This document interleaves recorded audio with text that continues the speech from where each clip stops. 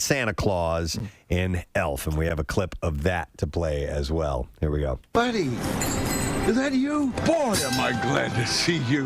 The clausometer suddenly just dropped down to 0. There's just no Christmas spirit anymore. I need an elf's help. I'm not an elf, Santa. Buddy, you're more of an elf than anyone I ever met. And the only one who I would want working on my sleigh tonight. Really? Really? Will you fix it for me, buddy? Go, buddy. Go, Mr. Elf. He was great in that. Yeah, yes. And then he was in Up. He played the elderly hero in 2009, yeah, which was just a brilliant movie, and we have a clip from that, too. Here we go, Ed Asner. That's it? I came all this way just to get stuck at the wrong end of this rock pile? Ah, great. We could walk your house to the falls. Walk it. Yeah. Now, we're going to walk to the falls quickly and quietly with no rap music or flash dancing. We have 3 days at best before the helium leaks out of those balloons. Whoa. And if we're not at the falls when that happens, we're not getting to the falls. Don't you worry, Ellie. We'll get our house over there. Oh, man. Do you know there's an Up series? No. Yeah, it's coming out. Yeah, It's called Doug Days, and it's on Disney Plus. I don't think it's out yet, but he reprised the role in that show. It'll be on Disney Plus, I think, next week. I mean, it's real soon, and it's about the golden retriever, Doug. Dude, and he worked his entire life. He was Cobra Kai. Yes. Johnny's dad in Cobra Kai. Oh, man, I forgot about that. You know? So, what a career. What an amazing career. Good for him, man. This morning, even in the birthdays, you talked about, a couple of character actors who have been working all the time. Yep. Yeah. That's the career to have. In 2009, he actually said in an interview, he said it was interesting. He said interesting roles are hard to come by. He said, I never get enough work. He said, it's the history of my career. There just isn't anything to turn down. Let me put it that way. I'd say most people are probably in that same boat. Old people, and it's a shame. He was actually the president of our union back in 1982. I think he did it for 2 years, but he was the president of SAG, of the Screen Actors Guild, at one point. Bizarrely, I found out the first mention of his death. Maureen McCormick, who played Marcia on the Brady Bunch, tweeted out a picture of her with him. And apparently they were close friends. Oh, no kidding? Yeah, I had no idea. Wow. What a career, though. Ed Asner, 91 years old. Hey, some local stuff. Tobias Harris was on the set with Adam Sandler and Queen Latifah in South Philly over the weekend. So they're still filming that movie? Yeah, filming was happening on the basketball court at 9th and Federal for the upcoming basketball film called Hustle. And LeBron James is in that. And during a recent appearance on the Dan Patrick Show, Adam Sandler mentioned that he also shot some scenes with Doc Rivers, Seth Curry, Matisse Thybulle, and Therese Maxey. So all of this is going on. They have to be, and there have been spottings, but you'd figure there'd be more, you know? In the movie, Adam plays an NBA scout trying to rejuvenate his career by discovering an extraordinary player from overseas. So I don't know what the story is on continued shooting. Or anything like that, but you know when they shoot in town, sometimes they stay incognito pretty well, man. It's true. It's true. I mean, when they were doing Mayor of Easttown, we knew that was going on. Yeah. But I heard very few stories coming out of so and so was here or there, and hanging out. So I think there's a mechanism in place to allow them to keep their privacy. Yeah, to work. Too, to work. To make sure that it's not when they should be here. Right. Exactly. Yeah. Sitting in this studio. In this studio, making us happy. All right, to mark the one-year anniversary of Chadwick Boseman's death, fans and co-stars shared their grief on social media. Viola Davis, Michael B. Jordan, Lupita Nyong'o, and others shared their love and memories. Davis shared a picture of them filming Ma Rainey's Black Bottom, writing, "This day last year, you left this earth and us." Have you watched What If? Yeah. Not yet. No, I got to get on that. That'll be part of this week.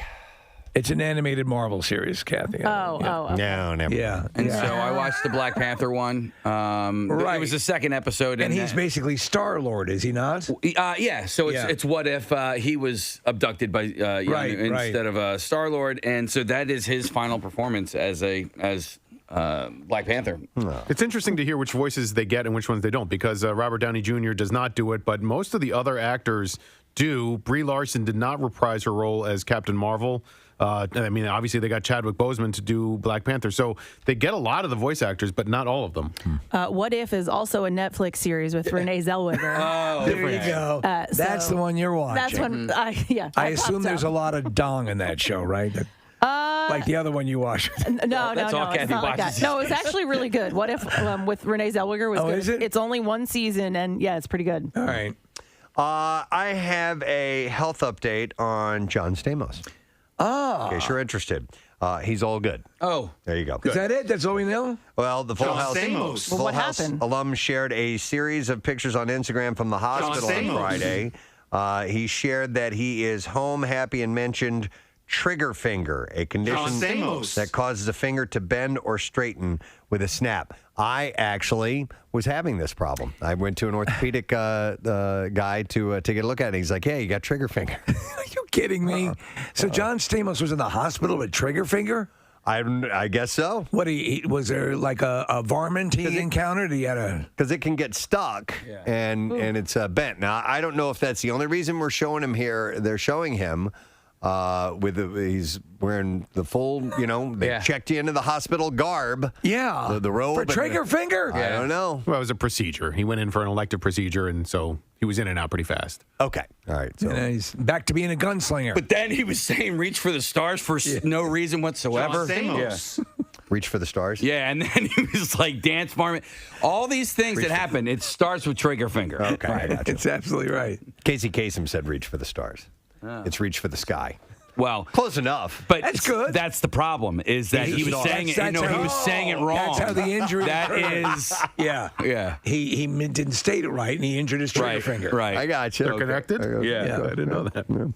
Hey, this is a terrible, terrible story in our vicinity. You guys probably saw this over the weekend. This child actor, Matthew Mindler, 19 years old. He was in the movie Our Idiot Brother. He did a few things. He hadn't acted for several years, but he turned up missing at Millersville University. The police were looking for him and everything. He was gone for like several days. They found his body on Saturday morning.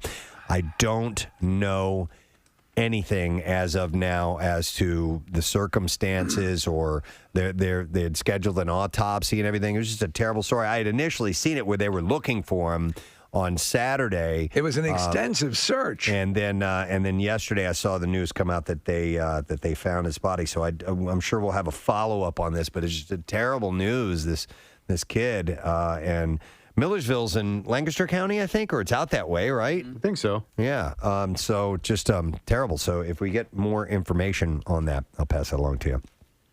Khloe and Tristan are doing nothing to discourage rumors that they have reunited. TMZ reports that they've hit the town at the Classic Cat. How many times is he going to get caught cheating before she stops? They went to the Classic Cat in WeHo on Saturday. Anybody know what WeHo is? I don't know. Okay, I don't either. It's like Miho, except more people. Okay. WeHo. Yeah. They were headed to LeBron James's wife Savannah's birthday party. Yeah, that's a mouthful. Is it West Hollywood? That's gotta be it. Gotta be it. WeHo. Ridiculous. They were in WeHo. I was in Concho. We're in BC right now. Yeah, we're looking at a picture of WeHo. Khloe in some kind of leather outfit, bent over on a car. Oh no, she's wearing a dead panther, Preston. How many times do you think they had to take that picture, Nick? I mean, it's her Instagram account, so 50. Yeah. Dear God. They had to set up a photo shoot. Imagine having to be a slave to constantly having this stuff done. What do you think that pays if you're on Khloe's Instagram team? Oh, like a photographer? Yeah, a photographer, the makeup, and Steve, like they go through the photos obviously and pick the ones that they're gonna post. So like you're on that team. I imagine it's pretty good. You remember the one that got out accidentally before it was retouched? Right. Yeah, that's right. Caused a huge controversy. Was that her? That was her. It was her? Yeah. I am curious what people like that can make these side people. You remember when we worked at Y100, our sister station had a rapper come by as a guest, and he brought his entourage. And one of his entourage's only job was to hold an umbrella. That's it. And he was known as the umbrella guy. He was the umbrella guy. Yeah. And so that guy makes a living off of being the umbrella guy. Hey, more power to him. You know, so. I mean, I also do parasols. Right. You got range. Yeah. I had to branch out. Hey, Broadway producers are teaming up with Oprah Winfrey in a bid to welcome theatergoers back. The This Is Broadway publicity blitz is set to land today and will feature a video with past and current shows with stars from Hugh Jackman and Bruce Springsteen to Ethel Merman and Sarah Bareilles. And Oprah is in it, too. Okay, so I saw a video. It might have been a tease of this. Mm-hmm. They've been trying to open up things. They had that big concert in Central Park. Got rained out. Got completely rained. Preston, they basically had Richard Marx's less talented cousin and all the other real artists that people wanted to see never made it to the stage. Well, they canceled it in the middle of Barry Manilow's set. Yes. Like in the middle of Mandy. Like in the middle of the song. Like he didn't even get the finish. Yeah. And they were making an announcement, please leave now. Right. And he said, and you came without taking. It was really...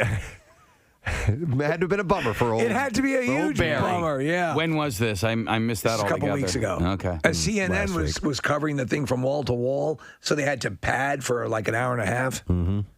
Yep. Hey, Netflix is rounding out the cast for Tim Burton's live-action Addams Family series called Wednesday. Joining Jenna Ortega, who will be starring as Wednesday. Yeah. Will be Thora Birch.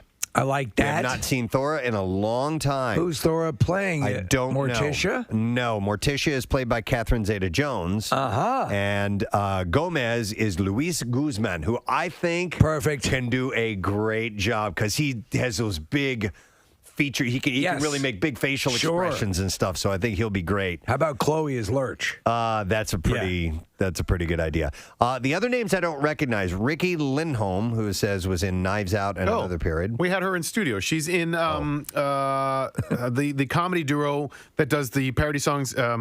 Garfunkel and Oates. No way. Yeah. Okay. Oh, she's great. She is going to be in it. I'm not sure who she's playing. Jamie McShane, who is in Bloodline. Hunter Doohan. Georgie Farmer.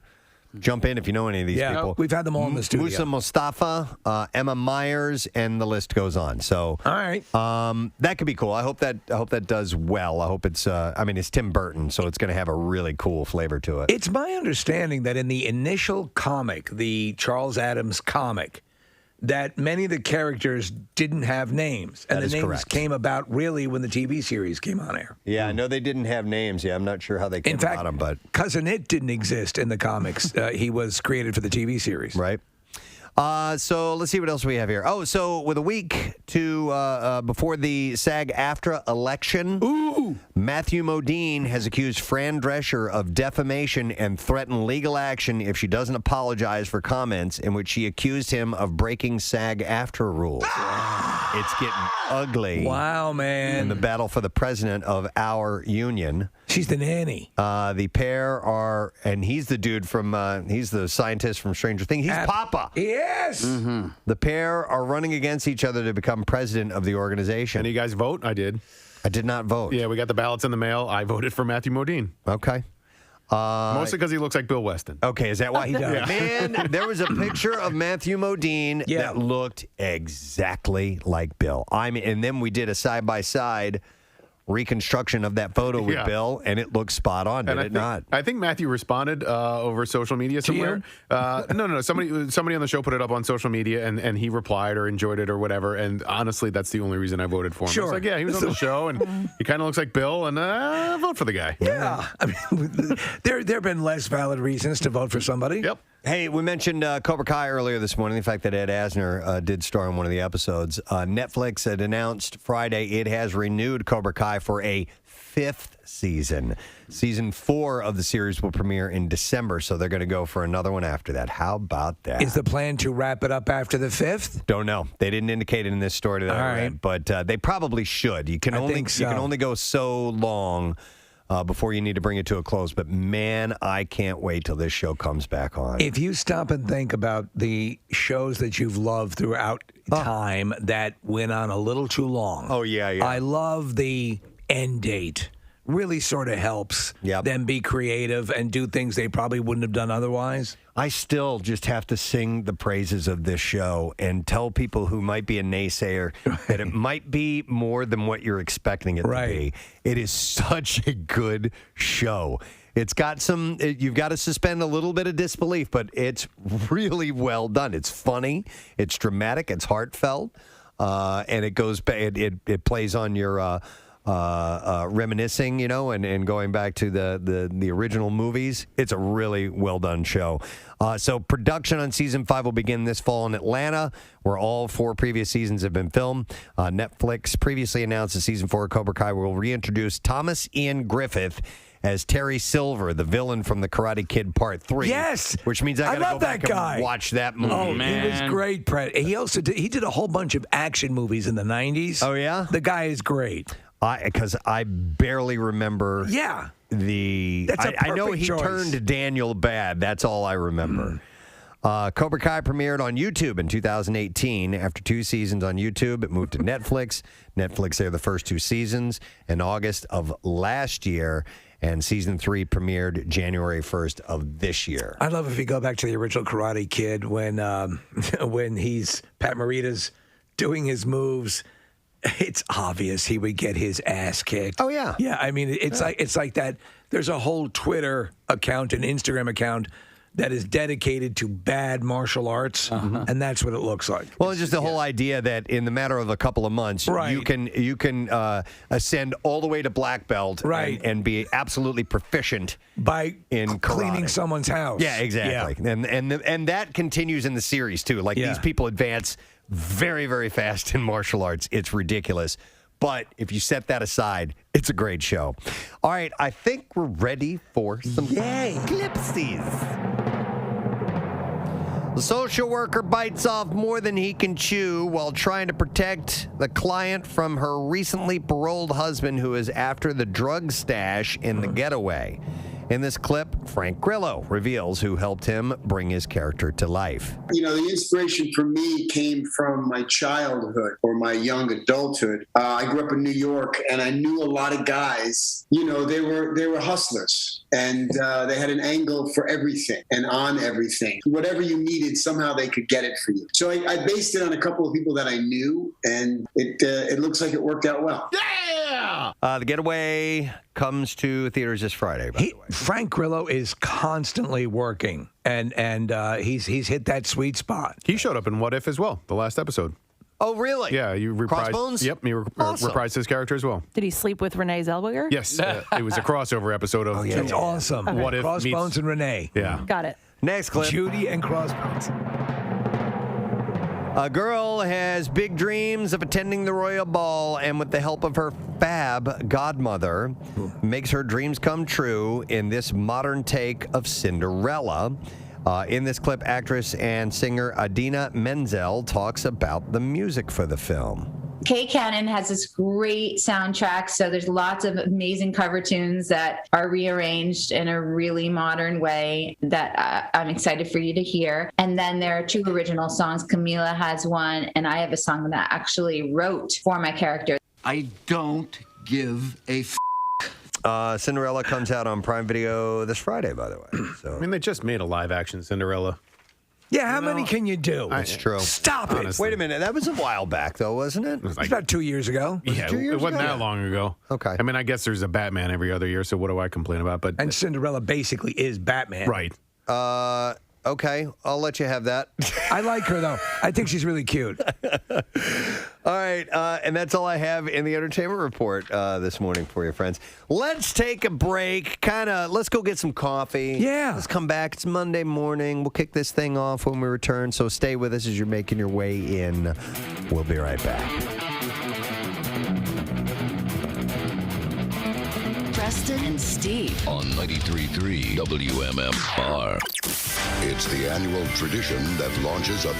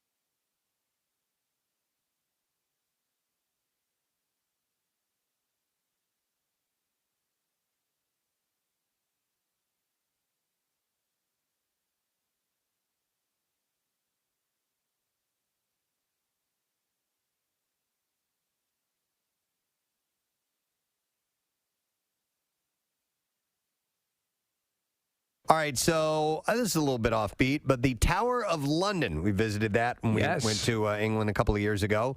The Tower of London's Queen Raven is missing and feared dead, according to the staff at the fortress. So apparently they keep this flock of ravens there. And I remember being there and they're huge. They're these big black birds. I remember seeing them. Yeah. I just thought they were... That's why they just kind of, flew in and hung out. But apparently they have a... They cultivate them. Yeah, they I was going to say they grow them there. They grow them there. But they... Do you have any of those crow seeds? The tower usually has 6 ravens at any time, and according to legend, if they ever leave, then both the fortress and the kingdom will fall. Yes. There are currently 7. 1, 2, 3, 4, 5, 6. Ah! There are 7 in residence. A spokesman said Marlena's continued absence indicates to us that she may have sadly passed away. So that's Marlena. She is the queen. It is a matter of great distress for us as Marlena has gone missing. As you know, the legend, the kingdom will fall if we do not have 7 crows present at all times. So it is now that I must inform the matters. Thank you. So disgusting. We need a different spokesperson. Who hired him? Yeah, time to retire, bro. It's always some guy with big mutton chops. Can we get a young guy? I'm 27. Taking care of these birds will age you. He added, Marlena was our undisputed ruler of the roost, queen of the Tower Ravens. She will be greatly missed by her fellow ravens, the Raven Master, and all of us here in the Tower community. But if you know Marlena, you know that's so Raven. I believe the people that work at the tower, I think they volunteer. I think they, I want to say I remember reading that. It was great. I really enjoyed going I'm a complete there. Anglophile when it comes to this stuff. The royal family, the tower, even watching The Crown is so much fun. Listen, some people don't get it. I love it. It's a dated concept, but it's pretty cool. There's nothing wrong with that, and embracing that and keeping that going. Yeah. Yeah, they're touristy spots in London that you'd think maybe are a little cheesy or whatever. This was not. I really enjoyed that tour, and I'd go back. And the Crown Jewels are there. It was really cool. By the way, if you do want to see the Crown Jewels, my only one-time visit there, my recommendation we got as soon as it opened, and it was the first place we went, and there was nobody there. And apparently the line... You were putting on the crown. We looked at out in front of where the Crown Jewels are. Is one of those back and forth switchback wait line things, and you could just by walking through that, we're like, okay, this could take forever on a busy day, but we got right in. It was very impressive, so I thought that was pretty cool. The Raven Master, Christopher Scaife, said that he would be taking some time to mourn Marlena. Tower staff added that they had no immediate plans to replace her. And Charles is believed to have been the first monarch to officially decree that the birds must be kept at the tower at all times. So one of them's gone. And apparently when numbers fell to just a single Raven Guard, Winston Churchill had ordered that the flock, which is known as an unkindness, that's a flock of ravens. An unkindness. Yes, was increased to at least 6. We want to increase the flock. Yes, in 2018, the tower launched... Get the flock out of here. A raven breeding program. Quoting Lethal Weapon 2. After his story. Of course. Yes. What did the shepherd say to the other shepherd? Winston Churchill was a visionary. Was it? I was in the first one, Winston. I'm sorry. I will have to throw that at you. But anyhow, it was becoming increasingly difficult to source the birds. So, all right. And that's all I have time for, I guess, in my thing that I just did. What was it? The junk drawer. Whatever that was. And that wraps up tonight's thing that I just said. I'm Tom Brokaw. It's called the news. We were talking about checking our mental health earlier. Yes. If you've been feeling stressed out, you may want to scream, and you should, as it could help you feel better. So we had the discussion about Primal Scream Therapy and the song Shout by Tears for Fears. And the jury's still out as to whether or not that was actually a song about Primal Scream Therapy, but it used to be all the rage for a while. Yes. Avi Klein, a psychotherapist, says, I think every emotion... You should do it! we feel... A little reverb on that, please, when if you're going to... You should do it! It's so therapeutic! He says, I think every emotion that we feel has a kind of correlating action that goes along with it. It feels really good or even healthy to discharge that emotion. Discharge. John Norcross is a professor of psychology at the University of Scranton and says that no matter how you vent your feelings out, Mother, I have a strange discharge. it's a good way to relieve tension. Can you hit that again, please? Mother, I have a strange discharge. Okay. Klein notes that simply screaming won't face your issues.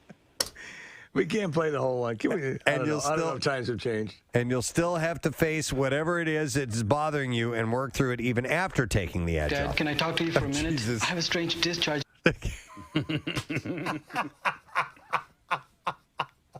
I'm just clipping the... Well, yeah, the rest of it tells where the discharge came from. Yeah. And that's when Bill gets a little nervous. It's actually worse this way. Is it? I think, but by his reckoning, it would probably be better. Well, maybe he got let out of the Army and it was strange, and he got a strange discharge, and he wasn't... Dad, can I talk to you for a minute? I have a strange discharge. I'm sorry, I was trying to read a book here, but yeah, please tell me about your drippy weenie. Yes. Can I finish my steak first? Dad, can I talk to you for a minute? I have a strange discharge. Wait, I nailed it so much better. I'll have to edit that down. I want to hear discharge. All right. Dad, can I talk to you for a minute? I have a strange discharge. There we go. Nailed it. Nailed it. And then... Mother, I have a strange discharge. What would a normal one be? What would a non-strange discharge be? You know? Yeah. I have froyo coming out my ass. That's pretty strange, but probably more acceptable. Casey, there was something you wanted to show us? Well, I have a couple of things. I have another audio thing, something I had told you about off the air, and then I got this thing that I learned about yesterday. So I want everybody to take your iPhones out real quick and pull up an iTunes. Now take your tops off. Pull up an iTunes? Pull up your iTunes. Pick out any song on your iTunes. I don't care which song it is. I haven't used iTunes I had to delete my iTunes. No. Really? Why? Storage concerns on my phone. I moved it on. Well, we don't need to hear about it on air. Gotcha. It's a porn thing. Yeah, I have way too much porn on my phone. Pull up anything you're saying? Anything, and also take your headphones off real quick. Well, just in a second, you're gonna have to take your headphones off. Okay. Does it matter what song I choose? No, it does not matter. Song? Whatever song you want to hear. Well, now I got to go through and find a song I want to hear. Took the first one that came up. All right, I got one. All right, you got one. All right, so take your headphones off. Yeah. All right. Yeah. All right, now press play on your iTunes and stick the speaker part of your iPhone in your mouth like this. Okay. And close your lips over it. What the hell is going on? Seriously. And we're all doing this at the same time? All do it at the same time. Everybody press play. All right, all the way. No. All right, now cover your ears, both your ears. I refuse to do this. Well, you can't hear it? Yeah, I can hear it. Yeah. Okay. It's like bone phones, earphones. Kathy, why are you not doing it? It won't fit in my mouth. Yes, it will. Oh my God, yes, it will. Say that again, real. Say that again. Okay, so I see what you're saying. You can hear it a little bit more. I could hear it even without putting my hands over my ears. Oh, really? Yeah. So what is if you're driving? Is there a way to listen to it without having the phone in your mouth? Right. It's like bone induction. Yeah. That's what it's called. Bone induction speakers. We have a couple of the earphones my wife uses when she swims. Yeah. Well, how much did those cost? This is for free, you just bro. stick her phone in her mouth and look like an imbecile. You know what? You know how you have that keep warm function on your oven? Yeah. Try putting the dinner rolls in your ass. Kathy, why did you not do it? As this was all going on, I just hear, because we had to take our headphones off, I just hear Steve go, I refuse to do this. Yeah.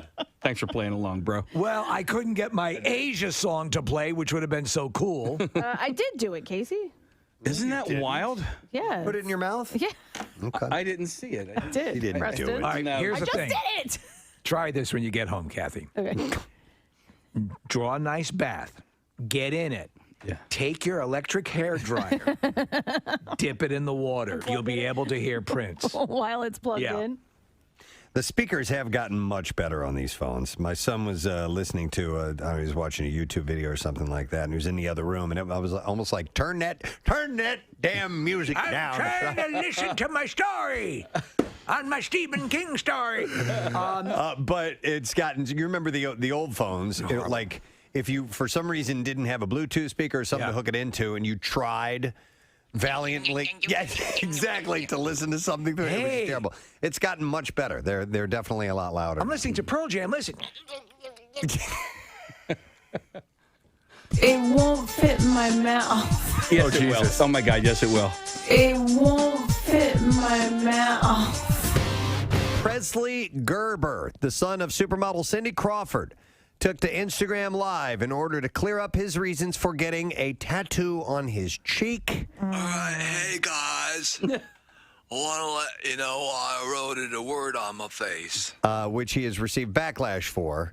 And I've not seen it. I've just read this story. That's it. And the only thing I have is a quote from him that says, "If I thought it was going to ruin my face, I wouldn't have done it." Really? Well, that's how stupid he is. He what is the word that he? It's one word, and it's what, the word on his face? Yeah, do you misunderstood. Misunderstood, right? So it's under his eye, high up on his cheek. It's a thin line, but it's still stupid. He's a male model, as is his sister Kaya Gerber. And I don't know why you would do that. You're a model. Yeah. And you've just ruined your career. Ruined exactly your product. Oh my God. Now he has tattoos. He's got a lot of tattoos. He has no tattoos on his face. He's got some on his neck. Yeah. All over his hands. Yeah. I mean, I don't know. Okay. Did you see Amber Rose? Amber Rose has a tattoo along the top part of her, highest part of her forehead. Her hairline? Yeah. So her head's always shaved, and it's sort of calligraphy. It looks lovely. But what are you going to do with that? I couldn't even read what it said, but it's big. Okay. I'm sort of coming around on face tattoos. You going to get one? Though. I wouldn't want any of my children to. Listen, if you're... I met these guys at the tattoo convention, right? They were the coolest guys. They were smoking cigarettes. They were smoking cigarettes. And they were wearing leather. I was like, wow, man, can you blow smoke rings? One guy, and they listen to the show. Their guy's name is Dave. Yeah. He's got a... he's got a D that's kind of like tattooed into his beard line. For Dave? For Dave. And I could see why you're coming around. Listen, he and his buddy, they both lay concrete. They're both just big. They are like concrete. It's not that they actually like concrete. I said lay. They both They're like fans of concrete. Concrete, I thought he and did. various gravel. What did he say? Lay concrete. I thought you said like. I did thought too. they both I was like wondering- concrete. A huge fan of cement. Big fans of concrete. They're big fans Just of love it. No, no. metamorphic and sedimentary and okay. So What does that have to do with it anyway? Because listen, they lay concrete for a living. What the hell does it matter if they, they face tattoos or whatever? They're not your lawyer, They're not a judge on the bench or where, Friends from somebody that you Duncan would for dropping off a not bunch of want to have donuts. It was face tattoos. a congratulatory drop-off for our induction into the Radio Hall of Fame. Yes. Coming up at the end of October. However, I had a toasted coconut donut, and now I have a piece of coconut stuck in my teeth. Casey's coming to the rescue now. I knew he'd help me out here. He's got these floss. I don't need the floss. I need the little pick on the end of it. These little dental throwaway stick. thingies here. So pardon me. A great man. You're looking very Sam Elliott. Got it. Hey, nailed it. Done and done. We can keep that. No, You should become a dental hygienist. You don't want this back? No. You can keep that toilet paper. Younger case. Yum. All right. So thank you, Duncan. That was a very nice gesture, and of course we run on Duncan. So Yes, we do. it's a beautiful thing. I think. What time is it? It's 7:20. It's time to open up shop. Time to head into the general store. See if there's a few things that might interest you. Come on in. Time to go to the general store. There's the proprietor, Preston Elliott, at the front door. As always, he's sans pants. Hey, mister. Just Porky Pig in it. Yeah, well, you're casual, man. That's right. That's what people love about those country stores. The casual a lot more relaxed. nature. Do you remember? Okay, hang on. Let's talk about this for a second. Do you remember on Little House on the Prairie? Yes. The store owner, that was Nellie's dad owned the store. Nellie was the town bitch.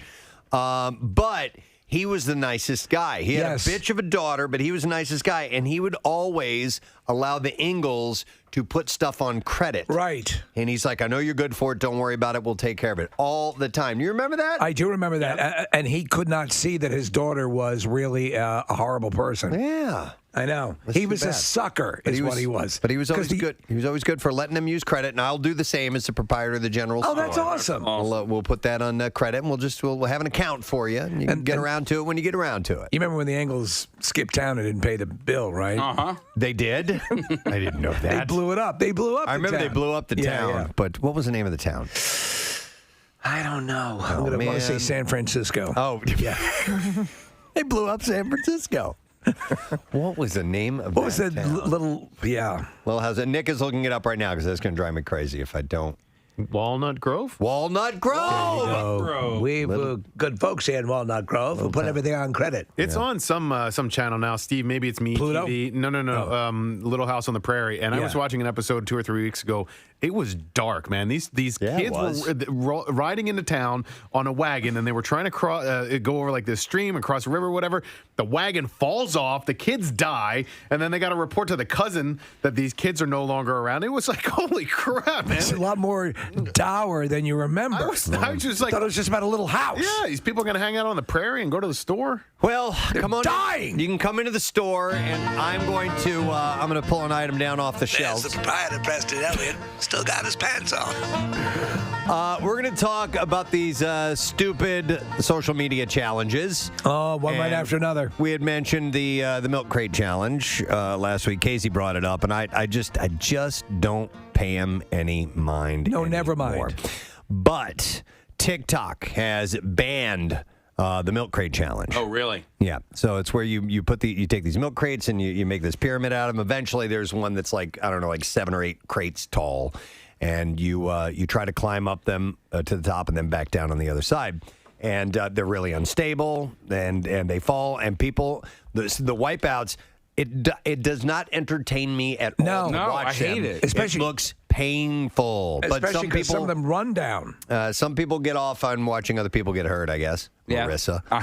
I watched one where, dude, I swear to God, they didn't show later what happens, but the dude was at the very top of the milk crates, and some other guy comes up and karate kicks the milk crates out from under him. And then dude just went down like a ton of bricks. It's gotta hurt. I would. It's gotta hurt. If I was the guy at the top of the milk crates, when I came to my senses, and I might actually murder that person that did that to me, because that's a dick move. It's a total dick move. Did TikTok ban the Tide Pod challenge stuff? I don't know about that. How do you enforce a ban like this? Well, I'll explain. Okay. It's kind of weird. So let me give you a little background. So here's a pediatric orthopedic surgeon, George Ganstouds, had said the orthopedic surgeries required to fix problems caused by this may fall under the umbrella of elective surgeries. Might not want to tempt the trauma gods if you live south of the Mason-Dixon. So he's saying, essentially, you're doing this to yourself. Yeah.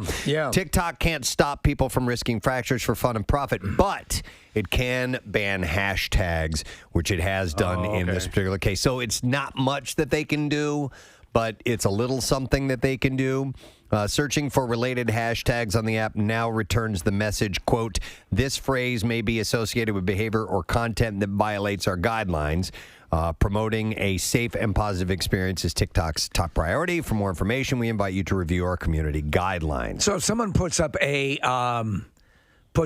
milk crate challenge video but doesn't hashtag it at all, they could still get it up there, correct? I guess that's a good question. Right. Because the way they ban it is if they see the video, they have somebody watch the video and go, no, that one can't be on. So I would have to imagine, too, because if you put a video up and there's no metadata that triggers the algorithm, because the algorithm can't actually search the video itself, you know what I'm saying? Yeah, I guess For so. content, or can it? I don't know. Or is Skynet running it? I don't understand it at all, Steve, because I don't know how some photos, Casey, we talked about it with your photo that you put up on Instagram. Some photos get banned on Instagram seemingly arbitrarily, and women will post, and men, very sexy shots.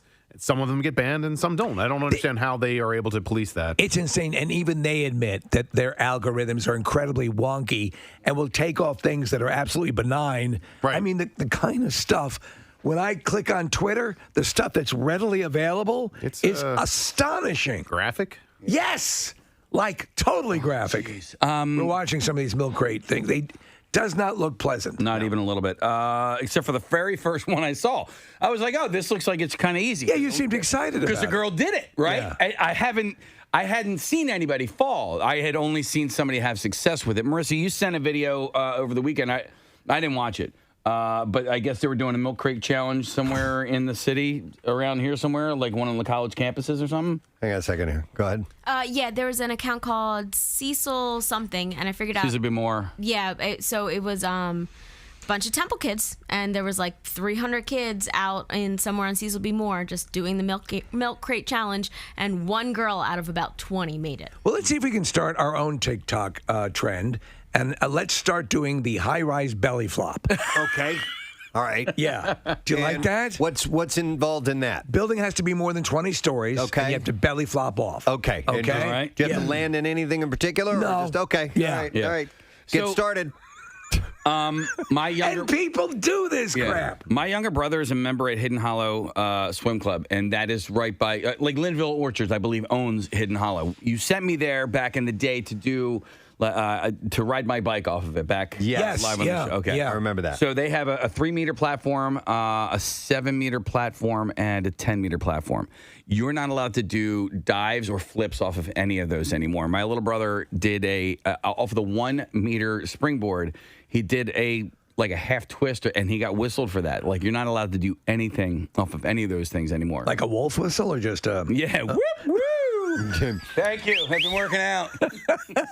It's my ass, isn't it? Gets him every time.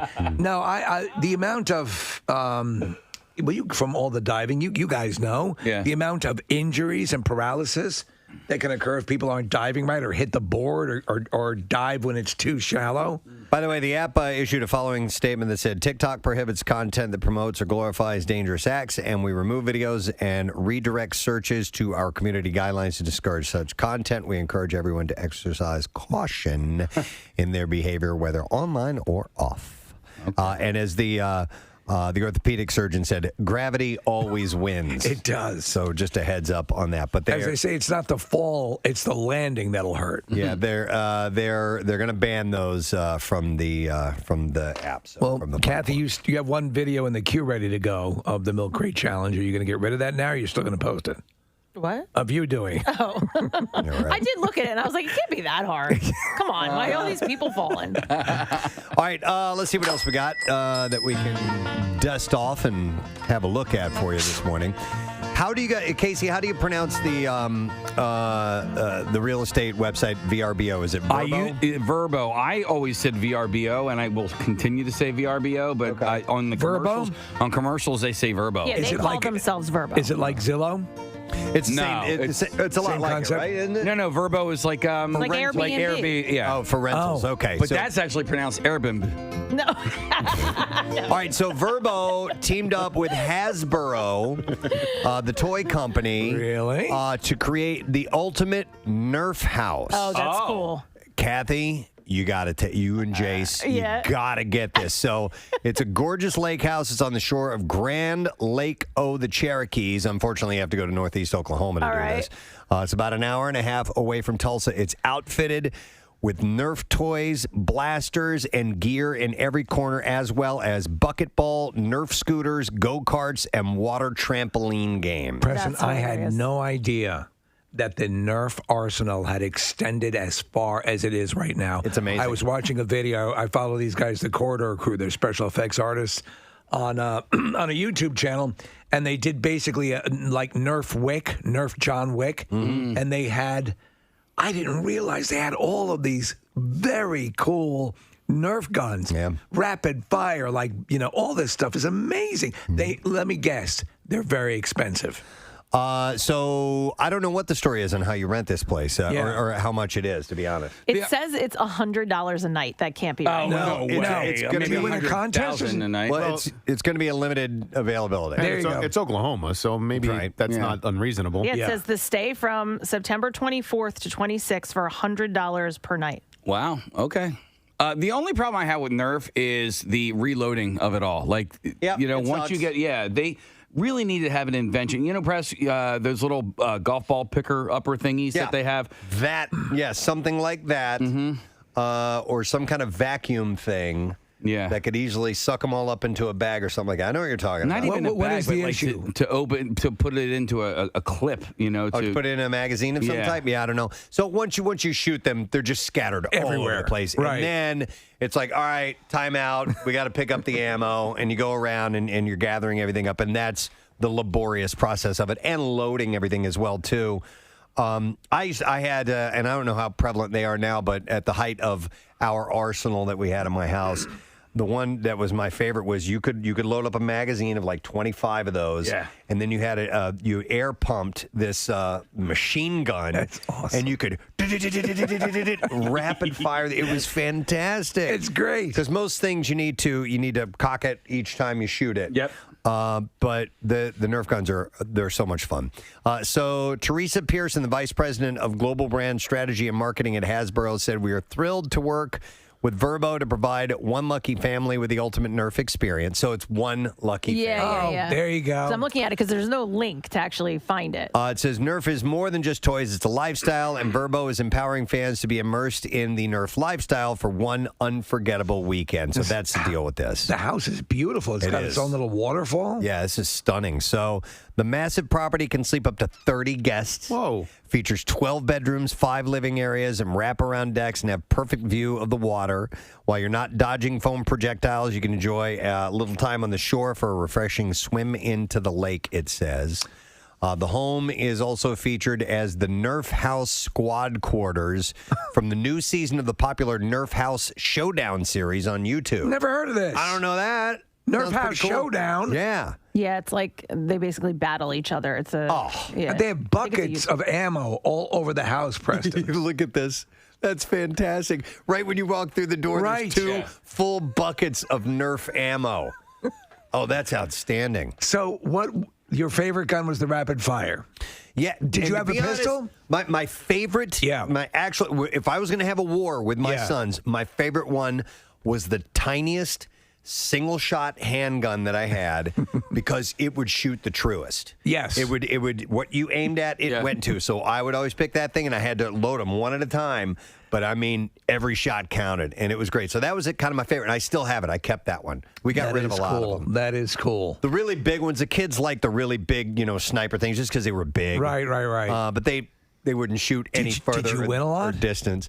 I don't remember. Yeah. We just did it. I don't think we kept score or anything like that. It was just shoot and run and gun, man. God, this house is gorgeous. Steve, I'm watching one of the videos from the Nerf House Showdown channel on YouTube. First of all, their sponsor, Verbo. And so that's not surprising. But they put together these massive obstacle courses, and this one that I'm watching is out on the water. It's really impressive. There's a lot of production value into it. Like tactical ranges and things like that? Yeah, and they make it really look like a lot of fun. But they have water courses like that in Stone Harbor, Ocean City. Really, really cool stuff. Yeah, you know what? Caroline wants to do that, and I knew that there were some up and down there. What is this? I want to go check out. There are these water courses out on the water, all these different... essentially these pads that float on top of the water and trampolines and stuff, and you can go and slides, and you can go from, and it's out on open water. It's on the bay side though, right? Yeah, it's right next to the Reeds. The one in Stone Harbor is right next to because the ocean would be too rough. Yeah, True. If she wants to do it, take her either to the Ocean City one, or I believe that there's an even bigger one it's either Margate or Longport. Okay. The one in Stone Harbor is a little bit small. Okay. Oh, that sounds cool. Nice. By the way, starting September 1st, which is rapidly approaching. I guess tomorrow. Oh, my God. Oh, no. Verbo, is that tomorrow? No, Wednesday. I'm sorry, day after tomorrow. Verbo users can book the home for a stay between, as Kathy said, September 24th and 26th. It's best to mark your calendar because this stay is first come, first serve. So I don't know how they're going to decide. I have no idea. One family gets it. So I found the link. You can't book it at all, even for that date. It says it's not available, but it does say it's $100 a night. Well, so obviously you win it, right? I guess. I guess so. That's stupid. All right, let's see what else we got here for you. I'm going to bring down this item, and this is not me beating up on another radio station. All right. Okay? This is me commending the listeners of the Preston and Steve Show and WMMR and the Philadelphia region in general. But I saw this. It was forwarded over by Bill Weston. There's a legendary rock station in Los Angeles, KLOS. Yes. And they had a blood drive. And they wrote in their press release that it is one of the largest media-sponsored blood drives in the country. And they had 14 sites throughout Los Angeles, Orange, Riverside, and Ventura counties. Wow. And I think they did it over several days. I'm not sure if it was one day or more, more than a day or two. But nonetheless, 14 locations, and they raised 692 pints of blood. Wow. Okay, so not for anything. And I just want to say, are you kidding me? That the fine people of Philadelphia. Yeah. It was Friday. It was 2 days that they did it. The fine people of Philadelphia in one day and one location did over 1,200 pints of blood for Preston and Steve. I believe for Preston and Steve blood drive, and it's all a great cause. It's all for a great cause. But I mean, this is an abysmal effort. It's just not even. No, that's wonderful. It's wonderful. You save lives. It is. Good work. It is not an indictment of the radio station. It's actually an indictment of the people of that city. The horrible people. Clearly, the people of Philadelphia. No, I'm saying it. Philadelphia people are better than Los Angeles people. I'm just saying. I'm saying the people of Philadelphia are incredibly generous. Yes. Generous, and I wanted to give you some perspective. Yes. On how generous you are. The contempt for life that the people of Los Angeles is so staggering. It's embarrassing. And disheartening. Yeah. I'm not saying any of that. Absolutely. All right. In fact, I posit the notion that Ed Asner was murdered. By the people By the cruel, bloodless, soulless people of Los Angeles. Because he needed blood, and they were like, you're not getting blood. Yeah. Old man. I had no idea. Carl. Well, anyhow, we congratulate them on their success. But no, that is great. It's but you're right. It is a great, to put it in perspective. Yeah. How wonderful you are for supporting the things that we do and always showing. I mean, the amounts raised for the camp out and the blood drive or any of the things. Casey's wonderful event over the weekend. The participation is always mind-boggling. It's amazing. Most definitely. And we'll recap that in a little while and find out how the Bend to the Shore event went, Case. But I just wanted to show how generous you, the fine people of the city of brotherly love and surrounding areas are. Yeah. So thank you for everything. All right, what else? Much better than the murderous people.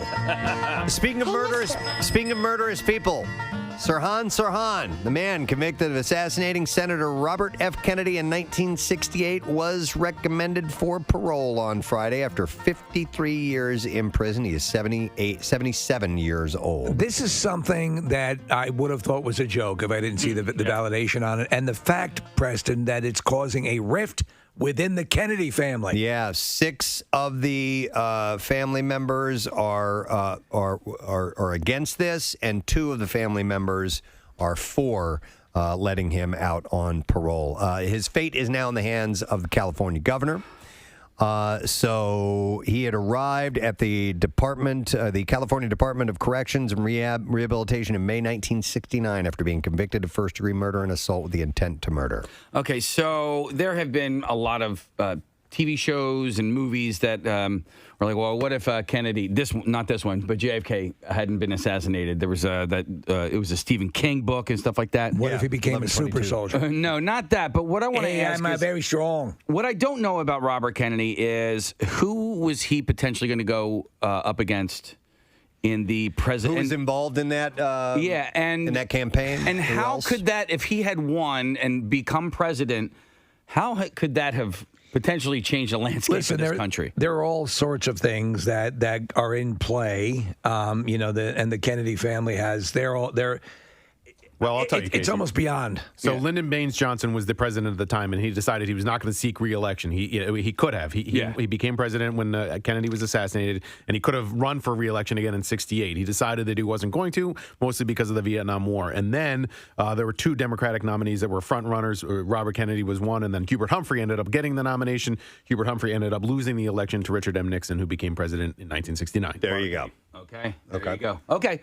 So a lot could have changed. By the way, fun fact, my first cat was named Hubert after Hubert Humphrey. Really? Kidding. It just seemed like a fun name. Hubert. That is a great name. Did you call him Hubie? Hubie, yeah. It's interesting that the fact, I mean, I have clear memories of we were living for a brief period in California at the time, and I remember my mother waking me up and turning on the radio, which was in my room, and only to hear that Robert Kennedy had been assassinated. Right. Yeah, Case, I wonder if there have been any what if type of stories done about Robert Kennedy. Right. They've done it about JFK several times. Right. But none that I know of on top of my head. There was one that posited the notion, what if Nixon did not win the election and the Iron Sheik did? Okay. And then everybody would be called jabronis. That's his big word, by the way. But that seemed less viable, because he had no interest in politics whatsoever. Okay. Yeah. And by the way, who nominated him? Who nominated What the hell? He wasn't even born in this country. He can't be president. That's what makes it so crazy. Well, his character wasn't born. No, Maybe he was not. No, I believe he was born in Iran, right? I don't know. Yeah, I had to look it up, too. Okay. That's what makes it so absurd. Right. That's what makes it so absurd. But he now lives in Fayetteville, Georgia. Yeah. Yes, which is kind of like Little Iran. Yeah, he's a great follow on is he? On Twitter, yeah. He does not give one F. No, actually, he gives lots of Fs on Twitter. He gives them out. There is nothing that is considered politically incorrect in his, Yeah, he'll just pop on there, hey, everybody, I think today is a great day to go F yourselves. All right. Yeah. Fair enough. Yeah. So we'll have to wait and see what the governor has to say about Sirhan and whether or not he will, change or end his potential probation or parole. I'm sorry, I should say. So that happened over the weekend. What else? Let me see what I can find. Hey, mister. Let me see. That little kid's annoying, isn't he? How about this? This is an interesting story. Very few people would post things like their weight on a dating website, but a guy named Colin O'Brien isn't shying away from the truth in his quest to find love. The 29-year-old created his own website in a genuine attempt to meet new people, and essentially he has created his own dating site, but just with one person. It's him. So he posted a link to datecolinobrien.com less than a week ago on a Facebook group called Date Ideas and Things to Do in St. Louis. All right. The post is already has more than 4,000 likes and thousands of comments. The post said it's a revolutionary new dating service with just one eligible bachelor, me. I love it. He says he has already heard from nearly 200 eligible women and has 13 dates lined up. Oh, that's great. Good for him. Good for him. Absolutely. I want to see how many of those dates become second dates. Yep. He said, people have been awesome. It hasn't been nothing cringy or embarrassing, nothing mean. People haven't been taking advantage of it. It's been genuinely people who want to meet and think it's a funny idea. O'Brien said that he and his friend had been joking about making a dating app where there was only one eligible bachelor, and they toyed with the idea for years. And O'Brien finally decided to make it happen with a website. So he couldn't do an app, right? But he did a website, and essentially it's a dating website, but you can only date him.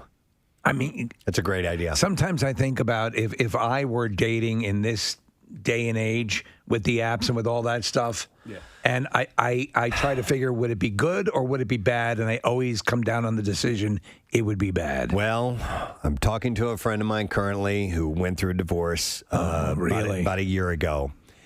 And his exact words I can't really say on the air. And I hadn't talked to him in about a year and a half or so. And I said, what's it been like? He goes, dude, these dating apps are insane. He goes, and I'll paraphrase, I'm getting more hoo-hoo than I've ever gotten in my life. Really? He goes, dude, they just want to F. Yeah. Is he he's my age. Is he attractive? He's a good-looking guy. Okay. But he's not extraordinarily good-looking. He's a good-looking guy. It's not, you don't look at him and go, oh, my God. Yeah.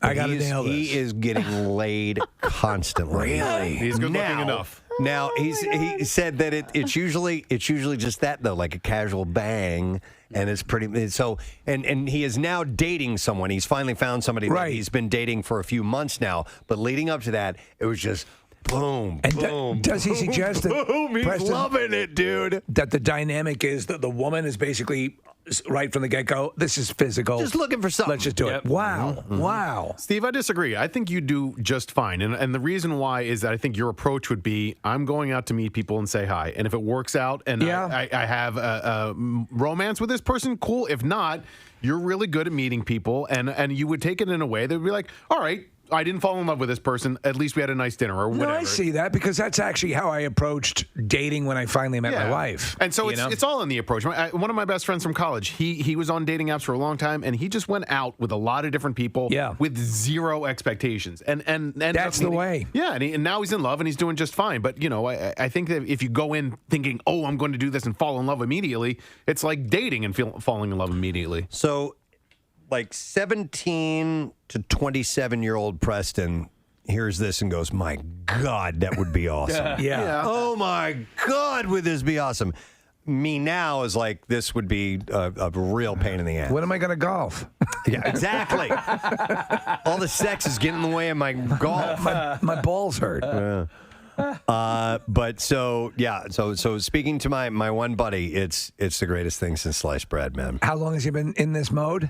It's been at least a year and a half. All right. Yeah. And no signs of abating? No. Does he use one specific app? I didn't ask. Okay. Does he use one condom? I'm not really sure. He uses the same condom. He doesn't wash and repeat type of thing, but yeah.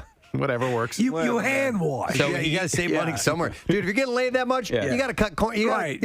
I hand wash my condoms. Yeah, and he used to be a master abater, and now he doesn't have to anymore. Ba-doom choom. Thank you, Kathy. Thank you for that courtesy laugh I just got. That was a courtesy grumble. It was a. I thought it was pretty good. I don't care what you say. Kathy Romano says. Casey says, I know. I don't care what you think. Anyhow, if you want to date Colin O'Brien, you go to his website now. All right, one more thing, and we're going to go to the pet department. Love the pet department of the store this morning. Female octopuses apparently throw things at approaching males to prevent them from attempting to mate with them, according to scientists. That's what my pet octopus does. Video footage of 8-legged marine beasts taken at Octopus in Jervis Bay off the coast of New South Wales in Australia revealed the bizarre behavior.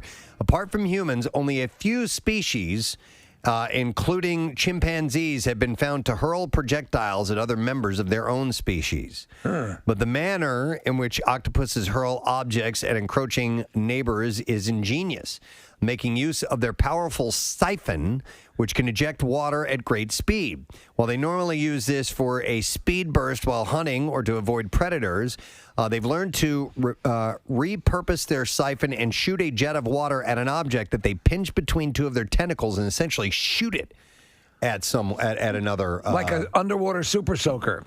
But they're shooting an object. They'll take like a shell, Steve. And they'll use that jet blast to shoot it at another octopus. I tell you what, man, they are brilliant. They're just amazingly resourceful. There was a show that Discovery had, and they were sort of trying to follow the evolutionary path of man and where we might be in 50,000 years or whatever. And really, they had us evolving into something similar to an octopus. Wow. Yeah. Okay. The documentary on Netflix, My Octopus Teacher, was really good. But something that, and maybe, I don't know if this is all of us, but are we made to believe that octopus, octopi, whatever, are large? The majority of them are small. Right. They can, they're always depicted as these big, huge. You're talking about a squid.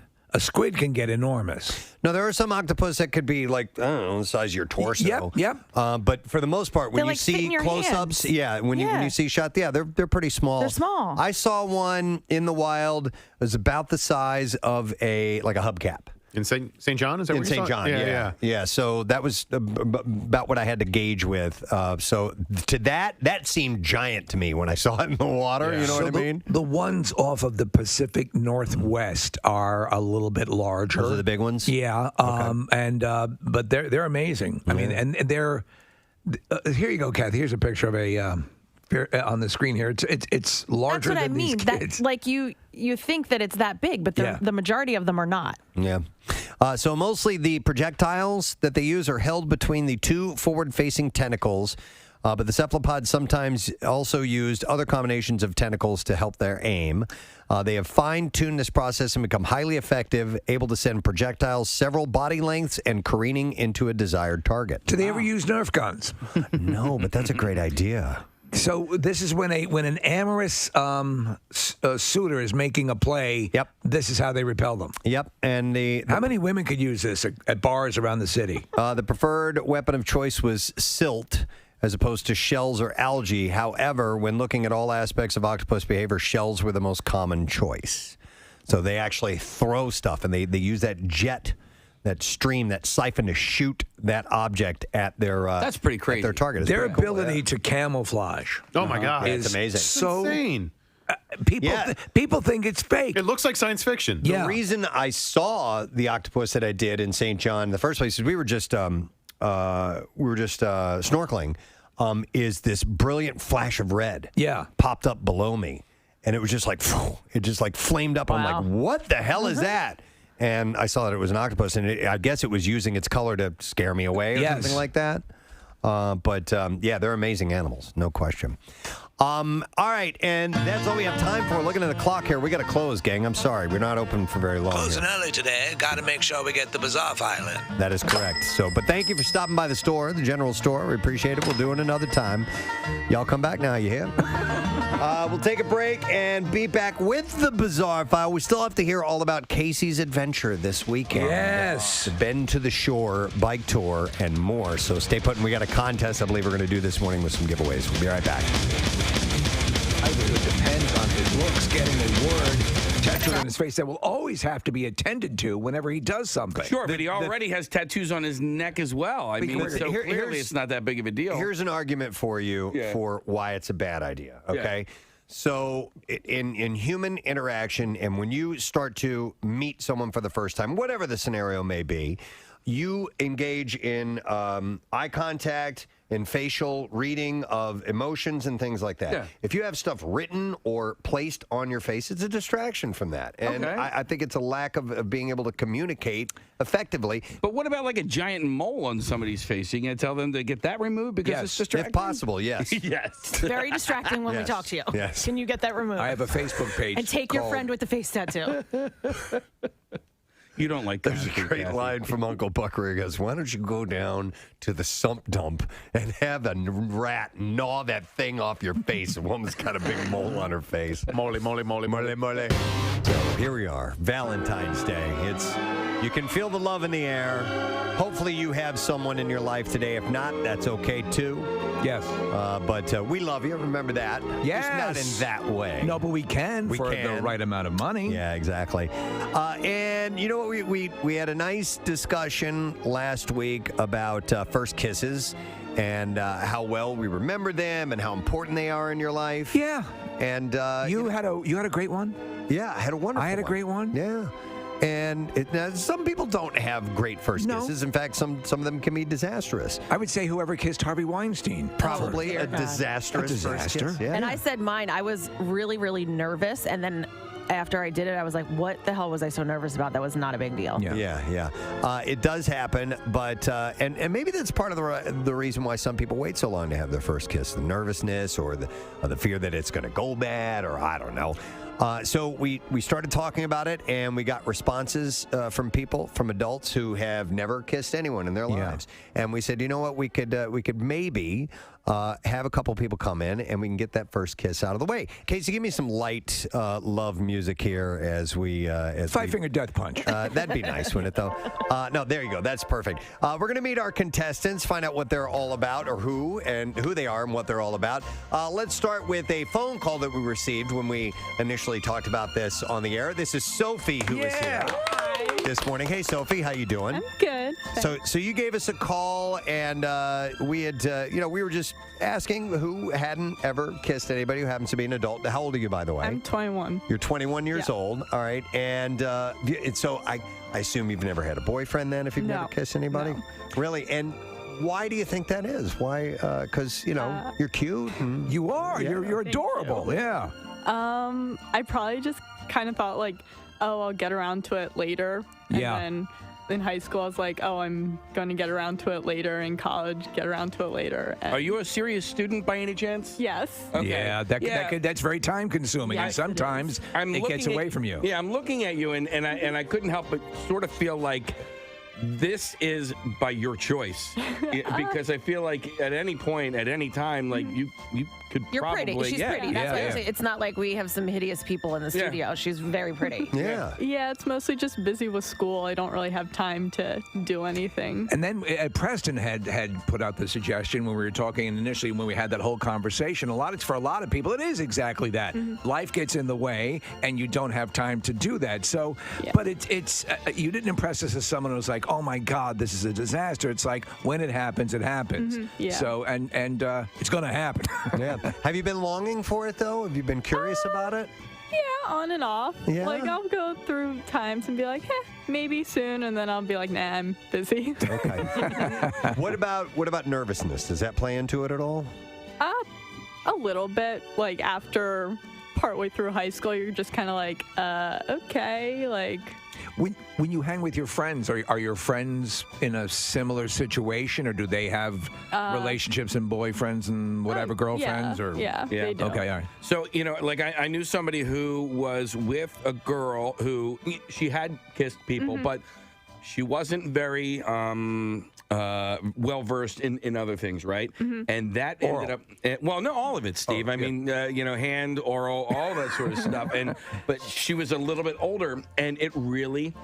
It played a part in all of that sort of, because she was second guessing everything, and she was nervous. She wasn't doing it right, and all that sort of stuff. So I'm sure at a certain point for you, you're like, oh man, I'm well behind the curve here. It's like going into a test that you haven't studied for. Yeah, pretty much. Yeah. But I figured I'd get it out of the way. Gotta do it at some point. Yes, because that's it. Honestly, a lot of it is what you think it is. It's like flying a plane. You could probably fly most major airliners without much coach, right, Preston? Right, sure. You've seen movies. Yeah. You pull back on the throttle, and there's a couple of dials there. You just got to go for it. Practically flies You can itself. practically fly it. John Travolta told us that, Kathy. Where do you go to school, by the way, Sophie? Temple. You go to Temple, and Yes. what are you studying? Physics. Oh, you are a very You're serious person. perfect. Okay. Yeah, Gotcha. yeah. All right, excellent. Well, thank you for sharing your story, and then we're going to meet Brandon, everybody.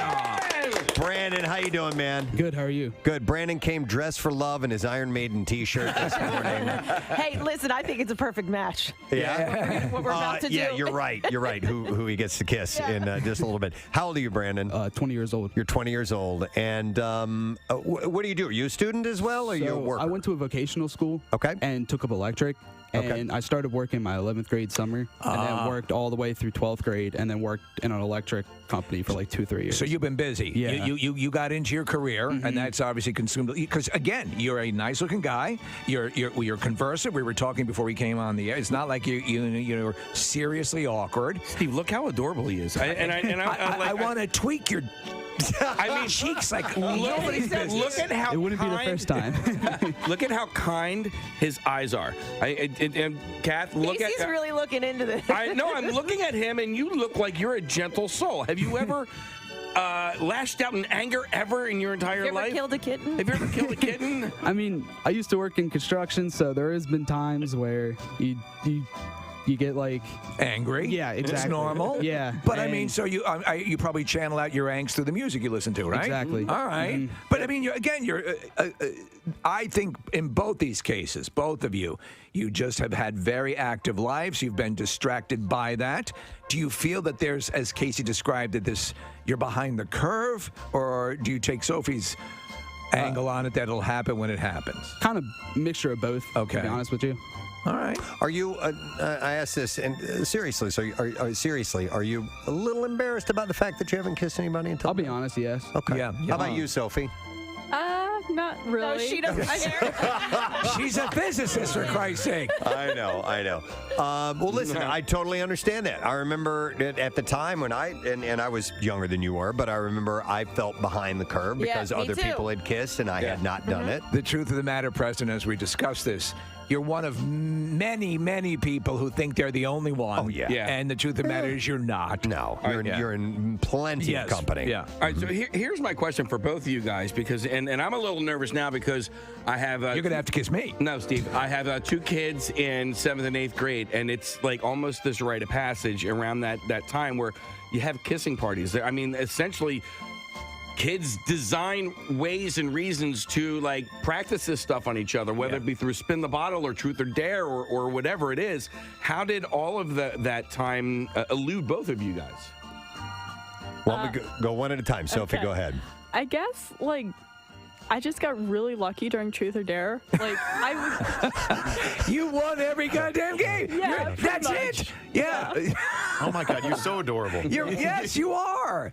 How about you, Brandon? I've been to a ton of parties, and there's never been any, like, spin the bottle or any games like that. Not on the construction sites? No. No spin the bottle? No spin the rivet? You act like everybody played that. I never played those games. No? No. No? No, to be honest, there were very few of those when I was growing up. Kathy, I'm sure you and I both did the same thing. We went to physics parties. I didn't fit in there either. All right, well, you know what? I think we need to get ourselves prepared for this. We've met them. We found out their stories, and now we got to get them in the proper shape. Yeah, training is everything. Yeah, so... As with anything that you want to be good at, you've got to practice. Yeah, so what we're going to do is we're going to... So they're not going into this completely cold. No. We brought in some CPR dummies, which is, basically it's a torso with a really weird-looking face on it. They're both male. I thought we were going to get a male and female, but I guess we got to do what we are do gender fluid, Preston. It's about time you get woke. Hold on, Marissa, where are those wigs? We have a wig. Oh, we have a wig to put on we one? have 2 blonde wigs. Okay, all right. So we can just put one on one. Let's go with Sophie first. All right, Sophie, we have Joe. You can leave your headphones on. Yeah. Who's going to hold up the dummy? Wow, this is really setting the mood right, here. You know what? Can we have some romantic music from Josh and Haley while we're doing this? So I think maybe that'll make you feel a little bit better. All right, so... All right. You're going to put Can we get a profile on this? By the way, there we go. There you go, Thank you Joe. so much. Okay, so put your hands up around his neck, Sophie. Yeah. And you also have to lean your head one way. So that's perfect. She's leaning it to the right. And go in and just give a nice kiss, nice easy kiss. Aw. She's awesome. Yes. Yes. How did she do? She did great. How is Sophie? You're awesome. Yeah. Her approach was perfect. Her head tilt was perfect. You're adorable. And you know physics. The pressure that she applied to the dummy was perfect. The one thing that I saw, duration was too short. Oh, okay. Well, so it was if you a go dummy. in for the kiss, it's not going to be quick. You need to let it linger just a little bit. It's an eraser she's kissing. That's true. The That's next true. thing that she kisses will be kissing back. Yeah. But I do want her to be ready. So one more time, but just a smidge longer, okay? So she's leaning in, hands on. There you go. She's got a hand. That's better. Yeah. All right. Well done. Better? Is she leaning her head the right way? She was. Okay. And she put her hand on his cheek, too, which is very tender. sensual. Yeah. This is an unresponsive doll that she's kissing, so obviously it's the head tilt's not there. But bravo, well done. Well done. Thank you. Okay, now let's try Brandon. Brandon, first stick your first 2 fingers in her mouth. All right, to the side. To the side. Can we get a profile on it? Guys, can we turn profile, please? All right, Thank there you go. All right, hands on her hips, or its hips, and then, okay. He turned his head. He gave that was not bad. So a little softer. What do you want to say to this lifeless piece of plastic? I love you. All right, so it looks like Brandon's gonna turn his head to the left, which was the opposite of Sophia. So try that one more time, sir. Let's see you do it again. Yeah, same way. However you're comfortable. Okay, he got it done. Do you like? I think. I don't know. Here's what I would say. I think he rushed in towards the head a little too fast. I think your approach needs to be a little slower, a little more gentle, and it's going to be a human the next time around, so it'll be a slightly different approach. Nick, and she's going to give you a bit of guidance, but just come in a little more slowly in your approach. Nick, I think I can. So you're leaning in, and she's going to speak to you. Okay, start to lean in as you're going to kiss. All right, and she's going to speak to you. Are you turned on? Okay, that was Nell, Jodie Foster, who's very attractive. I love how you guys are so delicate with Sophie, but not with him. No, by the way, his first kiss was absolutely fine. Just a little bit more, because I think I hate to say this, and this is probably a dumb thing to say, when you're leading in on the kiss, the onus is on you to just be a little bit more, tender. Yeah, I know. Listen, tender. Because you're genuinely a nice, gentle guy, and I think you can rock a kiss. And in this social climate that we live in today, I'm looking. It looked like the mannequin didn't want that kiss. You know what I mean? I was reading it completely. Look at the mannequin's eyes are completely closed, and in fact, they're sealed over with a fleshy layer of skin. By the way, and also another suggestion as well. WMMR. I'm just grabbing some snacks. Snacks. Yeah. Okay. Who doesn't love snacks? Let's do the Bizarre File. Now, Bizarre. WMMR presents Preston and Steve's Bizarre File. And it is brought to you by DraftKings Sportsbook, America's top-rated sportsbook app. You can download the DraftKings app and use the code ROCK to get in on the action. A judge has ordered a Western Michigan couple to pay $30,441 to their son because they got rid of his porn. Oh. This is a follow-up story. So did they estimate that was the value of the porn they got rid of? Yeah, so That's a heavy collection. The judge, Judge Paul Mooney's decision this week came 8 months after David Working, 43 years old, won a lawsuit against his parents. He said that they had no right to throw out his collection of films, magazines, and other items.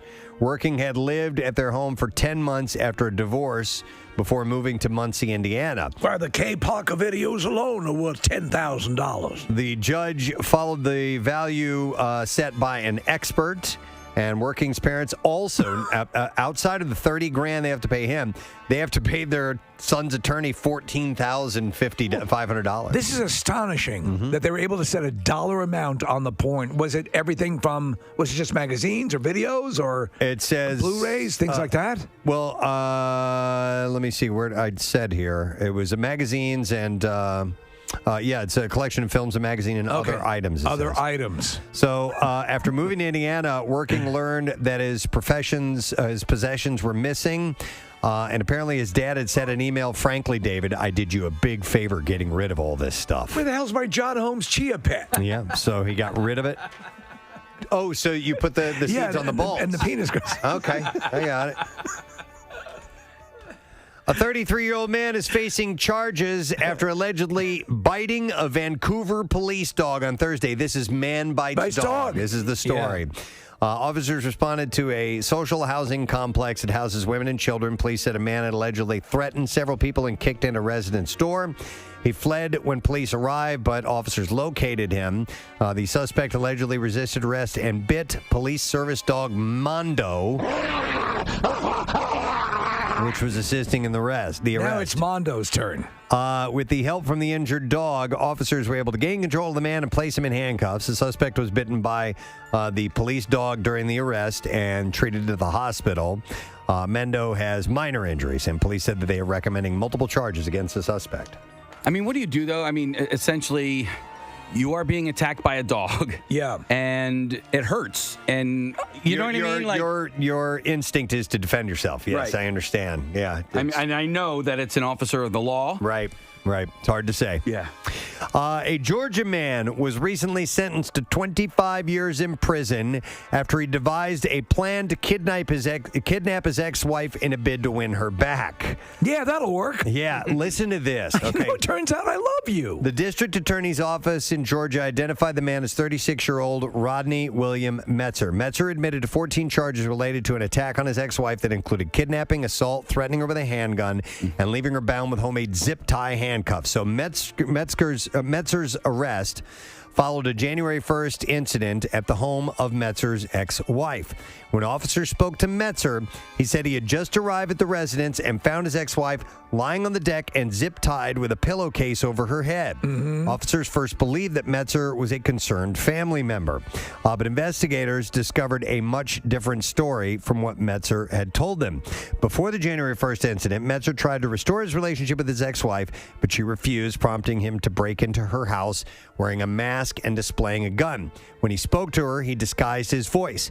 He hit her with the butt of his gun and tried to strangle her 2 times. He zip-tied her hands, assaulted her, placed a pillowcase over her head, and dragged her to the deck. Why wouldn't she want this guy? He sounds like a prince. She doesn't know. She doesn't know it's him. Okay, so he's wearing a mask and he's disguising his voice and all this stuff. So he's trying to be the hero. Okay, so oh my God. Metzer told his ex-wife if she moved from the deck that she would be shot. He then returned to his residence to change his clothes, and then he went back to her home, which is when he called police. This is going to be great. The sheriff found a handgun in Metzer's apartment, as well as zip ties that matched the ones found on his ex-wife. Additionally, investigators saw Metzer on surveillance video carrying a package of zip ties while leaving a local Lowe's store.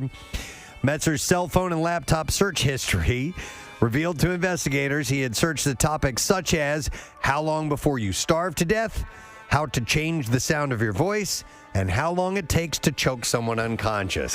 Well, that's kind of damning, isn't it? The district attorney called Metzer a master manipulator. In the days leading up to his attack, he faked a cancer diagnosis in an attempt to gain sympathy from his ex-wife, and when that didn't work, he created a convoluted plan that the investigators in this case and their office truly believe involved a plot to kill her and then himself. When he couldn't go through with that plan, he instead devised a new plan to rescue her. New plan. Fortunately, the sheriff's investigators saw through the scheme, and they quickly arrested the defendant. Metzer was sentenced to 70 years, with the first 25 years to be served in confinement, and the remaining 45 to be served on probation. Wow. Imagine that level of fixation on someone. That lunatic level. Yeah, that's a stalker level. Yeah. Big time, yeah. And then one more story. A woman arrested for pleasuring herself with a vibrator on a Georgia beach told police that she did not think anyone witnessed her self-pleasure session because, quote, it only took her 20 seconds to get off. You said you guys see that all the time down at the shore, right? Sure. Responding to a 5:30 p.m. report of a woman performing a sexual act on the beach, police said last month they interviewed a witness who said the female suspect placed a towel on the sand and then opened her backpack and removed what looked like a vibrator. I get off. The woman, the witness told police, began using her apparent vibrator to pleasure herself, adding that she could hear her moaning. After about 5 minutes, the woman gathered her belongings and departed. The witness, cops noted, recorded the suspect's actions. A review of the video showed the suspect, who was wearing a one-piece green bikini, retrieve an unknown item from her backpack. The woman then spreads her legs apart and puts both of her hands in between her legs. Do they still have those dildo vendors going up and down the beach? Investigators subsequently located the suspect, Christina Revels Glick, at a nearby restaurant. She reportedly admitted to pleasuring herself at the beach with the vibrator and she was advised that she had put it between her legs and it was covered with a towel, and she believed that no one saw her. When Glick was later booked for indecent exposure and disorderly conduct, she uttered that she was sorry for what she did and that she did not think anyone saw her because it only took her 20 seconds. What? You think you probably could hide something like that. Right? She had to be a little bit more obvious than she thought she was. I guess so. And also, there's an incorrect term here. It says one-piece green bikini. Threw me off. Yeah, right? I don't care for that. A one-piece is not a bikini. What a one-piece what? One-piece green bikini. Doesn't exist. One piece and bikini are a bikini is a different two-piece. things. Yeah, exactly. Come on, man. People. I'd have an issue with that more than a woman spreading her legs and shoving something down there. I'd love to see that at the beach. Someone having a good time is what the beach is meant for. All right, and that's what I have in the bizarre file for you at this point in time. We are going to take a break. Don't forget, new Word of the Week prize this week, Guns N' Roses tickets. They're going to be playing at the Hard Rock, and we are also going to set you up with a hotel room for the night as well. Excellent. That show will be on September 12th, all right? So tickets are on sale now. We will be back in just a moment. Make sure you stay with us. Preston and Steve on 93.3 WMMR. Eyes closed. The Preston and Steve Small Business Love You. Yeah, at that moment, just get lost in the kiss. Hang on. You have to go in with your eyes open, but the second your lips touch the other lips, then you softly close your eyes. Otherwise, you're going to headbutt your partner. You know what I'm saying? Yeah, you don't have to get up on the turnbuckle and jump on them. Yeah. When you're close enough and you know your lips are going to touch, that's when you can close it. Yeah. All right, so let's go one more time. One more time, Brandon, if you wouldn't mind, please. Right, Eyes closed, lean in. Nice. Better. Nice. Yeah. I'm glad we did that. Damn good. Well done. Okay, and we're getting this wonderful romantic music from Josh and Haley here. Okay, so I think we're set with the practice. We've got that out of the way. Now we Both need our to... CPR dummies just secured lawyers, Preston. Oh dear Lord. All right, well, now we need to freshen. Now we need to make sure that we're ready. Right. So we have a variety of oral products here to make sure that the mouth is fresh. Yes. And set and pleasant for everyone. For the person, and this is good advice for anyone this weekend or today, and in general, when you're with someone, you want to make sure that they know that you cared enough to make sure your breath is fresh. Yeah. So we're going to start with a little antiseptic generic CVS mouthwash here. Oh, yeah. Which is... Only the good stuff. Smells lovely. I'm going to give you guys... It's just as good as Listerine. It's the same ingredients. It absolutely is. You're just not paying the same, you know? So open that up, and we're going to have you gargle. If you can, make the noise when you gargle, so we want to hear all that. By the way, I was always a Scope guy. I always thought I liked that minty flavor of Scope. I wanted basically, and I was for the longest time until for Listerine, you just get the sensation that you're boraxing out your mouth. I agree. Yeah, I feel like it's better. All right, gargle. Very good. So, Sophia almost swallowed it when Casey played the Chewbacca bit. All right. Brandon? Gargle, please. You spit in that. I started laughing when I heard Chewbacca. Did you swallow it? No, I spit it out. All right. All right, and do you think they need breath mints, or is that good? Would you guys like a breath mint, or you're fine? I think if you're good, you're good. I think I'm good. Okay. Okay. All right. So are we ready for the? I think we're ready. Yes, and you know what? By the way, webcam's on, so if you're listening in at home, you can watch this too. Oh, we've got this romantic music. It's fantastic. I'm loving it. Okay, so the first one of these two that's going to get their kiss is going to be Sophia. So we're going to bring in our first professional kisser this morning. He's a very good friend of the Preston and Steve show. He's a good-looking guy. He is a very good-looking guy. He's had many kisses in his time. Our good friend Kyle McCarty is here this morning. Handsome. So, Brandon, we're going to have you step away from the microphone a little bit, and we're going to have Kyle step up. And Kyle's a professional singer.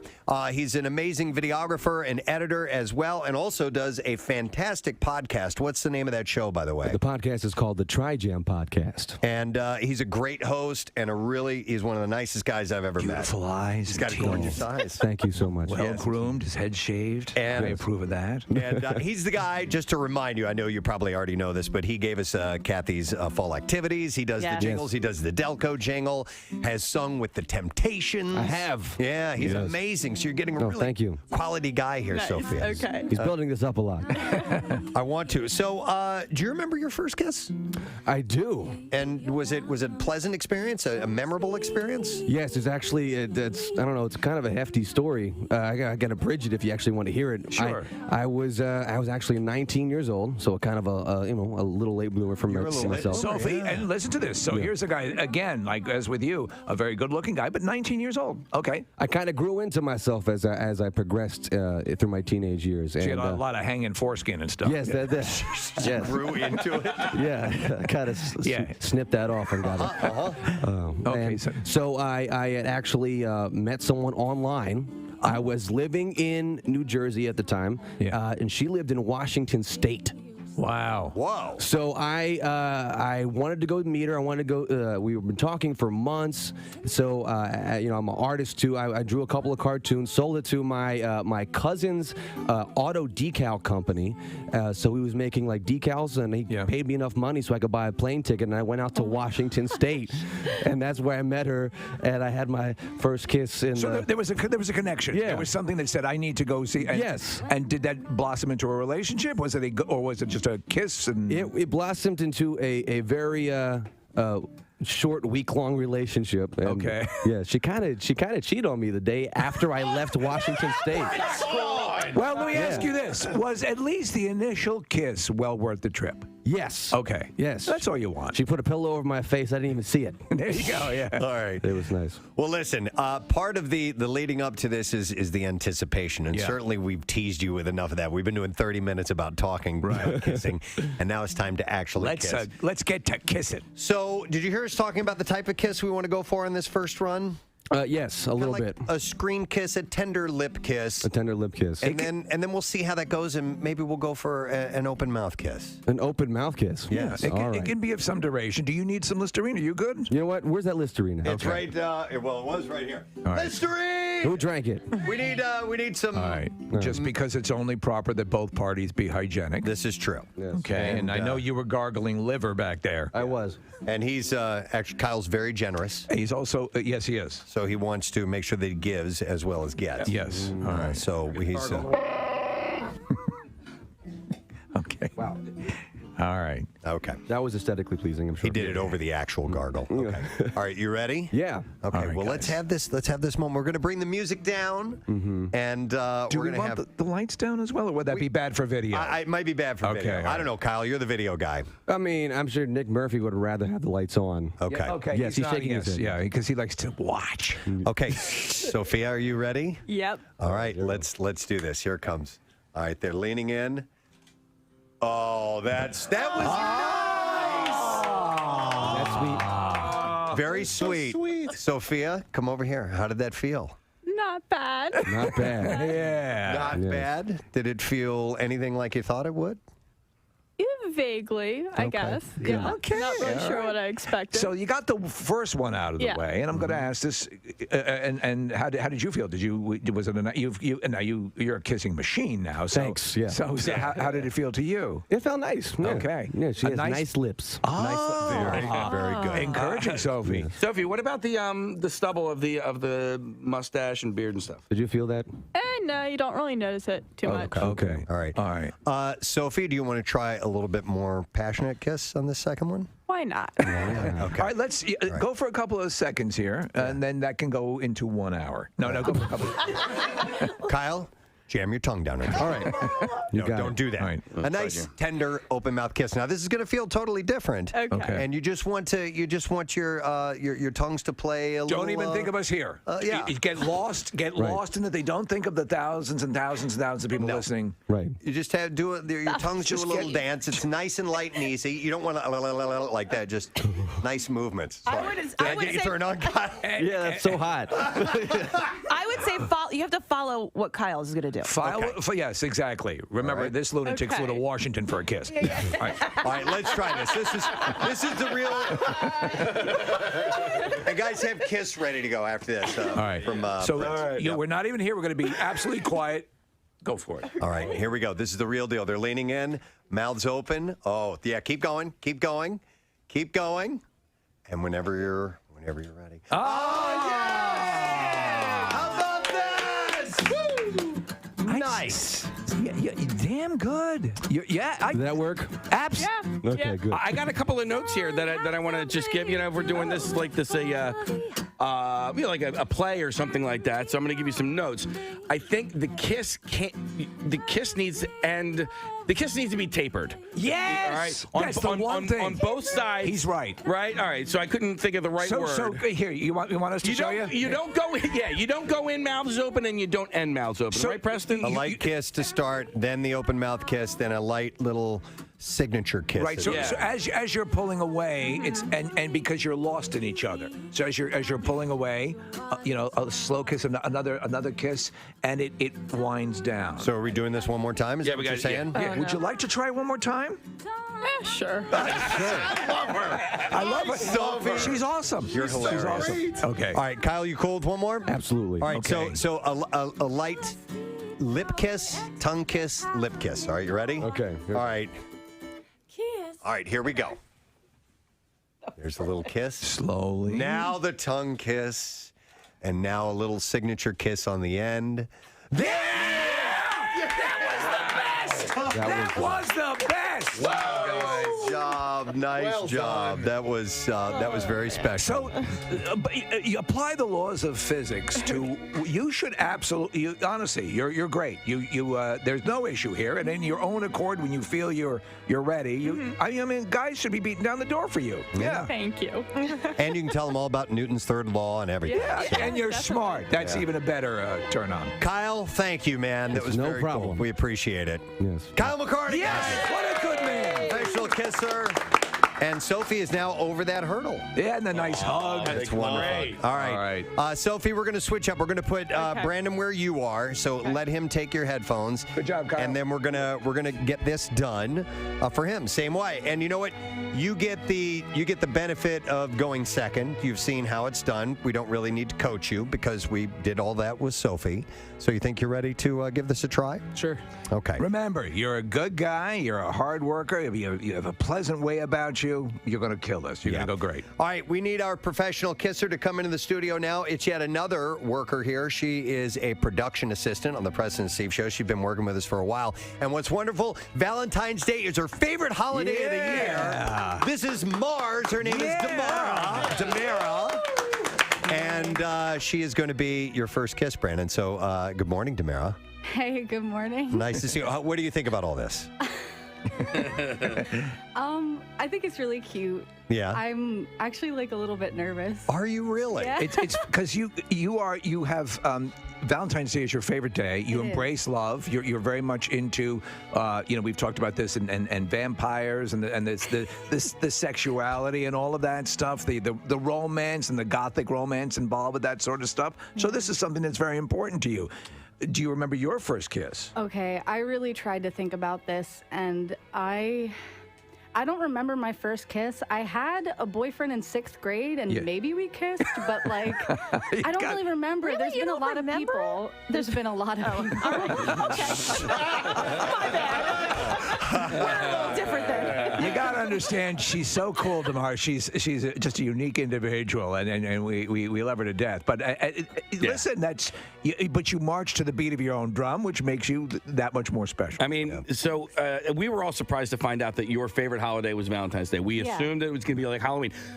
Damara drives around with the skeleton in the passenger seat of her car. Which I just realized that was her maybe like a month or two ago. I said something to Casey, and I'm like, you know she has a skeleton in her front seat, right? Casey was like, yep, drives with it every day. And she posted a picture last night of her chewing on raw meat. For Valentine's Day. Don't worry, I brushed my teeth today. Certainly a unique character. And also, I guarantee you this, Brandon, you will never have anyone in your life from here on out that has a more unique makeup application than she does, and you're getting this for your first kiss. So Damara has very, very unique eye makeup that she does. It's really cool, very precise. And it has hearts today. In fact, she did it once to you. She did. Yeah. She did like a corpse face on me. You're pretty rocking. Damara, you want to give out your Instagram account while we're on the air? Oh, yeah. I mean, my radio account is radio.dmp. That's not the one I'm talking about. Oh, my God. Yeah, my modeling and everything else where you can see the raw meat picture. That's, it's ossuary_angel. Thank you. Mm-hmm. Spell that for people. It's OSSUARY_ANGEL. And by the way, I had to look up ossuary. I was curious when I saw your screen name, and that means what? It's a cemetery, but it's like basically a cemetery underground, and so it's like a crypt where you can see like the skeletons and corpses. Mm-hmm. How's this sounding to you, buddy? It's pretty cool. Because he's into metal, right? Yeah, look at him. He's wearing an Iron Maiden shirt with a corpse on the front of it. Eddie is the corpse. Yeah. Did we score for you or what? Yeah. Nice. Is that like the catacombs in France? Is that an ossuary? Yeah. Okay. Okay, so did you watch Kyle and Sophie? I did, Okay, so I think we should follow that same thing. First time, just a nice little tender kind of screen kiss, lips only, and then we'll see where we're going to go from there, okay? He's a nice guy. You just hear him, and he's just a warm and gentle guy, so I think this is going to be very special. So, all right, Brandon, you ready? Ready to finally do this? She need to freshen her breath first, though? Would you like to? Yeah, would you like some raw meat? Raw meat last Let's night. get Josh and Haley with some guitar music, just some romantic acoustic music. By the way, they're going to be performing tomorrow night at Scanlon's Saloon in Manayunk from 9 till 2 a.m. It's nice little acoustic guitar music. And they play romantic music, but they play fun music as well. So But this morning we wanted some romance. Okay, you ready? All right, let's get this underway. Right. Here we go. First kiss for Brandon and begin. All right, they're leaning in. Oh, that's a nice kiss. Nice. Yeah. It was a little bit short, and Mars did this really nice thing where she took his face in her hand. Yeah. And very nice. How did that feel, by the way, Brandon? Cool. This dude's chill, man. He's totally chill. This is great, though. You feel comfortable and supported here. That's cool. And that the hand thing on your face, did that make you feel a little bit more relaxed? Yeah. All right. All right, so let's go for something a little bit more. Week and many long weeks leading up to that, and so you worked this this event case. You've been having to deal with your largest turnout, which is a wonderful thing. Your team was the biggest ever. Right. But every morning, you were hand wringing and trying to pull it all together. So you were vocal. It's it's phenomenal. So the team has grown exponentially over the years, and this was our largest team, the most money we raised as a team, and so it is important to me to make sure that.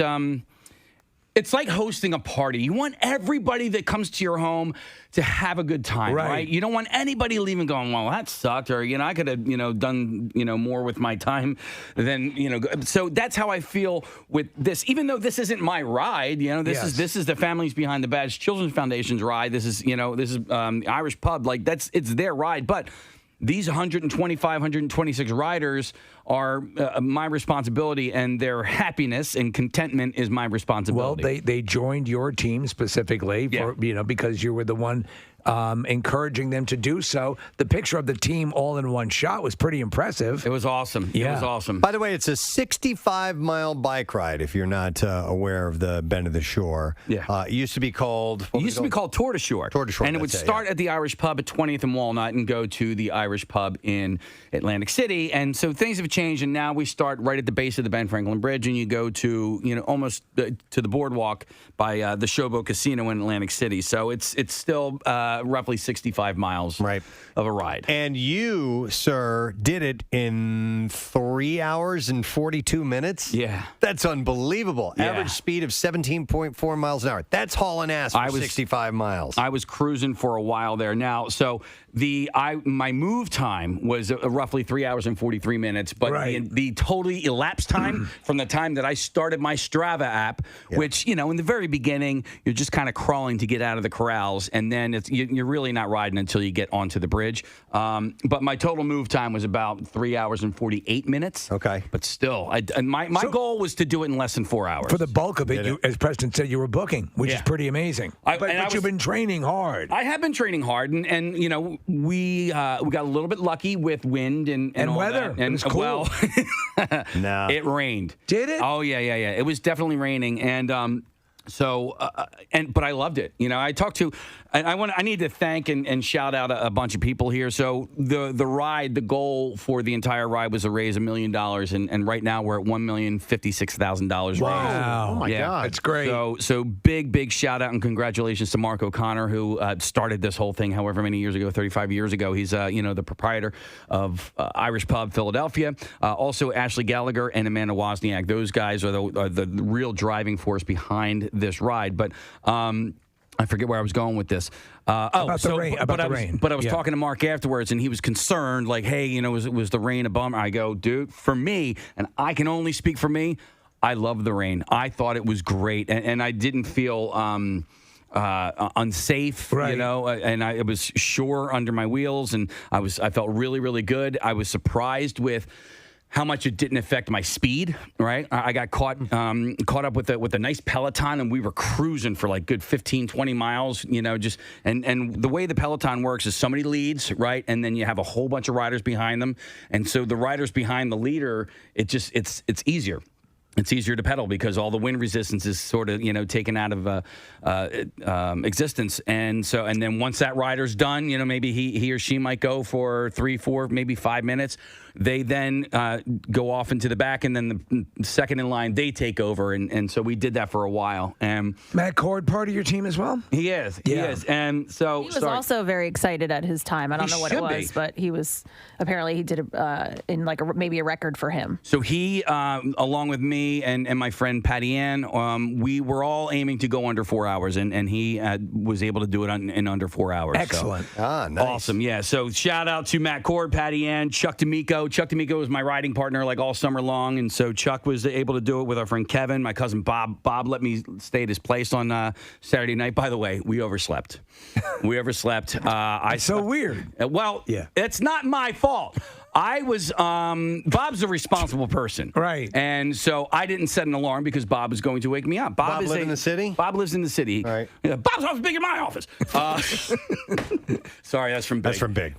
So Bob lives by the Art Museum, and I wanted to be at the ride by 6:15. He woke me up at 5 or 6. And I was like, oh, I know. So he accidentally overslept. But so the morning got started off sort of on the wrong foot. Was Bob riding too? Bob was riding too. But we got there. The picture was at 6:30. It was important to get there for the picture with all the riders. And then once the picture got taken and I got all settled and everything, I just, I settled into the corral and we just started going. The rain was awesome, but the problem with the rain, Steve, is when you're riding over a bridge that has those grates, press those drawbridges, the grates get really, really slippery.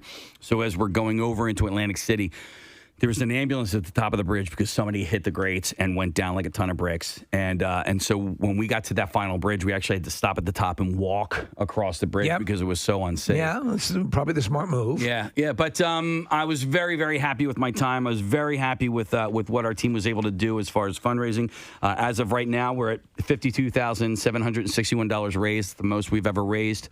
Shout out to Wheels of Justice, who are just over $79,000 raised, and then the Jim Thorpers in second place with just over $63,000 raised as a team. You're a competitor. I mean, at the beginning of this, you remember it was really slight. Oh, yeah. And you were building. Uh-huh. He just wanted to finish. Yeah, he just wanted to finish. And here you are now at the lead level of the pack. Yeah. Case, how fast can a really good rider do that ride? Oh, God. I don't even know. 3 hours, maybe. 3 hours? Maybe a little bit less than 3 hours. I have to figure out, because I was booking it, average 17 and a half miles per hour. You got to figure if somebody's doing, I don't know, people can go like 25 at a full-on clip, that's moving. That is really, really moving. But there was one guy, Steve, he's on our team. His name is Sean Smith. He did the entire ride on a unicycle. No kidding. Yep. And 65 miles. So he started there's a 65-mile ride and there's a 50-mile ride. He was going 17 miles an hour? No. Yeah. So he started. The whole team doesn't stay together. No. So he started in New Jersey. So his ride was 50 miles, which is nothing to sneeze at, especially on a unicycle. But as I was leaving, because I had to book out of there, and so I left around 12:30. Sean Smith was coming over across the finish line at that time. So, dude, I passed him at one point. And I was like, I don't know how this guy's ever going to finish. But this isn't his first time. This is like third, fourth, maybe fifth time doing it. 50 miles on a unicycle. On a unicycle. That's absolutely insane. How long did it take for them to pull it out of his ass? Well, what's crazy is he actually finished before a lot of people. Wow. So I saw That's him coming. Be depressing. Yeah, I saw him coming across the finish line, and after him, there were, Sure. But listen, there are 4 rest stops. So, a lot of people will take their times at the rest stop. Me, I only stopped at 2 rest stops just to fill up on Gatorade and water and go. All right. Yeah. It was like basically gas and go. So, because I really wanted to try and finish in under 4 hours. So. But well done, man. Congratulations. Yeah, dude, that's huge. Yeah. Good for you. So I'm hoping, we ran out of jerseys. I'm hoping to maybe order some more jerseys this week. And I want to talk to Eric Simon to see if there's any way we can make them available for sale. And, maybe we can add those funds to our fundraising total. So stay tuned for that information later this week. Now do you begin the process of planning for next year? Well, yeah, I'm going to. So I learned a lot this year. And I want to make next year better. I want to make it more to make it run smoother, especially at the very end where it comes time for packet and bib pickup. That's where it starts to get like a little wonky. So I want to be better at that because a couple of people didn't get jerseys, and I want to make sure that everybody is happy and content, and I want everybody to get jerseys. And so there's definitely a lot to glean off of this. But yeah, man. Yeah. I also set a goal for this year of total cycling miles to be at 2,727 miles, and that is in honor of the Headstrong Foundation, who is one of our sponsors. So I'm only at 1,300 miles cycled this summer or this year. Well, maybe this weekend you can. I definitely need to get back on my bike. Also, I saw John Dorenzi, by the way. He said to say hi to you guys. So Dorenzi and Michelob Ultra is a huge sponsor of the team. So thank you to those guys. Thank you to Pinocchio's Pizza as well as Keswick Cycles. Nice. Congratulations, WMMR Team Rock and Rollers and the Bend to the Shore. And Casey works really, really, really, really hard on that behind the scenes. So just want to give you a heads up on that. All right, now on to Nick McWayne and his story. We've been waiting on this one. That he wanted to share with us. And this takes place in Colorado? Yeah, so my parents spent about half the year out in Colorado. My youngest brother, Josh, moved out there 2 or 3 years ago. And my other brother, Adam, was out there visiting last week on business. And so my dad had a rough week. He was in the hospital. He's much better now. Good. Glad to hear that. Yeah, but he had this weird condition where he wasn't able to digest anything, and it actually caused hypoxia. It was weird, right? So it was a crummy week for the poor guy. He's in his 70s, and the good news is that he was able to get out on Friday or Saturday of last weekend. And so my brother Adam is there visiting, and my brother Josh is there. And to celebrate my dad getting out of the hospital, they're like, let's all go out to dinner. And, we're going to go out in downtown Denver and have a nice time as a family, which is obviously a great idea. So they go and they sit down at this restaurant, and it has outdoor seating. It's right outside of a hotel. And they're looking around, and, you're just people watching while you're outside in Denver. There's a lot to see and do. And they notice one person walking by in a costume, and sort of dressed up in a funny way. And they realize, well, that person's dressed up, I guess that's a furry. And they're wearing a fox costume. And then another person goes walking by dressed up as a groundhog. And then another person goes as a beaver. And my dad turns to my brother Adam and he goes, what's up with the bunnies? And my brother Adam was like, oh, Dad, I think these are furries. And so then both of my brothers have to explain to my father what a furry is. Right. And so now they realize that the hotel where they're having a meal also is housing a furry convention. Oh, my God. So that is great. Yeah. So furries, I think, are fascinating. And there are different degrees to which you can be a furry. And so my family took it upon themselves to learn about the furry community. And what it really is, it's not really remotely sexual. I think that there are elements of offshoots. There are offshoots, right? Yeah. But the furry people that were there were all kind of gathering just to hang out. And it's become this community. And so my brother Adam sat down at the bar, and there were a whole bunch of furries sitting there as well. And they got to chatting. And the way that they described themselves is that they felt like when they were kids, they were kind of nerds. They were kind of introverts. They didn't really have a sense of community. And somehow, along the path of life, they realized that dressing up like this helps them find that community. And so they ended up hanging out with each other. And this furry community ended up, and the convention that they had there this weekend was in the thousands. Wow. There were that many people dressed up like this. Did your dad feel sort of a kindred spirit with them, because he had been a member of the Manson family? That's right. Yeah, he was seeking a sense of community as well back in the day. Right. Yeah. You guys remember when we had the belly flop contest and there was a furry convention? I took some pictures with a few of them. And what did you think? On my way out. Oh, well, first of all, the costumes were freaking awesome. Yes. I was blown away by what I saw. I'm like, that is badass, because it wasn't like, you're being a raccoon. Yeah, something like that. It was really unique stuff I had never seen before. And to be honest, I kind of saw socially awkward people. Yes, is what I thought. I think that's and part of it. I had compassion for them that this is how they hang out and be social. That's exactly how my brother. I got from it. and realize that like this is this sense of community, and we may look at it on the outside and think, oh, well, what a bunch of weirdos or freaks or losers or whatever, and it's not that at all. It's people that have sort of an odd predilection towards dressing up like stuffed animals, but they have fun while doing it. And who am I to judge people having fun like that? So they're not robbing liquor stores. Exactly, yeah. But how are they communicating? They're huge costumes with big mask heads that go on. Apparently, talking to one another is a bit of an issue. Because That's why it's so great they don't have to communicate. Yeah. So when Adam was sitting at the bar, they all of the furries that were hanging out with them, they all took their heads off so they could talk. But while they're in the convention portion of it, you're not really supposed to remove the head. So you're just walking around. So you're just kind of walking around. That's exactly right. Hey, real quick, a follow up on the thing about the belly flop. Somebody just texted in and said they had a furry convention at the Valley Forge Casino about 2 weeks ago,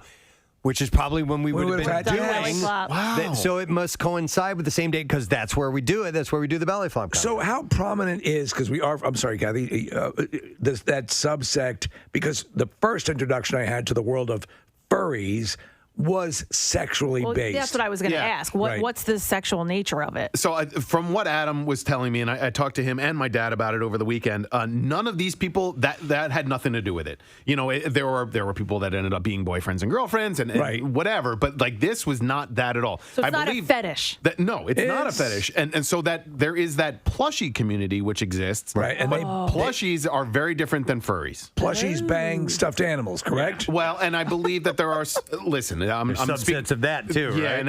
And there are plushies, Steve, that bang each other, and so yeah, and so there are. Listen, you can. It's like the whatever that rule 34 is or whatever. You can apply porn to anything. You can find sexual outlets for anything, including plushies. But this convention was not at all sexual. Somebody wants to remind us that wasn't it you that made a sexually suggestive comment to someone you worked with that was wearing a furry outfit at the time? I relayed that story to my girlfriend this weekend because I don't think she'd ever heard it. I was dressed up as Cookie Mouse, and it was my job for the day, and.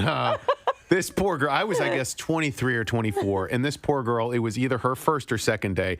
And in my defense, there's no defense, but in my defense, amongst all of my friends, the way that we would greet our girlfriends would be to look at them and say, "Hey, come here, sugar teas," except that we would say the full thing. Right, yeah. Sugar, yes. And so this poor girl, I'm walking from the children's literature section of Barnes & Noble to the music section of Barnes & Noble and you're bound to get randy when you make that trip. This girl who was nice and 23 or 24, same age as me, I look at her and I put my arms out and I say, "Hey, come here, sugar teas," and she didn't respond the way that I thought that she would. Hadn't you been drinking? Oh my God, no! I thought you had. No, but Preston, as it was one of those moments in life where, as the words were coming out of my mouth, I was thinking to myself, "What the hell am I doing?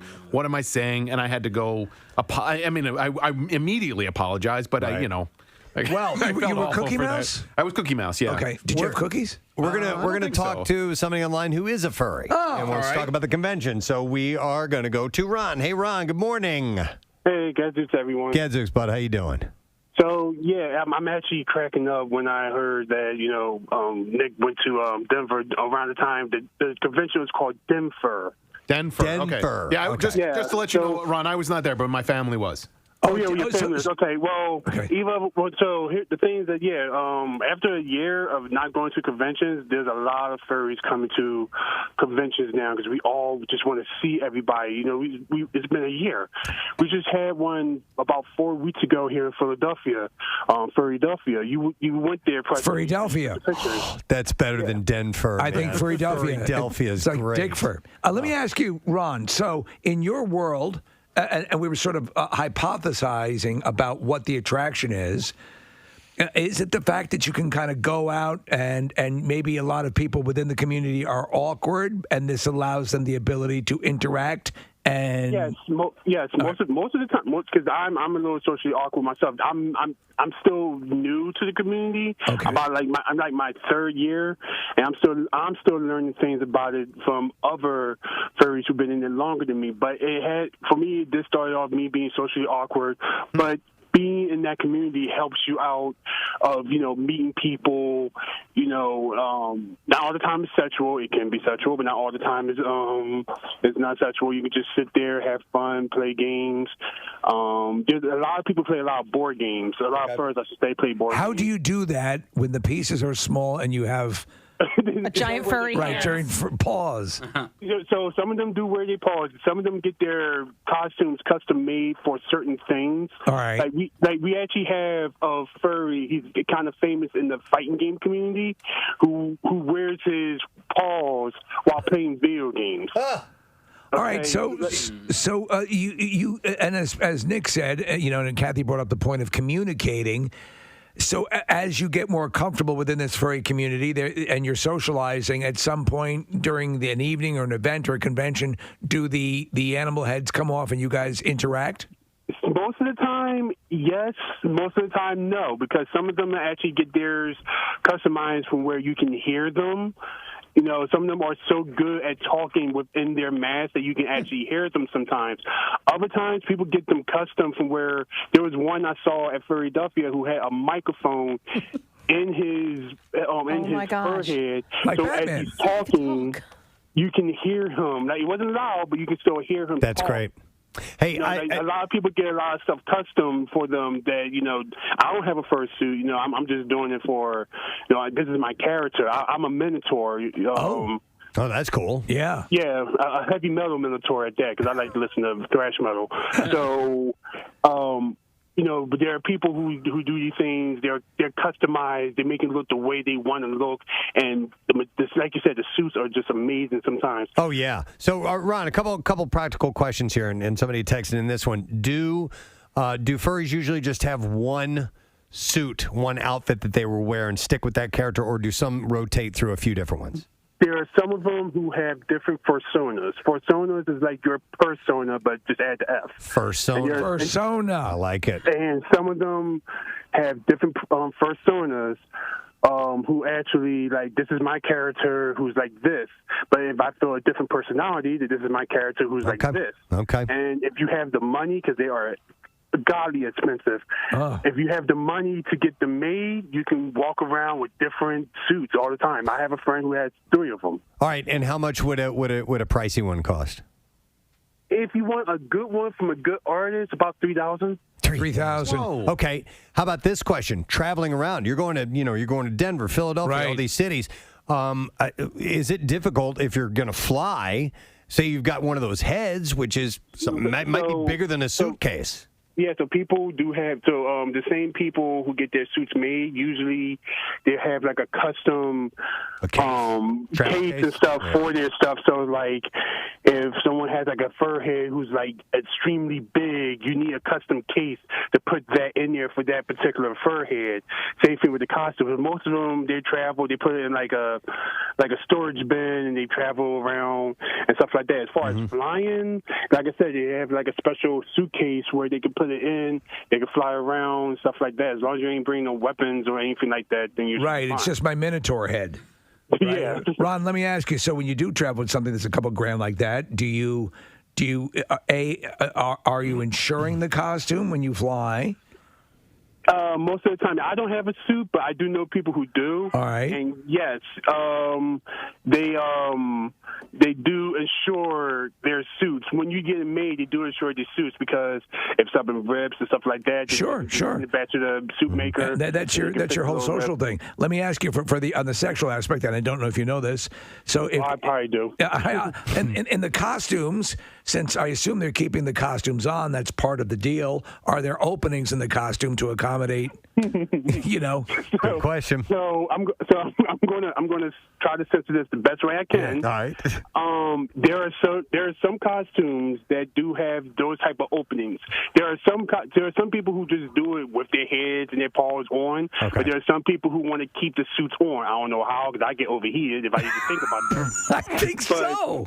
But there are people. So there are certain suits called MUR suits, MURR suits, where there are openings in those areas, and there are videos that you can see people doing stuff like that in their suits.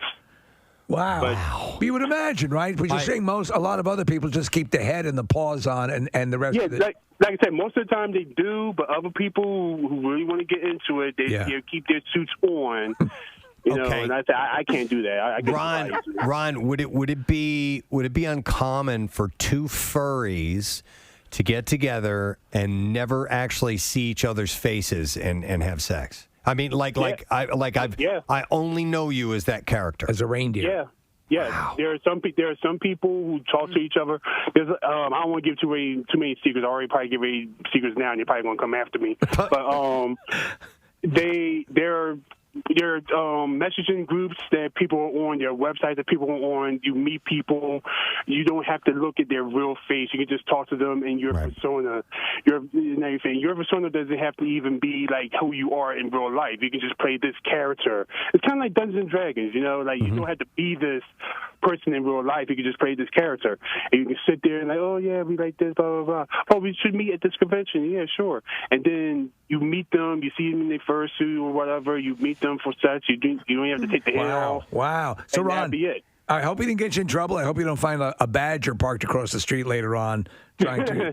I'm pretty sure the high console community is going to come after me for even talking to y'all. But I can't. Honestly, we appreciate the information. No, this is good to know. Yeah, absolutely. This is definitely cool.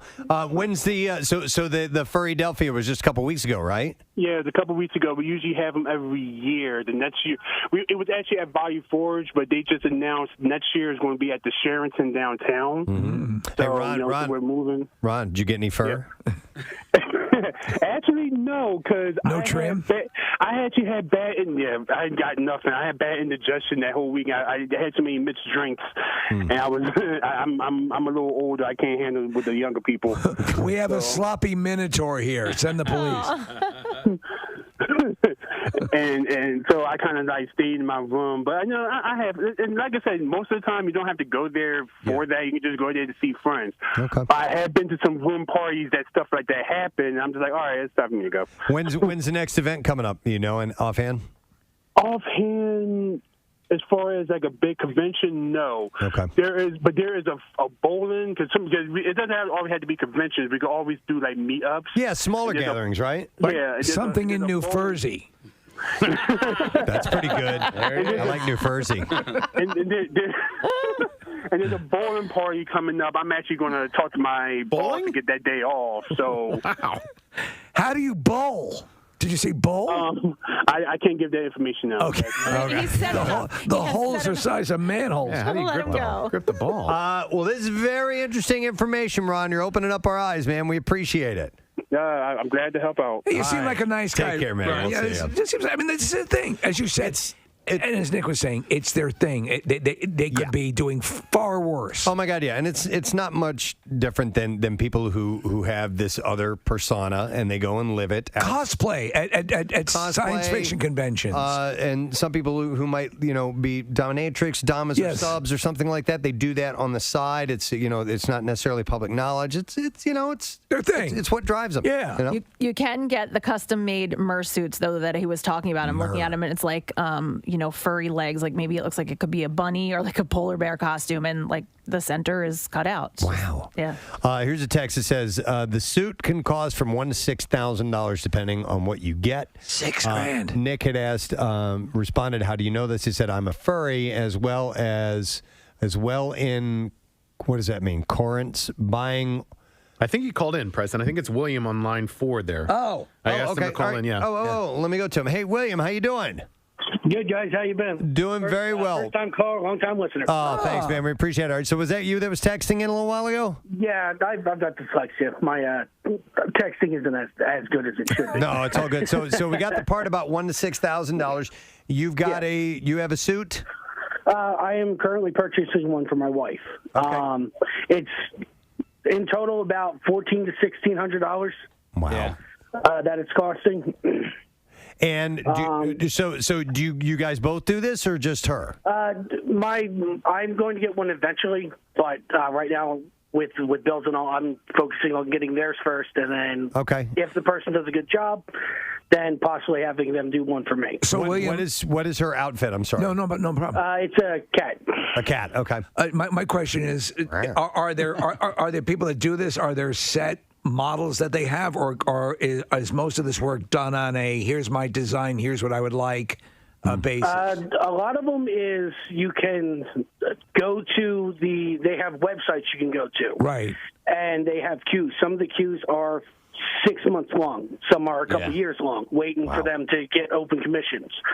You have reference sheets that you can get people to draw out for you. They can cost up to about $30 to $60 depending on who you have do it. All right, I got it. William, did you find out that your wife was into this before or after you were married?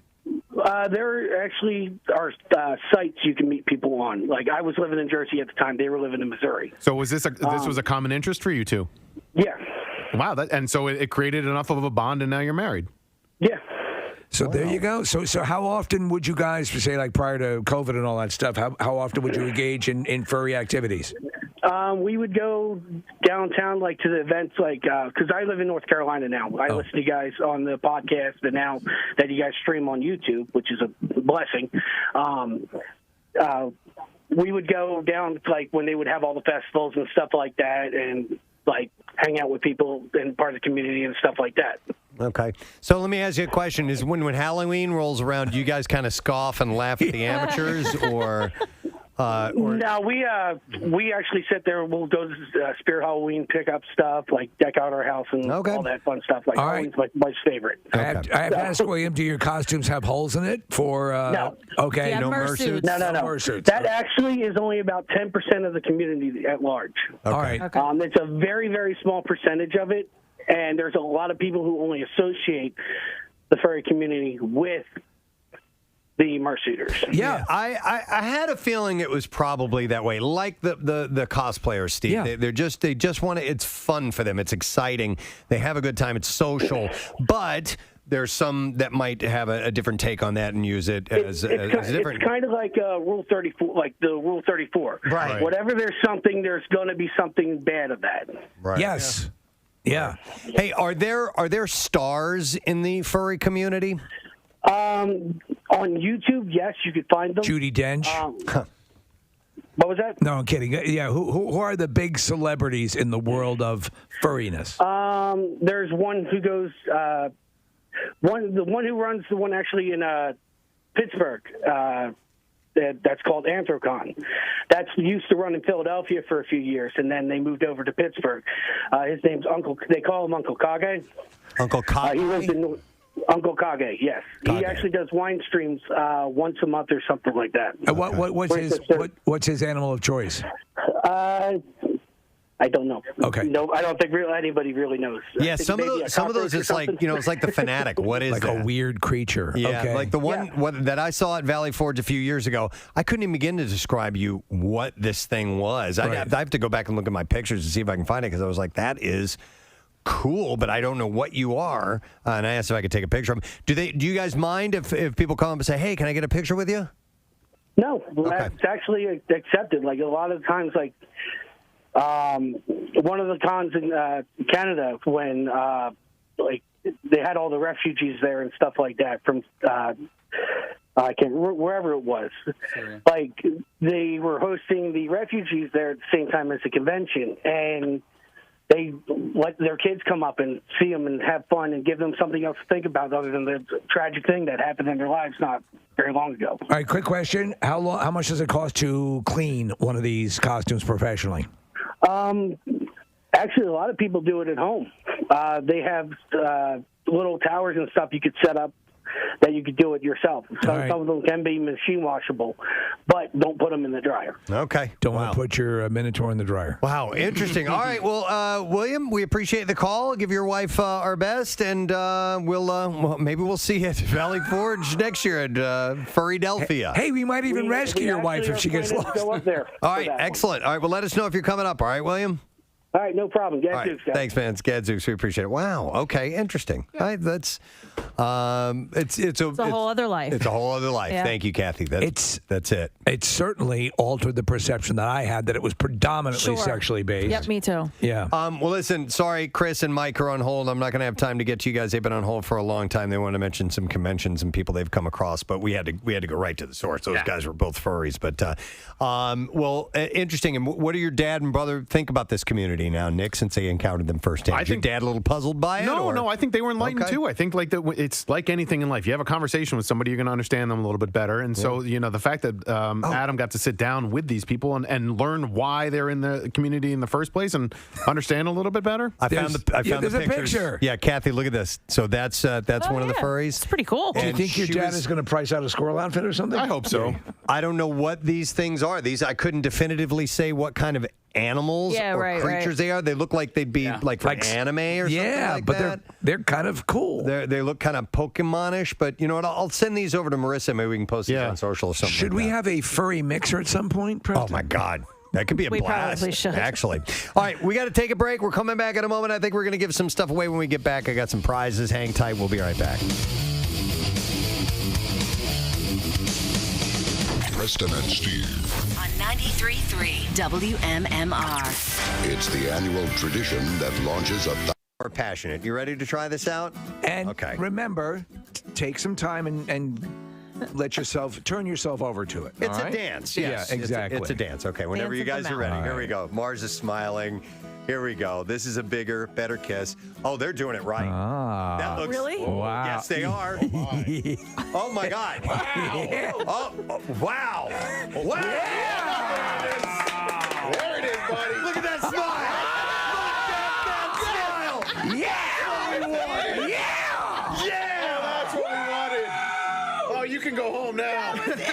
Guess who's going to be king of the construction site? Oh my God, Brandon. You got boner? I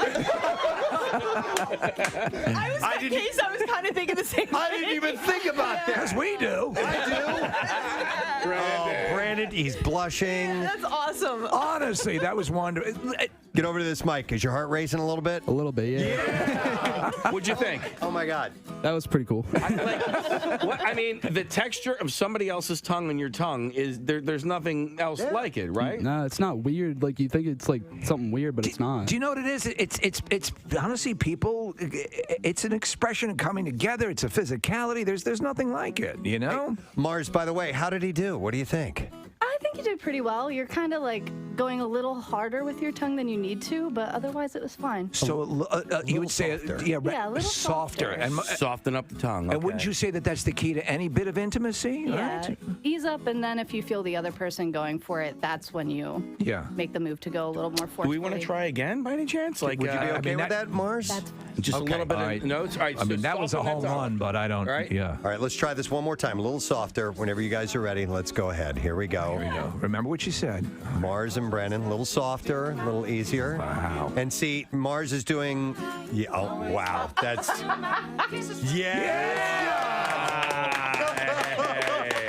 A little better this time, Mars? Yeah, much better. Brandon, did you learn something on that last time? Yeah. All right. Oh my God, that's wonderful. I'm so happy for you because you're such a nice guy, and she's very she was very caring and took care of you. That's wonderful. I mean, he's going to be out all weekend kissing. Yeah, need an I think so. update on Monday. Yeah. I think He's going to kiss the security guard on the way out. We broke the dam. Mars, you're the best. Thank you so much. We appreciate it. We have another friend that we're going to have over for this momentous occasion who's going to step up to the microphone right now. Ladies and gentlemen, our good friend, he was here just the other day. Steven Singer is here. Good morning, guys. Nice to see you, sir. Wow. Is that a gold rose in your pocket, or you just happy to see me? This is exciting. Steven wanted to be here because it's all about love, and you guys are, well, you're love experts down to I am in the love business. Buddy Love is here. He thought he was going to have to stand in and kiss somebody, but that's your dog. He's available. Yeah. Buddy the jeweler, he is here, kissing all the girls and flirting. Wow, you guys did great. Yeah, well, thank you. I don't know how you made something out of this bit, but you did. God bless you. Brandon and Sophie, come up over here by Steven, because I think the reason we have him here is you've got something for these guys. To mark this absolutely occasion. do. and this has inspired me here. Okay. This whole setup. Like he's opening up a box. This is like the condoms. Oh, diamond encrusted rubbers.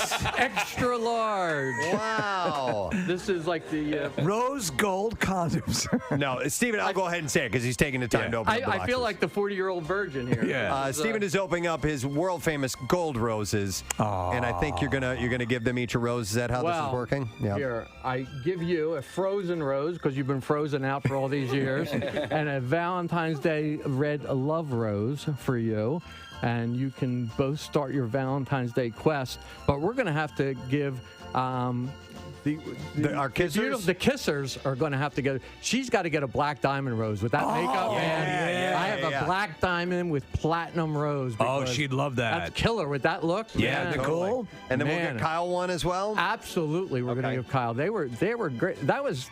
I was surprised of how well that actually worked out. Weren't they very generous? I mean, to me, these couldn't be two sweeter people to have their first. And the blood is rushing back into their faces. They are a shade of red I've never seen before. I was impressed. And the dimples, I didn't realize when we were sitting out in the green room at these I just thought they were listeners coming to watch the show. Right. Yeah. And this has been, wow, what an experience. This is something, huh? It's a special moment in their lives. This is a special moment. Wait until the first time you have sex. That'll be great. Well, that's tomorrow. Yeah, that's tomorrow. We're gonna We love everybody. Thanks so much for having me in. Congratulations, guys.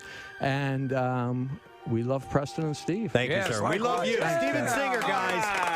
All right. I think this has been tremendously successful. I'm very happy for these guys. Wonderful. I'd love to have them keep kissing, but we're way over budget on time, and we got to take a break. Well, they can certainly hang out. We'd love to have them. Absolutely. Yes, We highly suggest that they do. And thank you to Josh and Haley for supplying the live music this morning. You can hire them. We'll get the details. In fact, do we have that information on PrestonandSteve.com, No, Nick? we'll post it, but they're fantastic. I saw them perform live at Harvest a few weeks ago. They're great live, and if you get a chance, go see them. Yeah, and Josh does 5 Minutes of Fame, and we'll be at, how do you even say this, VOIX? Is that... Voix. Voix Karaoke Lounge tonight from 9 till 1 a.m. And then tomorrow night they'll be at Scanlon Saloon in Manayunk from 9 till midnight. All right, we're going to take a break. That was wonderful. It was great. Congratulations, everybody. Coming back with the B-File. Stay with us. So here's what I saw this article, this other article. That was a different one. This one is this a better article? This is a better article. And it is essentially a quick way that you can do a mental health check. All right. So this is a way that you can find out where you are. And use the healing powers of alcohol to help you through it? Of course. Didn't we all learn that that's the key to it all? Yes. No, but... Okay, so let's hear it. So you can do sort of a diagnostic... Yes. And see where you fall, how you're holding up. Because I think more people would be amazed to find out that they're actually doing better than they think they are. All right, so do I still find joy in the things that once brought me joy? So that's a question. Okay. Am I being irritable or snapping at people? Yeah, sometimes I know why that's happening to me, though. And it's usually... that time of the month. No, it's usually hunger. Oh. Yeah. You get hangry. Mm-hmm. Oh, okay. You're prone to hangry? I'm prone to hangry. He's like a 5-year-old that needs his snacks. No, I'm like a human being, Kathy. I'm like a human being. He gets fussy. No, my wife is the same. Yeah. And she admits it. Yeah, me too. She admits it. If she gets pangs of hunger, it'll manifest. Here's the other thing. My son, and I've had to say to him time and time again when I'm eating, because he's affectionate with me, right? Right. And hugging and all that stuff. Right. But I'm like, dude, when I'm eating, don't touch me. Yeah. Don't touch me at all. And because we sit next to each other. We sit next to each other at the dinner table, and he thinks it's like huggy, like wrestle time. And I'm like, dude, I don't love you. I don't love you. Not right now. I don't love you. I don't even want to know you. Kathy, do you remember the time? I was just curious what Casey's little protein bar tasted like. Can I take a bite of that? No. No, I said just tear off an itty bitty little crumb for me. And He said, "This is all I get. I'm not sharing it with you." He just goes, I can't do that, man. I offered you a full one. I offered you a full bar. Not that day. That day. Case? I have a box of them. I support that. Yeah. A lot of times, if we go out to like, and I've done it, I love my wife dearly, as you know, I'll just have some of yours. No, I'm going to get you a whole order of it. I don't like sharing my food. If this turns into a daily rush, I'm showing the camera the size of this tiny little bar, this tiny little 200-calorie bar that I allow myself for breakfast every day. He wanted to take a bite of that. I offered him a full one instead, and he said no. And then I said no, too. Don't turn this into a... I get it. He literally, you wanted like a tiny little break of it. Like not even a bite, like a quarter of a bite. Which would have been... The answer's still no. A morsel, I know. That would have been, what, Case, 20 calories if you're allotted 200? But listen, I'm very covetous of my own food. You're like me, I right? don't want... I like put my arms around the plate. I'm like, go get your own. You know? I totally commiserate with that. I'll buy you any... if you want to taste it, I have this and you'd like to try some? Yeah. I'll get you. Especially if you're looking forward to it. Sometimes I'll okay, have a little bit. But for the most part, no. My buddy Jeff, when we go out to dinner, we'll ask for bites of my dinner. All the time. No, that is not okay ever, unless it is your husband or wife or significant other that you share other things with. You should not be sharing your food with people, even before the pandemic. Kathy, he has food envy. He has food regret. Right? He'll order something and then. Then he'll go, oh man, I should have got the gnocchi instead. You tell me you go straight to hell. Go straight to And I help people with their ordering. I always say this. Here's my system. Claire will ask me, my wife will ask me, what should I get? All right, assessment, hunger level between 1 and 5, 5 being the most. Right. I'm very hungry. Then go with something you know you like. Okay, hunger level, 2.5. You can be adventurous. Right. You're not going to get burned. But you know you're going to regret it if you're really hungry and you get something that sucks. Kathy's motivation, though, is different than about not allowing someone to take some from their plate. Germs. It's a Hers gross is a factor. germ thing. Yeah, But it's weird. Why would you ask for a bite of my food? But you could, frig out of here. You could cut it off and put it on their plate, and no germs have been transferred. Buy one of these yourself. Why? You ordered what you ordered. I'm not asking for a bite of your food, I win. Dick. I pay. Yeah, I bought food I actually want. Yeah, seriously. Marissa, what's your take on this? Because you were shaking your head as well or something. She shares all the time. I share with a whole table of people. I hate all of you guys. Table we can't be friends. Yeah, we can't be friends. I literally, when I go out to dinner with my friends, the first thing we say is, so are we sharing? Are we getting picky? Preston, don't you remember the table pancakes? Yeah, I remember talking about it. No, I'm the same way. We'll buy. Let's just buy a bunch of stuff. Yeah. If you do that, if that's the agreement at the beginning of the meal, absolutely. If you're going like tapas style, and that's part of the deal. And you're just going out for like appetizers. Yes, not everybody's getting. But if everyone gets their own meal, I'm not going to be like, Marissa, can I taste your vegan whatever you're eating? Literally, every meal we go to, everybody's sharing everything. Okay. No, I'm on board with that. I like. If you've ordered an entree, I'm with Kathy 1,000%. All right, back to mental health. We took a little journey there for a moment. Am I being irritable or snapping at people? That's a question to ask yourself. Check. And Casey does, yes. Check. All right, this is a cool thing from the Just Saying Institute. Just saying. And this is about medical advancements, and this is encouraging. Now, there's going to be a long way to go, but German researchers have enabled mice that are paralyzed after spinal cord injuries to be able to walk again. I mean, oh my God. Reestablishing a neural link hitherto considered irreparable in mammals by using a designer protein injected into the brain. You know the ramifications of that? Yeah, it's going to destroy the mouse wheelchair industry.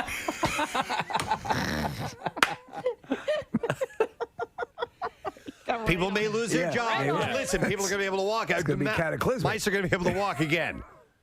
Let's keep our eye on the ball here.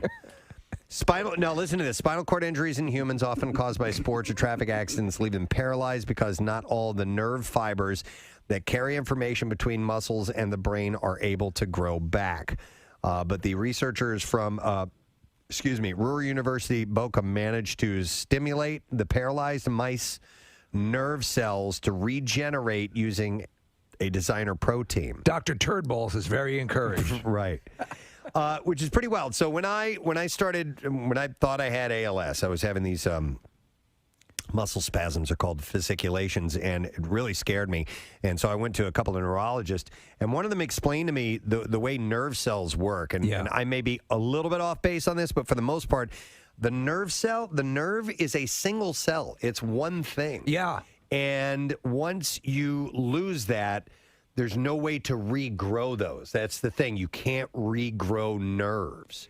And so that therein why those, when you have nerve problems, that's why how final it is usually. This has been the holy grail. This has been the thing. Now we have things that are prophylactic, or I should say, a separate, like exoskeletons, mobile exoskeletons that could allow people to walk with these, like a war machine. To at least have some ability. But if you could regain, and if you can regain that ability to walk, then as you get older, or people who have just natural deterioration, I assume you'd be able to refresh that ability as well. So people have balance issues. The main doctor, Dr. Turdball, was it? Said with a relatively small intervention, we stimulate a very large number of nerves to regenerate, and that is ultimately the reason why the mice can walk again. The paralyzed rodents that received the treatment started walking after 2 to 3 weeks. That's amazing. The treatment involves injecting carriers of genetic information into the brain to produce the protein called hyperinterleukin. Mouse-walkatosis. They're going to have to change that when they get the humans, though, right?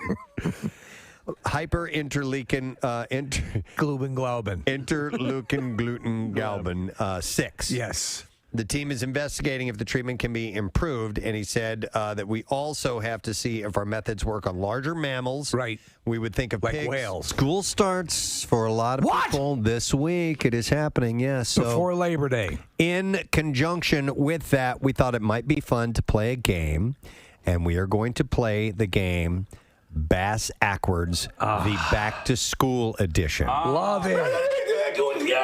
Yep, 215-263 WMMR.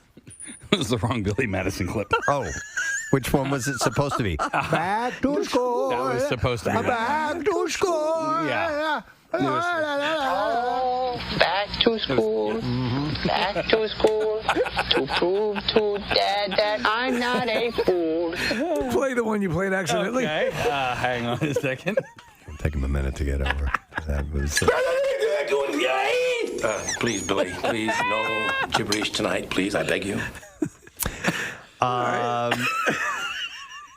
So what we've done is we've taken some words. I've recorded me saying those words. We played them backwards. I hear how it sounds backwards, and then I try to replicate that by actually saying things like like that, and then I just made that up. We should see what that is. And then you flip that around, and it's the word or words that were said. It's just a goofy way of playing a game. Your methodology is totally sound because you write down phonetically what you believe you've heard. That's correct. And then you say it back. You immediately took to it with the word rim job and Bajmir. That's the one that did it. Do we have that example, if you wouldn't mind, Casey? Yeah. Because that was where it originated. I said this. Rim job. It's so good. That should be your phone when your phone rings. You know what? Yeah. You're right. Yeah. From here on out. Rim job. I'm sorry. I got to get Rim job. Oh, hey, one moment, if you don't mind. Will you please answer your phone? Rim job. No sad, bro. It's Friday. I was pretty proud of that That's one. a damn good one. No sad, bro? No sad, bro. It's Friday. So we've come up with some other ones. 215-263 WMMR is the number. Because we have a few minutes here. Yes. While we're getting the callers on the line, can I read an email? By all means. Okay. This is a great letter, and it is kind of a butt plug as well. But I was so blown away by this kid. And they write in, "Hey, Preston and Steve, my name is Shane Popany.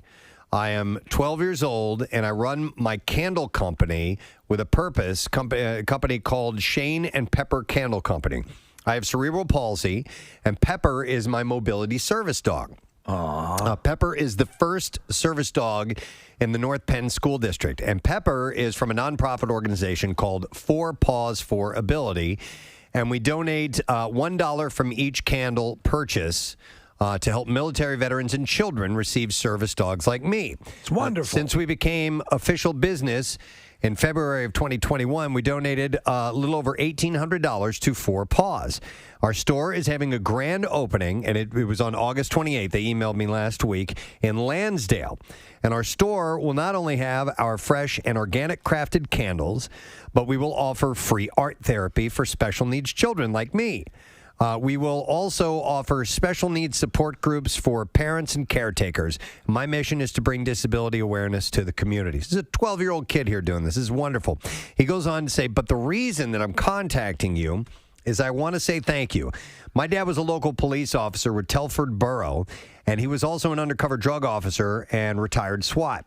My dad was in an accident in his patrol car on September 6, 2019, and he suffered a brain injury resulting in being permanently disabled on his left hand. Oh, boy. So he's got his son is disabled, and then he becomes disabled by an accident. Right. He says his left hand doesn't work at all. My dad was recently medically retired due to his disability and can never be a police officer again. My dad was a cop since he was 19 years old, so now he wants to help me with the candles. And during the rehab at Moss's Brain Injury Outpatient Rehab Center, he would be in a lot of pain. And your show brought my dad happiness and made him smile. I'm choking up here.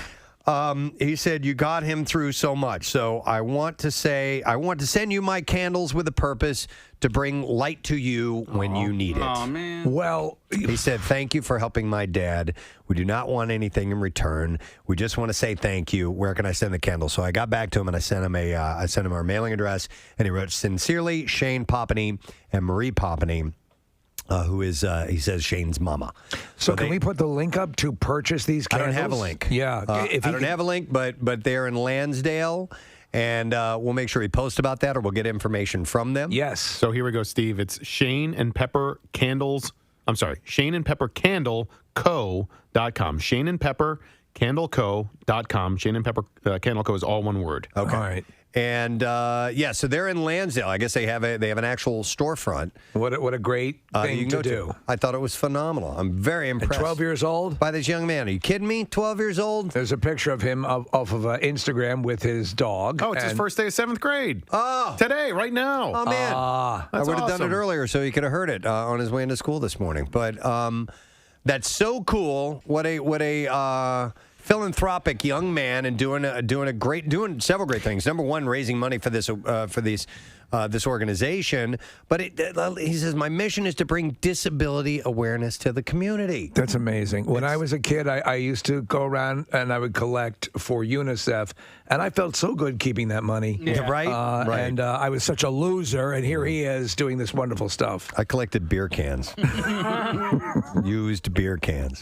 I forgot to turn the money in. It wasn't my fault. Wow. Well, Shane, we're happy to mention this and get the word out about that, because that's great. A really, really super cool thing that you're doing, and I'm very, very impressed with it. So we'll make sure that we're good. And I got an email from the mom this morning because it says, okay, if I read the email, and she got back and she said, absolutely, of course. And our candles should be arriving today. Oh, so nice. We'll probably get them today or maybe tomorrow. So just heads up on that. Okay, you guys want to play this game? Yeah! All right, it's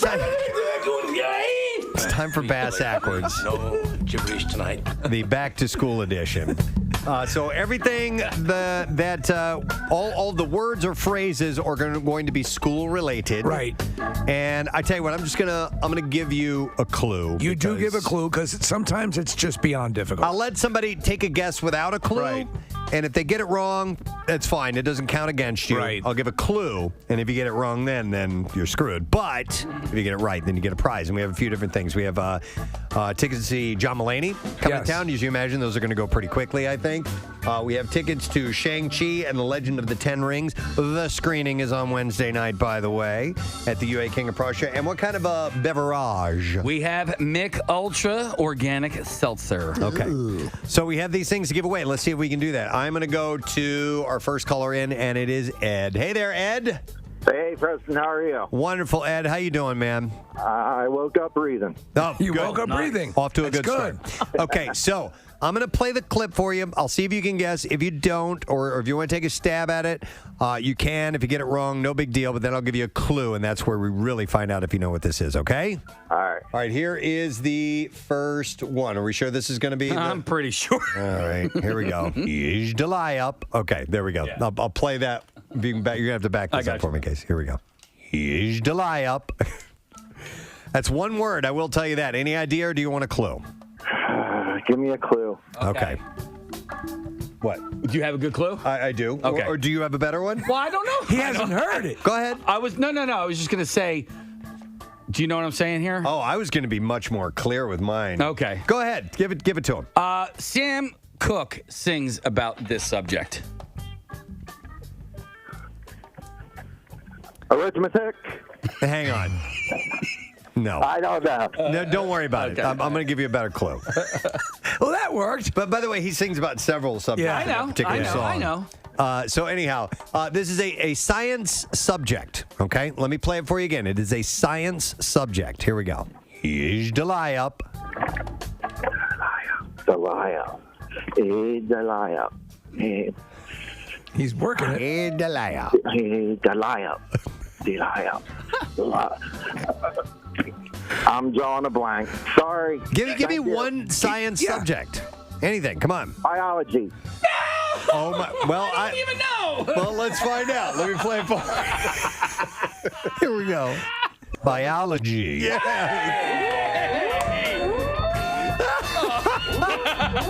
I didn't want to give it away. That's all good. No one could tell whether You didn't at all. Not one bit. Was right. It is indeed biology. Biology. And what do we have for Ed, Casey? For you, Ed, we have a case of Michelob Ultra Organic Seltzer. Michelob Ultra Organic Seltzer delivers a clean and pure liquid that is as real as it tastes. Enjoy Mick Ultra Organic Seltzer at Pints and Pies on Northampton Street in Easton, Pennsylvania. I hope you got it. I hope that was it. We have placed Ed on hold. I will go next to, let me go to Mike P. We got a couple of mics here. Mike P., good morning. Good morning at Presbo. All right, buddy. We're going to try one out on you, just see if you know it without any clues, and you can guess, and it won't count against you if you want to, okay? All right. All right, here it is. This is 2 words. Suzanne Pop.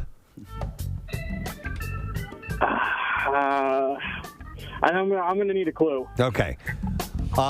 This in school, in your class, would be a surprise. Let me play it again for you. Suzanne Pop. It's easy. I'm drawing a blank. I don't know it. You sure? All right. I think that one's very, especially because of the second word, which would actually be the first word. Yeah. Yeah. I'll go to Mike I. Try this one out on him. Hey, Mike. Hey, good morning, guys. Good morning, Mike. Okay, so I gave the clue. If you show up in class, this would be a surprise to you. Pop quiz. Is it, guys? We don't know. See, I never you might have gotten it. I'll just say, yeah, that's right. All right. Yeah, you might be correct. To prove it, here we go. Pop quiz. There you go. There you got it. Quiz, by the way, was really hard. You can hear it sounds like Kvez. Yeah, Pop Kvez. quiz. Hey, that's not it. No, I wanted to play again. I want to play it a couple times, man, but I didn't go to trouble to learn that crap and say it backwards. Okay. Play it one time. Here we go. Pop quiz. Kvez. Pop quiz. It was hard to do. All right. I'll be having a pop quiz. That child scares me. Pop quiz. All right, what do we have for Mike I? Oh, for Mike I, check this out, Mike. We have a pair of passes to see Marvel's Shang-Chi and the Legend of the Ten Rings. This is Wednesday at 7 p.m. at the UA King of Prussia. It's going to be in theaters on Friday, September 3rd. All right, I set this one up, Case. We're ready to go. Let me go to Erica. Good morning, Erica. Good morning. All right, Erica, here is the clip, and let's see if you can guess it just without any clue at all. Here we go. Nush and Des deed. History. No, but that won't count against you. No. So, but thank you for guessing. I do appreciate this. Very simple, very, very simple clue for you. This is where you go if you've been bad. Can I hear it one more time? Yep. Nush and Des deed. Detention. That's correct! Here it is. Detention. Wow. One more time, please, Case. Oh. Here we go. Detention. All right, Erica, hang on, because we got this for you. We have another pair of passes to see Shang-Chi and the Legend of the Ten Rings. This is going to be on Wednesday, 7 p.m. at the UA King of Prussia in theaters on Friday, September 3rd. All right, we will go next over to Adam. Hey, Adam. Hey. All right, Adam, we're playing Bass Ackwards, the back-to-school edition. These are all school-related words or phrases. And I'm going to play this one, just see if you know it without any help at all. You ready? Here we go. All right. Sit down, cards dead. What? I like it. I'll play it one more time. Sit down, cards dead. Sit down, cards dead. Probably don't know what that is, do you, Adam? You got to have to give me a clue on that one. All right, I will give you a clue on this. If you have an assignment and you do a little more, you get this. Do you get extra credit? Yes, you do. And here is how that sounds. That's your goodness. Yeah. That was not bad. No. That's good. Great job. Good. Hang on a second. That's your goodness. Students, you just got extra credit. Extra credit. I think of That's your goodness. this retiring Swedish teacher. Right. I got to tell you, it is amazing to sit here and listen to Preston do this. Like, he says it forward, we play it backward, and then, I mean, the amount of times he gets it on the first try it's astounding. Sometimes I nail it, and it's such a surprise. So we'll I'll record it, and he'll go, all right, and then he'll do his little, hit the buttons and back stuff up, and he goes, and here we go. And we'll play back, and then he and I start going, yes! We start high-fiving and stuff. Nailed it! All right. What we got for Adam? Adam, we have a pair of tickets to see John Mulaney, his 13th show, which was just added. It's going to be Saturday, October 9th at 9:30 p.m. at the Academy of Music. Now, tickets went on sale last week. I don't know if they're sold out or not, but you can go to WMMR.com and click on contest for more information. All right, we'll get another contestant on the line, and that is Karen. Hi there, Karen. Gadzooks. Karen or Narek. I had a friend named Karen, and we would always call her that because that was Karen backwards. Yes. Since we're doing Bass Ackwards. So, all right, Karen, I'm going to play this for you. Let's see if you can get it without any help at all. Won't count against you. Here it is. Sapwa. Oh. That one's almost able to, you could almost figure this one out. Sapwa. God, I got one. I'm going to need the hint. Okay. If you're going to go to the bathroom, you're going to need one of these. A hall pass. A hall pass. She's right. The clues are gimmies. Yeah. But here it is in its reversed forward form. Hall pass. Yes. One more time. Hall pass. All right, Karen, here's what we have for you. We got a case of Mick Ultra Organic Seltzer. Mick Ultra Organic Seltzer delivers a clean and pure liquid that is as real as it tastes. Enjoy Mick Ultra Organic Seltzer at Plumsteadville Pub on Northeastern Road in Doylestown, Pennsylvania. I like it better if we play it to see if they got it right. I think so, yes. That's the way to do it. We'll go back to the old format. All right. We'll try not to scream the excitement. I'm going to go to Bruce next. Hey, Bruce. Hey, Scoo's dad, guys. Scoo's dad. Is that Gadzooks backwards? That's Gadzooks. Wow. Oh, my God. Nice work. Casey, which one of these am I going to play? This one. Okay. All right. I'm going to play one for you. Let's see if you know it without any clue. Here we go. It's a false old listener. This one was hard. Okay. One more time. It's a false old listener. It's a false old listener. Now, he just threw a Gadzooks backwards at us. He might know. He's good. Bruce, any idea? Not a clue from that. Okay. All right. This is, oh man, if you get a notification from your teacher that tells you to go here, you're going to be shaking in your shoes a little bit. The principal? Principal's office. Let's listen to it and see if he got it. Here we go. Principal's office. Yes. That's Ricky Bottalico drunk, right? That sounded hammered to death. You backtook me and sitting in the principal's office. Hang on, Bruce. Principal's office. Ben, come back here and take your whole blows. I gotta hear that one more time. Principal's office. Call me an alcoholic in front of the other students. Can you play the backwards one first as well? Yes. Hang on a second here. So falls old listener. Because the second part sounds like listener. Yeah. Almost. Listener. Listener. Yeah. Scissorp. So falls old listener. Listener. And that, in the other direction, sounds like this. Principal's office. Principal's office. Take it, I'm bringing up to the principal's decision. All right. We got a couple more of them. Yep, and Bruce won a case of Mick Ultra Organic Seltzer. Nice. You can enjoy Mick Ultra Organic Seltzer at Plumsteadville Pub on Northeastern Road in Doylestown, I PA. played a contest earlier and I won an opal. All right, so we have 4 more to go. Okay. I will get... Oh, wait, no, that's Bruce. Put him back on hold. We are going to go back to John. Hey, John. Woo! Woo! All right, John, we're playing Bass Ackwards, the back-to-school edition. You all set? I'm ready. Let's go. All right, with no help, let's see if you can get this one. It's one word. Come on. Ooh. One more time? There's some letters that you have to end by breathing in by going like that. Yeah. And it's really hard to do. Come on. John, you need a clue? Yeah, I think so. Okay. You don't do this at school.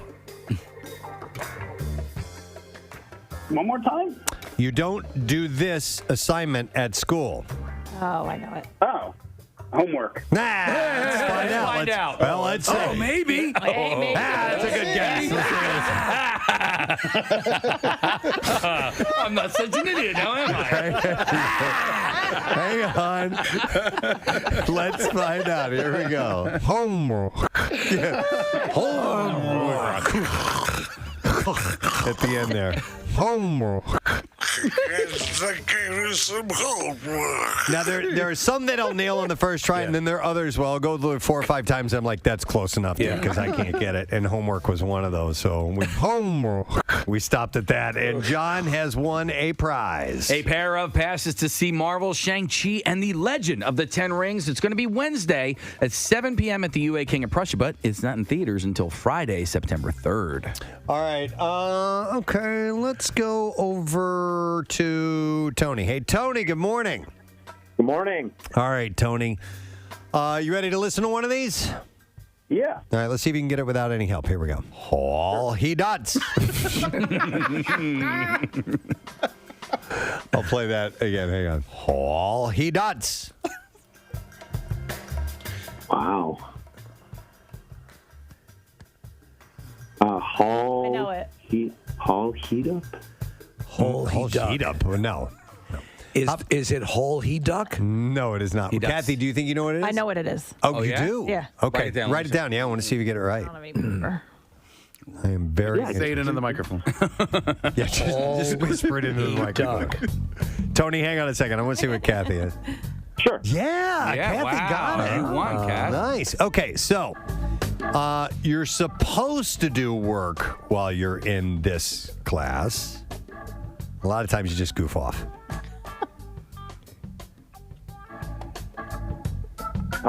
Study hall? Well, let's find out. Let's find out. Study hall. I think that's the best one that I did. That's good. Study hall. That sounds the clearest. Study hall. Hang on, Tony. All right, Tony, for you, we have a pair of passes for Marvel, Shang-Chi, and the Legend of the Ten Rings. Super excited about this one. It's going to be on Wednesday at 7 p.m. at UA King of Prussia. It's in theaters on Friday, September 3rd. Study hall. Study hall. That was really good. That one felt good. All right, we only have one left. I thought we had nope, one just more after one. that. Okay. Let's go to Adam. Hey, Adam, good morning. Those Wetzel's pretzels were real Wetzel's pretzels. They're real. Anytime somebody says now something that starts with those, it immediately adds to are real. Those whatever are real. I love it. All right, Adam, here's the last one. I'll play it for you with no help. Let's see if you can get it just for fun. Cab, hab. Oh, God.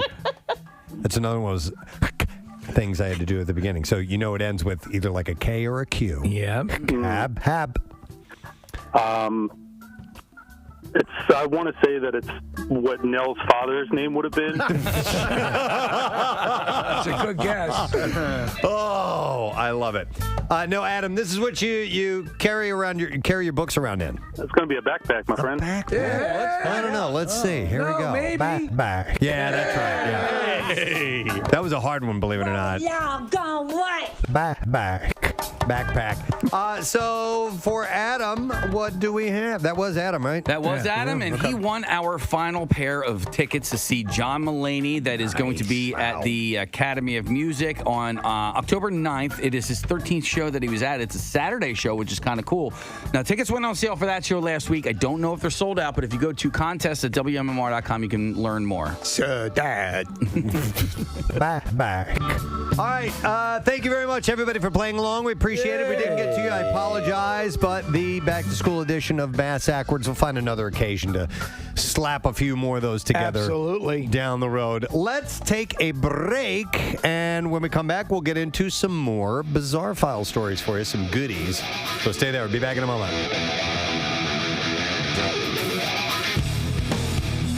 Preston. If it works, we would have to make sure that the therapy is safe for humans too, but that will take many, many years. So probably not in our lifetime. But never say never. Yeah. That's what James Bond taught us. And I think that this is, a lot of times people will, everything starts a geometric progression. I mean, knowledge fires off additional knowledge. Everything goes out in waves. So I think this can increase exponentially. I wouldn't be surprised if we're looking at something, these things come and people say, I never thought we'd get there. I'm always amazed, like when they said, travel at the speed of light. Yeah. Never be achieved. And it still seems like impossible. However, they're starting to do things where they're sending particles at the speed of light. So, we'll see. You never know. Yeah. We're also going to have a bunch of really, athletic mice. Right. I thought that was pretty great news. That is good news. So, every little, baby steps or mouse steps. Mouse steps, if you will.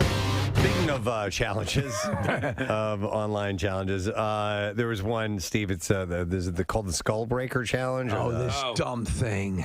Yeah, I saw this a few weeks ago. There was a video somebody had posted a clip of these two girls doing it to it's all over girl. TikTok, yeah. Yeah, but this was a couple of weeks ago. That supposedly, and the story was the girl was like special needs, and they were bullying her, and but anyway, so that turned me off to it immediately. But yeah, anything that talks about breaking your skull in a challenge, I may want to pass on. But have you seen what this is? No, I only saw the. That there's like a big up in arms about this. Yeah, so it's three people. Two people are in on it, one person isn't. So you stand side by side, you're facing a camera, and the idea is the two people on the outside jump up in the air, and then after they jump, the person in the middle jumps by themselves up. And I guess they tell them, they give them some kind of setup to make them do it. And as the person in the middle jumps up, the other two knock their feet out from underneath the person in the middle. And I mean, like why? Face plant. I mean, we're talking. That's not cool. Broken neck, broken, nose, whatever. Really nasty falls that can happen. And that's apparently a thing right now. Oh man, a local kid got injured having this happen. Well, and skulls have been cracked. Yeah. So that's part of the deal. And I mean, you're doing it on concrete and stuff like that. Yeah. I'm honestly sick of these goddamn things with eating Tide and all this stuff. And it's like. Come on. Yeah. Well, I mean, have you guys seen the invisible string trick? That one? Describe it. All right. Okay. So I wasn't sure if you've seen it. No, I have not. No, you take somebody, you sit them down in front of you, and you act like you have a string. Oh, I have seen it. Yep. Okay.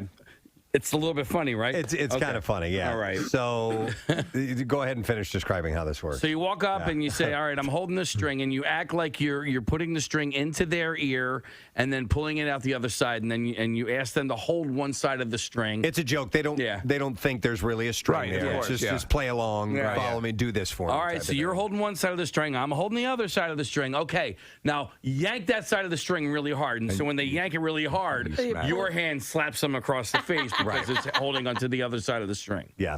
So it's similar to that is funny, but you're not gonna smash someone. There's one that involves also with the AFV has videos of it constantly with trying to catch the dollar or the card against the wall with their forehead. You've seen that. Yes. My son tried to do the string one to me. Right. And I go, I've already seen it. And then he's like, no, you got to do it. I go, but I've seen it. Yeah. He wanted so bad for you to do it. Oh, so guess what he did? He just slapped me across the face. Why not just cut out the whole act? Just and do punch that him in the face. Or, hey, you want to see something? Whap. I've tied an invisible string to the end of this baseball bat, and I'm going to put it through your ear. So yank on it hard. I saw this other one. A mother's been filmed letting her teenage son slap her breasts to the tune of a song as part of a TikTok challenge. What? Uh-huh. No. No. Aiden Ridings, who is 17, filmed the video and uploaded it last week in a strange attempt to gain more followers. The 8-second video starts with the two standing opposite each other as the 2008 hit Undercover Martin by Two Door Cinema Club plays. The teenager dances to the tune before hitting one breast after the other in quick succession in time with the beat. This is his mom, mind His you. mom? Yeah. No, this isn't okay. No. You did This is not okay. You wouldn't let Jace do that, Kathy? And the mom let him do that. Yeah. Let Jace do it to the baby shark. So let's see here. What does it say? He said both he and his mother were happy with the video and they found it amusing. So is this a challenge? Slapping the boobs? It is now. I don't know. We should create listen, I think there's no challenge you could create on social media, especially on TikTok, that somebody would not try to emulate. No matter how patently, obviously, harmful? Dangerous and harmful. Hey, so what about the one that I've been sending you that I want to do with you? I want to do light that one. switch. The switch one, yeah. I hit the switch. It's some song. I don't know what it is. Or I hit the light switch or something like that. And it's just people swapping. So it's two people in the video. The song says hit the switch or I hit the switch. It goes to black for a second, comes back. And then the two people have basically reversed roles. So like people are changing clothes. One is like a father and a son. It's kind of cute. All right, it's a little video. Yeah. Finagling. When do you get to hit someone's breasts? All right. Yeah, when do I get to hit somebody's boobs? What is this? I've never heard the song before. This is the song. So, all right. This is the hit your mom's boobs song. I guess it happens right here. Oh, whap whap. Yeah, that's you can also finger your grandmother. Oh my gosh, Steve! Whoa! Yeah, that's another riff. not. You guys have not seen that? Nope. No. Oh. Not once. Yeah. It's very funny. That's on TikTok? Yeah, TikTok. And I even gave him a kiss on the cheek. We should go home. Yeah. It's called the finger gum gum. Yeah, finger gum gum. Oh. There's gum on my finger. Gum on my finger. Oh my God. Wow. Queen Elizabeth has a reputation for being a bit staid, but the 94-year-old is quite different behind the scenes, according to her biographer. I'm working as an escort. Sally Bedell Smith, author of Elizabeth the Queen, The Life of a Modern Monarch. So how does she let her hair down? Well, Smith tells people that she spoke to an insider at her estate in Norfolk, Sandringham, who said you can hear her laugh throughout that big house. She has a big laugh. Really? So apparently she's cackling and giggling down the hallways all the time.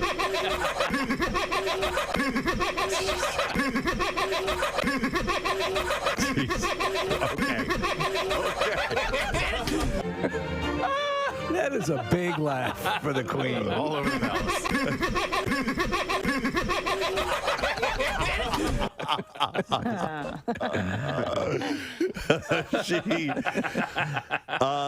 Apparently, while watching a rerun of Prince Charles' 1981 wedding to Princess Diana, she said, "Oh, there's my Miss Piggy face."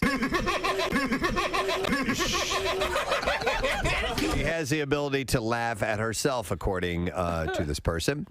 Smith told people that during a shoot celebrating her Diamond Jubilee in 2012, she told the photographer, Barry Jeffrey, to just keep the camera rolling as she broke from the norm. And the Queen proceeded to strike a series of poses, slipping her hands in and out of her pockets, placing them onto her hips, mimicking the stances of a professional model. Tongue between her fingers? Her dressmaker and close confidant, Angela Kelly, had said that, yeah, she was having fun in that photo shoot. I'd love to see that. They said they stood in disbelief. The Queen was a natural, Kelly marveled. Barry and I felt like we were experiencing something really special, a moment never to be repeated. There's great footage of her on the set of Over the Top, where she is. Was she the final battle? She was the final battle. She put a crown on backwards. I need to go back and read the cast from that movie because I've forgotten how many people were in cameos. that. Yeah, well. I did see it was like a Reddit thread recently, and someone was talking about which way you face during the shower when you take a shower. Oh, okay. And so they were saying that when not All I washing, did was get out of the shower. not washing their hair, they face forward. When they are washing their hair, they face with the shower to the back. And I assume this is a woman who may not wash her hair every day. She has long hair, so some women don't. My hair is moderate length. But I didn't know. I'm spinning around constantly in the shower. You're doing like spins. I face towards, I turn back. I have One Direction. I turn back. You do One Direction, and I perform. This is my first I've ever heard of somebody facing one way in the shower. I perform songs from One Direction too. No, so actually, it's actually because of the construction of the shower. So my bath, I have my own bathroom. When we bought the house, it was more like there was a tub with a. With a curtain that went across, and it was so. My brother-in-law built a shower stall, a walk-in shower. Right. So, but it's shallow. So, if I were to stand, my shoulders might be touching both sides. So I turn to the side, and I have the shower. Oh, okay. So I'm facing the glass. I'm facing the wall. I'm facing the four cats looking at me naked. But let me ask you this: when you get out of the shower, do you immediately wrap yourself in a towel? I do not. Oh my God! I dry off in the shower. Oh, me too. I do. I do. I don't wrap in a towel. When I lived at home with my mommy, and I had no concept. Mommy, come dry me. I had no concept of what people did around the house. Like I used to use 2 towels every single time. Like now I use 1 towel and I use it a week. For like a week. Yeah.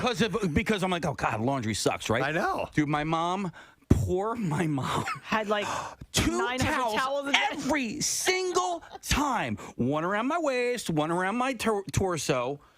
I have a completely separate question because Kathy said with drying the hair and getting too hot and sweaty.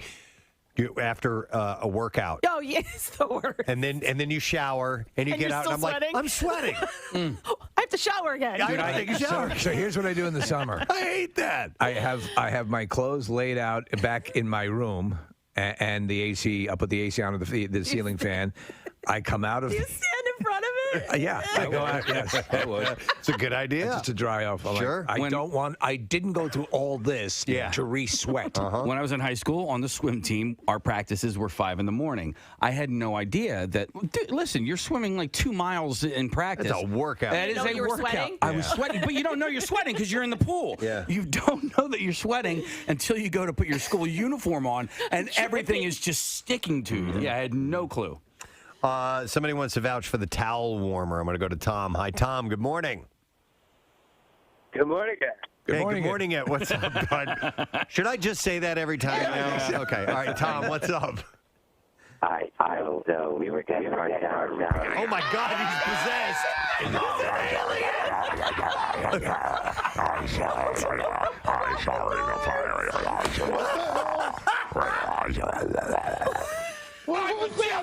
Tom? What happened?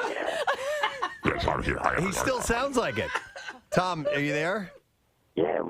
Oh, my God. Your connection is horrible, Tom. WMMR goes into lockdown. I put my towels in fire. Coming to kill all of you. I bathe in the river Styx, which is molten fire. Oh, my God. That is the most terrifying phone line I've ever heard. I feel like we need to get clips from him. Let's see if it clears up. Tom, are you still there? Yeah. Oh, my God. I'm still here. Is it better now? He's calling from Jupiter. Wow, Tom, your phone line. Your phone line sucks, bud. So. Oh, man. But it's awfully entertaining. Call back another time. Wow, that was bizarre. Your mother is in here with us. And it's Linda Blair. We'll take another trip, a little tiptoe into the world of the bizarre. Now, WMMR presents Preston and Steve's Bizarre File. All right, we're going to begin with a pretty disturbing story. Police discovered 2 containers Saturday in a backyard in suburban Chicago, a few days after a man told investigators that the bodies of his mother and sister were buried there years ago. The man and a brother were also arrested, though no charges were filed while police tried to confirm the identities of the remains. Some autopsies were planned. The investigation began after officers were called to a conduct wellness check Thursday at the home, and officers found the home filled with debris and feces and no running water. Jeez. The 2 brothers were living there. One brother disclosed that their mother, who was in her 70s, had died in 2015 after their sister pushed her down the stairs. That man said the sister died in 2019 after an illness. One of the brothers said that the bodies were buried in the yard for financial reasons. The state has no record of the women's deaths, either one of them. The brothers were staying at a hotel while police worked at the property. During the dig and before their arrest, they were sitting in chairs under a tree down the street. And that's all there is to the story as of now. These guys look like they're, and they were hoarders, obviously, from what you said. The house was in complete disarray. Yeah. But they looked exactly like the kind of people who would do this. Yep. So we'll see what charges will come of this. A Colorado woman charged with hiding 26 children behind a false wall at her daycare center was found guilty of child abuse and other charges on Thursday. 26 children behind a false wall. Yeah, Carla Faith was convicted on 26 counts of misdemeanor child abuse and other things. One of her employees also was convicted of 26 counts of child abuse. Police went to Mountain Play Place in November 2019 after getting reports that it was caring for more children than allowed, although Faith repeatedly told an officer no children were there. The officer could hear children's music and a child's cry from the basement. No, don't pay attention to that. Another officer discovered a small seam separating a false wall from an actual wall. Gee. Why? I don't know. Many of the children had soiled or wet diapers and were sweaty and thirsty. Oh, my God. So they weren't allowed to be caring for as many as they were, and I think they were just illegally trying to get more money, from people from the state. Yeah, or from parents who were having them stay there. I don't know. So they've been busted. Here is a follow-up story from last week. A solicitor accused of using syringes to inject blood into food at 3 West London supermarkets has appeared in court. Leo El Gharib is charged with contaminating or interfering with goods with intent at 3 stores: the Tesco Express, Little Waitrose, and Sainsbury Local. So in England, you cannot inject blood into food at a store. It is indeed illegal. Okay. The 37-year-old did not indicate a plea deal at the court. They heard that the defendant is alleged to have entered the Waitrose store at 7:30 with syringes filled with blood. Was accused of using the syringes to inject food items with blood. The defendant is also accused of doing the same in the nearby Sainsbury store, as well as throwing eggs before going on to inject more items in Tesco Express. I need a change up. I'm going to throw some eggs. And then he was arrested. El Gharib was a practicing solicitor, the court was told, who ran his own legal consultancy business. So he's a lawyer. And was a man of previous good character. The precise contents of the blood were not known. If you've been arrested for injecting blood into food or throwing eggs, I'm your lawyer. Yeah, so I don't know what the story is. I don't know why the guy did what he did, but... Maybe stress? They're going to try to find out about it. It might have been. Oh, this is messed up, man. A man operating a tractor mower is accused of dropping the mower blades on a 6-foot alligator and destroying an active gator nest in Daytona Beach. Come on. To investigators with the Florida Fish and Wildlife Conservation Commission. They were called to the property for an injured alligator. A witness told wildlife officials he saw a large tractor with a mower attachment clearing brush around the retention pond. The witness stated that he saw the driver scare off a 6-foot alligator by hitting the water with the mower blades and then continue on. However, the alligator crawled back onto the bank, and the tractor operator then turned around and drove back toward the creature. The witness said the driver again tried to scare the alligator back into the water, but when the alligator moved farther up the bank, the driver dropped the mower deck on top of the gator. The alligator went back into the water where an FWC officer found it suffering from mortal wounds. The witness captured the whole incident and turned the video over to investigators, and the video shows the mower blade drop onto the gator's back twice. The report shows that the mower blade was also dropped into a debris pile that contained an active alligator nest, destroying several eggs. That's horrifying. The alligator had severe head lacerations and deformities to the skull and eyes, and also had deep cuts on its back, legs, and tail. The officer wrote that it was still alive but had no use of its rear legs, so the gator was humanely euthanized. The driver of the tractor, Stephen Deriff, is charged with 3 counts of killing or capturing alligator eggs and 1 count of intentionally killing an animal with excessive or repeated infliction of unnecessary pain or suffering. So, yeah, it was terrible. An 84-year-old man was sentenced to consecutive life sentences in Wisconsin on Friday after a DNA match in 2019 helped investigators solve a pair of more than 4-decade-old cold case murders. I love hearing when they're still able to take these cold cases. The bitch of it is he's already lived most of his life. And through the DNA evidence, they were able to track it down. But I mean, yes, that's true. But they get the guy, the family gets some closure. Yes, you know. it's important. Raymond Van Woonhoven was convicted last month of murdering 25-year-old David Schultz and 24-year-old Ellen Matthews in northeastern Wisconsin on a campsite in July 1976. Schultz and Matthews, an engaged couple, had set up their campsite. They were about to go for a walk when 2 shots from a .30 caliber rifle rang out. One of the bullets hit Schultz in the neck, killing him. Matthews then ran, but Van Woonhoven eventually caught up to her, raped her, and shot her twice in the chest, according to investigators. So the case went cold for decades, but investigators worked with DNA technology company Parabon Nanolabs in 2008 to try and identify a DNA sample from Matthews' shorts. The company uploaded the DNA evidence to public genealogy database GED Match and came back as a match for the family. To get Raymond's DNA, 2 police officers knocked on his door in March of 2019 and asked him to fill out a survey on policing and then mail it to the department. DNA from the licked envelope came back as a match to the evidence from the scene, and he was arrested 8 days later. That's awesome. So with all of these genealogy sites and all this increasing database, they were able to narrow down the family and then go and find him. At Friday's sentencing, the judge said that he handed down consecutive life sentences due to the depraved and unspeakable nature of the crimes.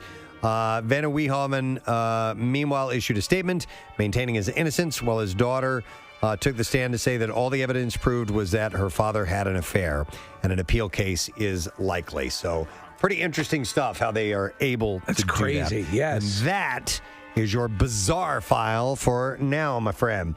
All right, we'll take a break. When we come back, let's see what you know about the show today. We'll have the lesson question, and of course, trash and music news are coming up as well. So make sure that you stay with us. We won't be gone long.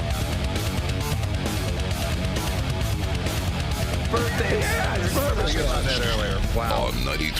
All right, let me see. We're going to have to wrap up here in just a second, right, Case? No sad bro coming up. No sad dough, no sad bro. Hang on a second here. I'll go to Sean real quick. Sean, good morning. It's shower time. It's shower time, bitch. All I did was get out of the shower. William Shatner and his ex-wife Elizabeth are dividing up everything in their estate, from dogs to land to ashes of exes to horse semen. Wow. TMZ reports. Okay, yeah, because he loves it. He's a breeder. Yeah. He loves He puts it in his cereal. Love horse semen. I tell you, I love it in my cereal. It's so thick and creamy. Wow. There's just something about waking up to horse jizz. Oh my God.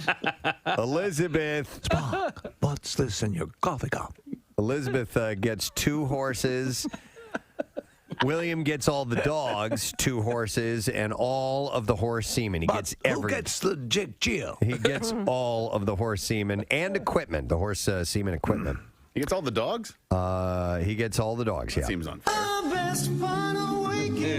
Semen? It's horse semen in my big, piping hot mug of coffee. And these are per the papers obtained by TMZ. Elizabeth gets... Yes, I'd like a bear claw and a coffee with horse semen. You don't have horse semen? You don't know how delicious it is in a cup of coffee? So Elizabeth, gets a Malibu and a Versailles, Kentucky home. By the way, in Kentucky, it's pronounced Versailles, not Versailles. Plus her family farm in Indiana, while he gets a ranch and their Studio City home. But I got the semen, correct? He gets all the semen. Their agreement also spelled out animal visitation rights because they don't have children. So Preston, you know what I love to do? I love to drink horse semen through a crazy straw. Crazy straw. Through a crazy straw. It looks wild. Yeah, I can imagine. Wow. All right, we're going to leave with this. Johnny Depp has launched a $50 million defamation suit against his ex-wife Amber Heard. He claims she lied about him abusing her and furthermore claims that she cheated on him within 1 month of their marriage in 2015 with Tesla founder Elon Musk. He claims that Heard... I have proof. He claimed that Heard received late-night visits from Musk. Where did you get that segue? At the at the L.A. Bitch, where'd you get this segue? He got... What's with all the rockets? She had late-night visits from Musk at their L.A. home. I'm a cowboy! That Depp and Heard shared while he was traveling. Are you a cowboy or a pirate? Make up your mind. Pie boy. A pie boy, okay. A pirate. The 55-year-old suit against his 32-year-old ex reportedly stems from an op-ed that she wrote for the Washington Post in December, in which she said, I spoke up against sexual violence and faced our culture's wrath. That has to change. His career, he claims, has been damaged by the allegations and led to him being dropped from his lucrative role in the Pirates of the Caribbean films. I think actually if he had just let this go, he'd draw less attention to it. Mm-hmm. By engaging in this, he's drawing more attention to it. Kind of let it just go inert. But who would have read that op-ed piece? Yeah, but you know what? But the thing is, if he truly is innocent of all of these things, thank you. It doesn't matter if he lets it go because 1 year, 2 years, 5 years, 10 years, 20 years down the road, that's going to be his legacy, and I guess he doesn't want to stand for that. If indeed he is, can I tell you something? Yeah, I love you, roast beef. Thanks. Thank you, Preston. The claim adds Ms. Heard is not a victim of domestic abuse. She is a perpetrator. She is a perpetrator. Yeah, Depp report. What? I don't know. I was just waiting for a Yosemite Sam moment. I don't know what that was, but it was, because of the classic Johnny Depp Yosemite Sam. Yeah, well, it was a cowboy thing. Oh, okay, I got you. I mean, really, any moment is a good Yosemite Sam. He's been a pirate, too. Yes, he has been a pirate. I don't think that you can go wrong with Yosemite Sam. It's just perfect. Let me know if there's anything else you're waiting for, and I'll set you up, okay? All right, good. All right, cool. Yeah. Mr. Depp's actions prove that he is unable to accept the truth of his ongoing abusive behavior. This is according to, the other side. Yes. But we've seen what appears to be damning video of him going on a tirade. And, in the tirade, he's just slamming things down. Where are the Cocoa Puffs? He's not actually being physical with her. Doggy. Little doggy. He looks so. It's just him waking up, and he's in a bad mood. His mother. He's wearing a cowboy hat. Did his mom just die? I don't. Yeah, I think so. It might have been shortly after that. But yeah, he's wearing the cowboy hat and sunglasses, and he's just. Yeah. Where are my spurs? Yeah. He's got his cap gun 6-shooter. Where are my spurs? I don't want to look like some cowpoke. She's always leaving them laying around somewhere. He can't find them. They're supposed to be. God damn it! I just stepped on my spurs. Here they are. They're supposed to be Give me my spurs. Supposed to be in the laundry room. Look at that. Yeah. They're walking over on their own. I guess so. I got the new ones from Nike. They're autonomous. Boy, ladies and gentlemen, what a treat. filling in for Pierre Robert. Your midday excursion today will be hosted by the man about town, Bill Weston. God, talk about setting the bar really low. When's the last time you've done a music shift? I did a 6 to 10 Saturday morning show like 5 or 6 months ago. Okay. I came in and got off before you guys were up. By the way, I remember there was one. You get good feedback. You know, people enjoy hearing you on the air, and obviously you're no neophyte to this. So, I follow the program director's credo called Tight and Bright. Tight and Bright. How long were you a jock? Oh, gosh. Maybe 10 years. Okay. Yeah. Was it most of that in Buffalo? Most of that was Love Lines, Nick. I did top 40 in Erie, the worst 2 years of my life. I did a couple years on a rock station in Buffalo, best years of my life. And then started getting into programming because I realized I was an okay jock, but I was probably a better programmer. Okay. Yeah, you're a great programmer. I have a question about, we have this thing, it's called the Zeta system, which is the software system that has all the music and commercials and all that stuff. You know how to run it pretty well? Yeah. Yeah, pretty much. There's the amount of dead air that Pierre manages to eke out of that system? Because truth be told, I couldn't run this. There's no way. Casey does all the. I just hit the buttons to put everything in motion. If I had to do this on my own, I wouldn't be able to do it. Well, yeah, Pancake will I don't do it enough. But Pancake, you got a great producer. Yeah, and you know what? Following you up there. Chuck schedules a lot of stuff, and Todd in promotions. And if you don't change it, if you kind of run it the way it's supposed to run, you don't have to do a whole lot. Just stop it and start it, right? So now, are you going to do your usual War of the Roses and Hot Girl Check-In? Hot girl check-in. I'm going to be celebrating National French Bread Day. What is it, like Baguette Day today? We've got these 19-foot loaves of French bread out in the green room, plus chocolate chip cookies the size of manhole covers. You know what? It's also National Ravioli Day, so you can celebrate so we're going to be a big block of songs about ravioli, right? At 12 noon. And Bill... Hi, we're Warren, and we love ravioli. A 10-minute version of Bill's Bulletin. Oh, Instead of Pierre's Planner. Bill's Bulletin. No, we're not going. We're not doing that. Bill's Bulletin. I like that. Oh, boy. We're going to play a lot of music. And then the Farmer Board. There we go. Ladies and gentlemen, Bill Weston with the Bill's Bulletin. Good evening, Mr. America. Mr. And all the ships at sea. Ships at sea. This one goes out to Lottie in Kansas, who's having her hip replacement surgery today. Lottie, we're pulling for ya. Do you want me to run sound effects for you? No, it's good. I will, in honor of Chester Bennington's birthday today, we'll get some Linkin Park on. We're going to do some blocks for The Clash, one of my favorite bands ever. Since we missed out on World Clash Day a couple weeks ago, we're going to make up for it today in a big block of Clash. Did you ever see The Clash perform live? I did not. That is one of my greatest concert experiences. I did see them. Oh, God. I just realized I did see The Clash. Really? You just blocked it out of your favorite band, or you blocked it out of your mind? It was at a stadium. They were at a part of a stadium tour with The Who. That's when I saw it. It was David Johansen, and then The Clash, and then The Who. Yeah. So that was very Rocky V. It was All right, so this is a little bit offbeat, but the Tower of London, we visited that when we went to England a couple of years ago. The Tower of London's Queen Raven is missing and feared dead, according to the staff at the fortress. So apparently they keep this flock of ravens there. And I remember being there and they're huge. They're these big black birds. I remember seeing them. Yeah. I just thought they were... That's why they just kind of, flew in and hung out. But apparently they have a... They cultivate them. Yeah, they I was going to say they grow them there. They grow them there. But they... Do you have any of those crow seeds? The tower usually has 6 ravens at any time, and according to legend, if they ever leave, then both the fortress and the kingdom will fall. Yes. There are currently 7 1, 2, 3, 4, 5, 6. There are 7 in residence. A spokesman said Marlena's continued absence indicates to us that she may have sadly passed away. So that's Marlena. She is the queen. It is a matter of great dress for us, as Marlena has gone missing. As you know, the legend, the kingdom will fall if we do not have 7 crows on Princess at all times. So it is now that I must inform the matters. Thank you.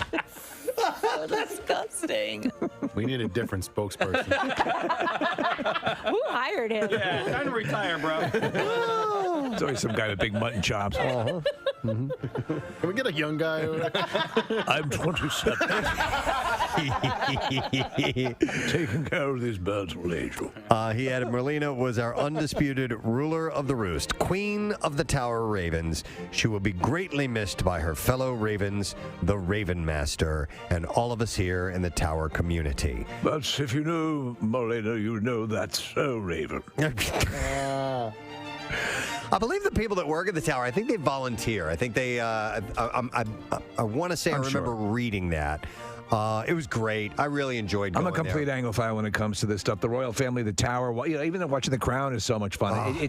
Listen, some people don't get it. I love it. It's a dated concept, but it's pretty cool. There's nothing wrong with that. Yeah. And embracing that and keeping that going. Yeah.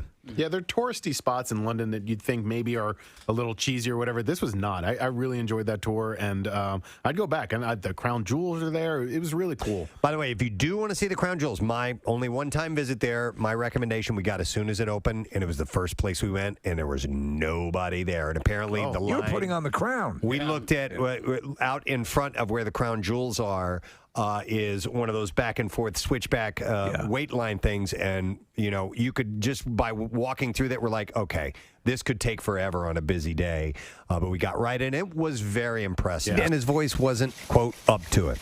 He said he's going to be great because he got vaccinated. He's going to be fine. The nature of this vaccine is that it protects you from going and having tubes down your throat and possibly dying, so you can still get it. He asked fans to send Paul Stanley their best wishes and said that since they found out while on the road, the band members are all quarantined in a hotel. Simmons went on to urge people to please get vaccinated and wear their masks, especially if in public, and reminded people to wash their hands and said do all the right stuff. As for whether Paul will have to quarantine for the at least 10 days, thereby forcing the cancellation of even more Kiss shows, Gene Simmons said, you know what, I won't comment on it because I don't know the specifics, and we're waiting on the doctors to tell us exactly what we can and what we can't do. Everyone on the road with Kiss has been fully vaccinated so far. Paul is the only one who's tested positive. He had to go screw things up. Ron Bushy, the drummer for Iron Butterfly, has passed away. He was 79 years old. TMZ reported that he had been battling cancer. I knew of his work. I was unfamiliar with him and how actually very well respected he was. Yeah, I just know In-A-Gadda-Da-Vida. Yeah. That's it. That's all I know. Bushy was the only original member to appear on all 6 of Iron Butterfly's albums, beginning with 1986's Heavy through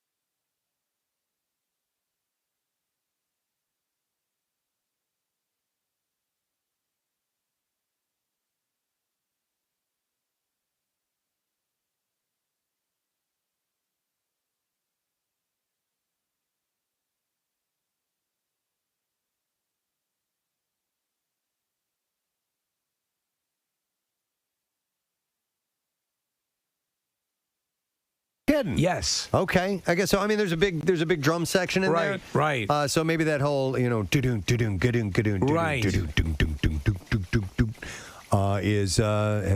was gotten from him. Interesting. So Ron Bushy certainly made his mark in rock music with In-A-Gadda-Da-Vida. That song has been used to great effect, especially in the movie Manhunter. Yes. So that is at the end. Yes. Yeah. It's a great sequence. It's twisted. Yes. Yeah. So sad news there. Eric Clapton, who's been very vocal, isn't backing down from his stance against COVID-19 policies. He previously refused to play live shows that require attendees to prove that they've been vaccinated, and now he's released a politically charged song called This Has Got to Stop. On Friday, the 76-year-old posted his new music along with a video. Some of the lyrics include the lines, "Enough is enough. I can't take this BS any longer. It's gone far enough." Last year, Clapton also made his thoughts about COVID-19 loud and clear with his anti-lockdown song that he'd recorded with Van Morrison, and that one was called Stand and Deliver, so he stays there. Metallica's Lars Ulrich spoke with Rolling Stone magazine about drummer Charlie Watts. He said that he was personally hit hard with the news of his death. As a Stones fan, he called it the end of an era within that band because he was the only drummer that ever recorded with them, at least in the main drummer role. We heard last week when we were talking about that a few people did step on in some just tracks. about 30 or 40 other people. Like you can't always get what you want and so on. He called Watts the driving force behind the Rolling Stones. He said he was such a significant part of their sound. In a band where the spotlight would go to especially Mick Jagger and Keith Richards, a lot of people truly didn't understand how valuable he was.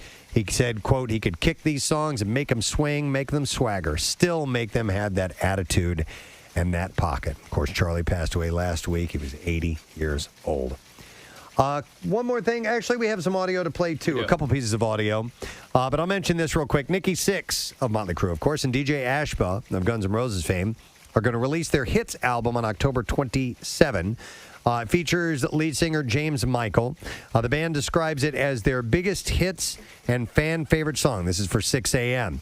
3 days before the album comes out, Nikki will also release a new memoir, which is called The First 21, How I Became Nikki Sixx. So he might have another hit with Now, he's apparently, Preston, has, we'd seen him recently, and he looked a little pudgy, as we say. He's apparently trimmed down and looks pretty much like his old self. Nice. We mentioned this last week. We're going to play a clip of Nandi Bushnell, 10 years old, might be 11 now, I'm not sure. She's a drummer, social media star because of her outrageous. She's number one, she's a really good drummer. Number two, she has so much fun. She screams and yells when she plays. And her and Dave Grohl have built a relationship. They did a little back and forth thing last year. And Foo Fighters had her up on stage to play. Yes, he introduces her before she comes out, and then she plays with them live on stage. This person inspired me last year so much, and I'll tell you why. Because in a time where you would pick up your phone or turn on a computer and all you had was bad news, for that one day, you could pick up your phone and see this connection between two people that have never met making music together and spreading joy and love all across the world. So ladies and gentlemen, would you please welcome the most badass drummer in the world, my new friend, Nandi. Everybody gotta say that, Nandi. So they bring her out, and they played Everlong. Yes. Not an easy song to play. It's a very, very fast song. It's very fast tempo. So this is her playing something.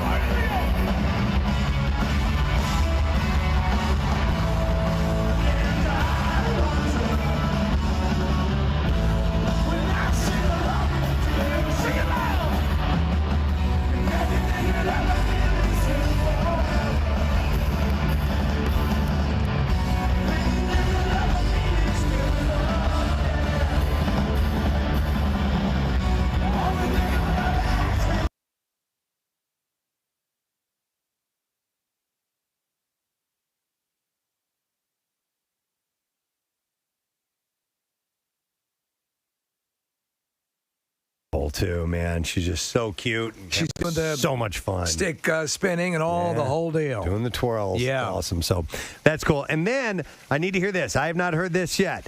This is a William Shatner creation, right? Yes. Now you and I are big fans of the work that William Shatner has done with Ben Folds. Oh man, it's great stuff. So he's done something, I guess, with Joe Jonas. A lot of it he speaks. Is he singing on this? He or is speaking. Okay. We don't have that. No, I'm waiting for it. Okay, we'll have that sent over. Kill a little bit of time.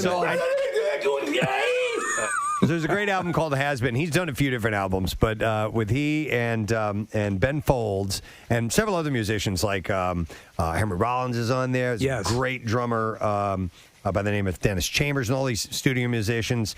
And some of it is deep, interesting poetry, believe it or not. Others are goofy, fun stuff that he just writes. And some are really beautiful pieces of music and everything. So I'm interested to hear this. So he had mentioned something last time we had him on about new music. Right. I think the first one he did with Ben Folds, it was Fear of Pop, right? I'm not sure. Yeah, because there's a song on that is always on my various mix files or tapes or whatever. And it's spoken word, and he's playing this sort of really gigolo type of guy, but it's just a great song. All right, this is called Clouds of Guilt with Joe Jonas. Yeah. So let's hear a little bit of this. Clouds of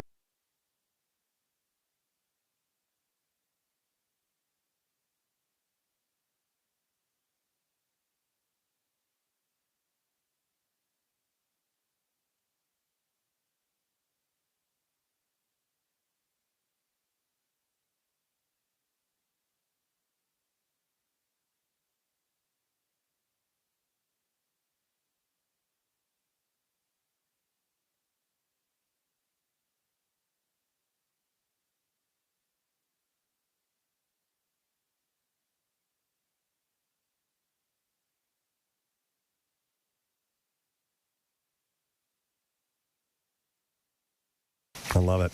All right, and that's music news. We are going to take one more quick break. Come back in a second. We'll get the first letter for the Word of the Week prize this week. I'll tell you about that prize. Hang on. What's happening? I'm scared. I didn't have my my music bed. Hold me. Ready to go. That was the little production element that ends the music bed after it surges. I bring the volume up. It's going to be big great. presence. Yeah. I know I'm killing time till he can fill it out here. So, and there it is. We're going to take a break. We'll get the letter of the day for the Word of the Week prize. When we come back, Pierre will have that for us. We'll tell you about the prizes. The music's going to surge now, and then you're going to hear this little thing play and take us out to the commercials. On 93.3 WMMR. See what I mean? It's the annual tradition. That's pretty cool. The Raven Master, Christopher Scaife, said that he would be taking some time to mourn Merlina.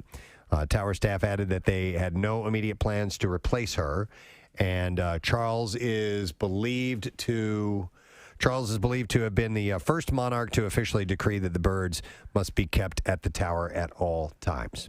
So one of them's gone. And, apparently when numbers fell to just a single Raven Guard, Winston Churchill had ordered that the flock, which is known as an unkindness, that's a flock of ravens. An unkindness. Yes, was increased to at least 6. We want to increase the flock. Yes, in 2018, the tower launched. Get the flock out of here. A raven breeding program. Quoting Lethal Weapon 2. After history. Of course. Yes. What did the shepherd say to the other shepherd? Winston Churchill was a visionary. Was it? I was in the first one, Winston. I'm sorry. I will have to throw that at you. But anyhow, it was becoming increasingly difficult to source the birds. So, all right. And that's all I have time for, I guess, in my thing that I just did. What was it? The junk drawer. Whatever that was. And that wraps up tonight's thing that I just said. I'm Tom Brokaw. It's called the news. We were talking about checking our mental health earlier. Yes. If you've been feeling stressed out, you may want to scream, and you should, as it could help you feel better. So we had the discussion about Primal Scream Therapy and the song Shout by Tears for Fears. And the jury's still out as to whether or not that was actually a song about Primal Scream Therapy, but it used to be all the rage for a while. Yes. Avi Klein, a psychotherapist, says, I think every emotion... You should do it! we feel... A little reverb on that, please, when if you're... You should do it! It's so therapeutic! He says, I think every emotion that we feel has a kind of correlating action that goes along with it. It feels really good or even healthy to discharge that emotion. John Norcross is a professor of psychology at the University of Scranton and says that no matter how you vent your feelings out, Mother, I have a strange discharge. it's a good way to relieve tension. Can you hit that again, please? Mother, I have a strange discharge. Okay. Klein notes that simply screaming won't face your issues.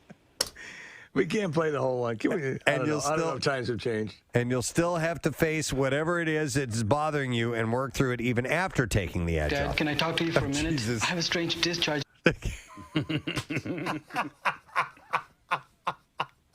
I'm just clipping the. Well, yeah, the rest of it tells where the discharge came coming from, yeah. And that's when Bill gets a little nervous. It's actually worse this way. Is it? I think, but by his reckoning, it would probably be better. Well, maybe he got let out of the army and it was strange, and he got a strange discharge, and he wasn't. Dad, can I talk to you for a minute? I have a strange discharge. I'm sorry, I was trying to read a book here, but yeah, please tell me about your drippy weenie. Yes. Can I finish my steak first? Dad, can I talk to you for a minute? I have a strange discharge. Wait, I nailed it so much better. I'll have to edit that down. I want to hear discharge. All right. Dad, can I talk to you for a minute? I have a strange discharge. There we go. Nailed it. Nailed it. And then. Mother, I have a strange discharge. What would a normal one be? What would a non-strange discharge be? You know? Yeah. I have froyo coming out my ass. That's pretty strange, but probably more acceptable.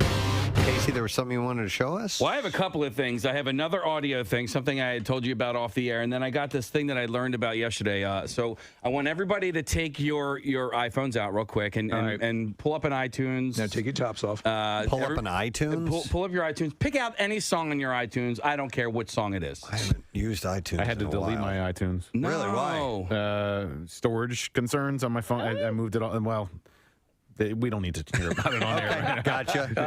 It's a porn thing. Yeah, way too much porn on my phone. Pull up anything you're saying? Anything, and also take your headphones off real quick. Well, just in a second, you're gonna have to take your headphones off. Okay. Does it matter what song I choose? No, it does not matter. Song? Whatever song you want to hear. Well, now I got to go through and find a song I want to Took the hear. first one that came up. All right, I got one. All right, you got one? All right, so take your headphones off. Yeah. All right. Yeah. All right, now press play on your iTunes and stick the speaker part of your iPhone in your mouth like this. Okay. And close your lips over it. What the hell is going on? Seriously.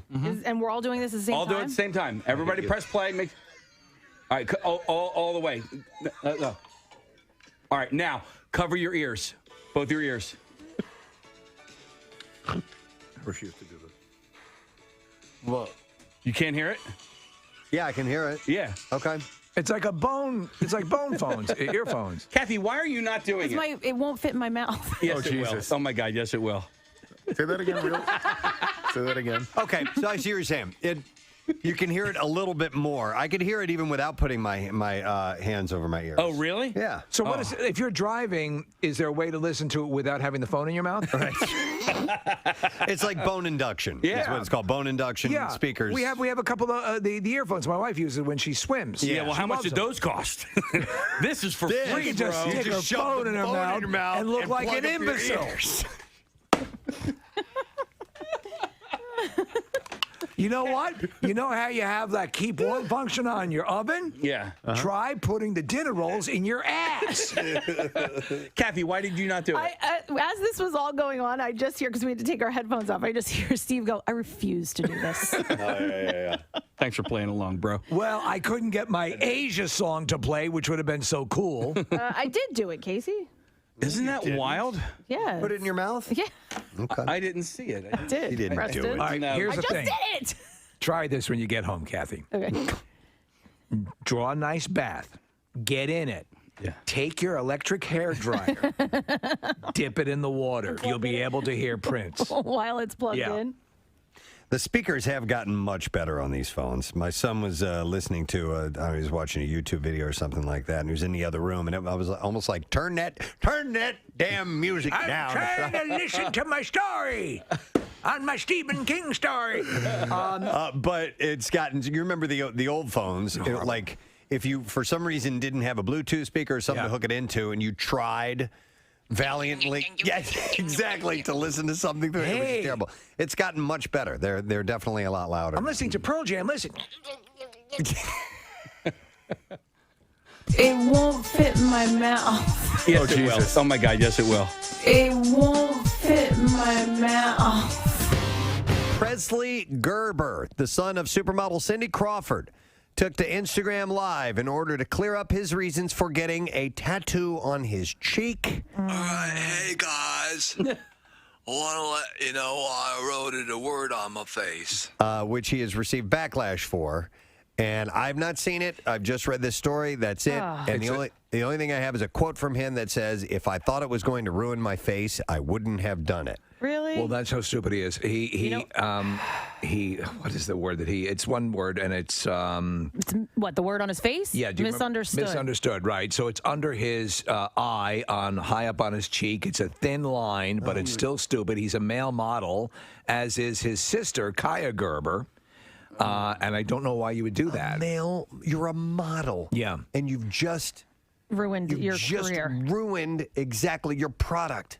Oh my God. Now he has tattoos. He's got a lot of tattoos. He has no tattoos on his face. He's got some on his neck. Yeah. All over his hands. Yeah. I mean, I don't know. Okay. Did you see Amber Rose? Amber Rose has a tattoo along the top part of her, highest part of her forehead. Her hairline? Yeah. Okay. So her head's always shaved, and it's sort of calligraphy. It looks lovely. But what are you going to do with that? I couldn't even read what it said, but it's big. Okay. I'm sort of coming around on face tattoos. You going to get one? Though. I wouldn't want any of my children to. Listen, if you're, I met these guys at the tattoo convention, right? They were the coolest guys. They were smoking cigarettes. they were smoking cigarettes, and they were wearing leather. I was like, wow, man, can you blow smoke rings? One guy, and they listen to the show. Their guy's name is Dave. Yeah. He's got a he's got a D that's kind of like tattooed into his beard line. For Dave? For Dave.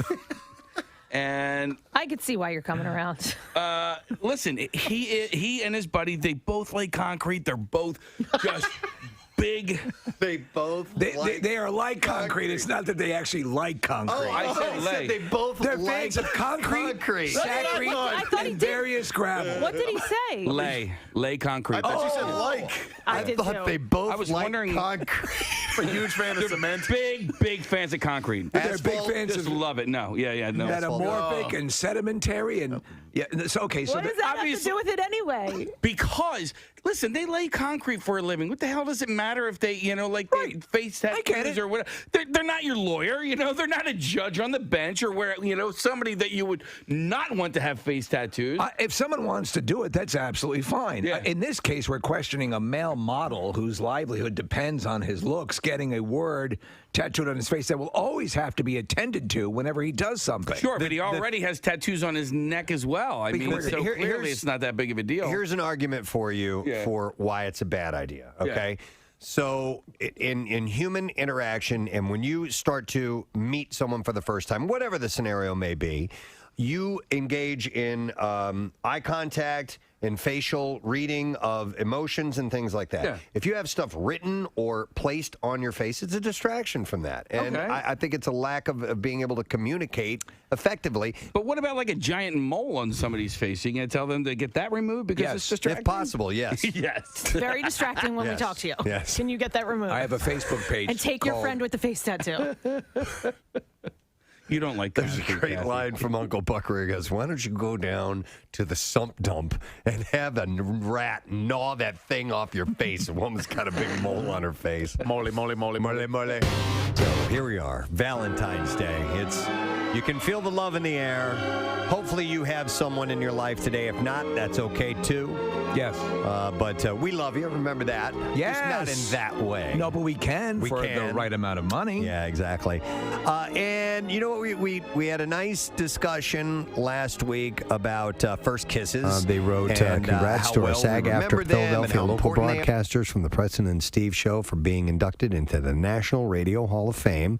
And they wrote, well deserved. Wasn't that cool? It's very cool that people have been stepping forward. It's been very nice. Our union, and I understand Zack Snyder was also commented. Did he post something cool? I think so. That's the word. And Bert Kreischer and nice. Everyone, a lot of people helped. Kevin Smith. It's very nice. Rob and Caitlin.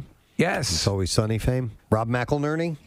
Yep. Yeah. Do you see who? Did anybody ever address that besides Bert? us? Yeah. No, I don't think Okay. so. But Rob and Caitlin were both hanging out with Ryan Reynolds yesterday. They were rooting on Wrexham AFC. I know.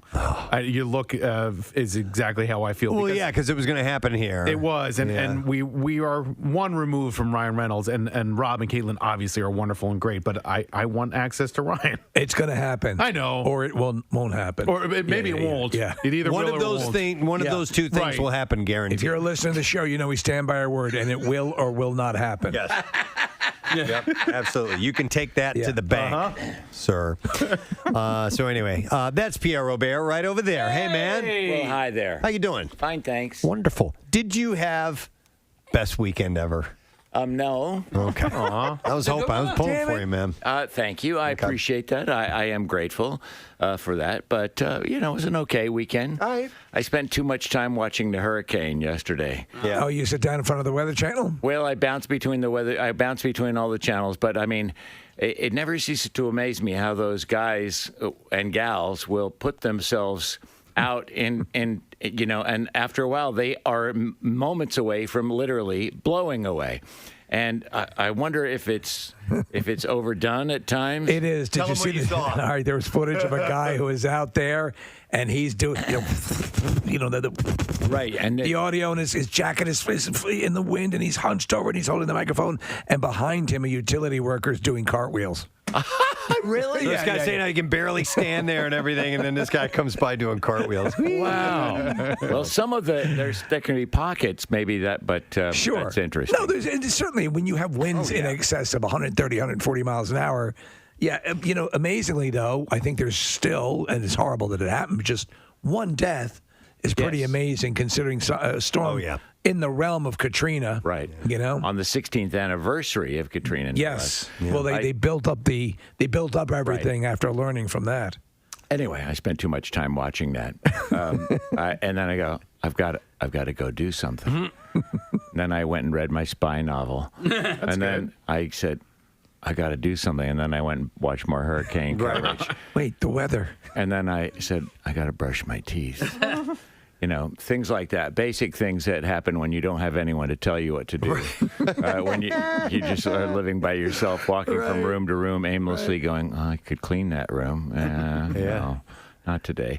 Yeah, things like that. I know what you mean. Yeah. Yep, absolutely. Well, you don't because you're surrounded by people. Not really. So this summer we bought the house. Privilege. Right. Yeah. So my family was down there, so I spent a lot of time alone. Oh, okay. And I found that I more often than not was not doing anything, was not doing things.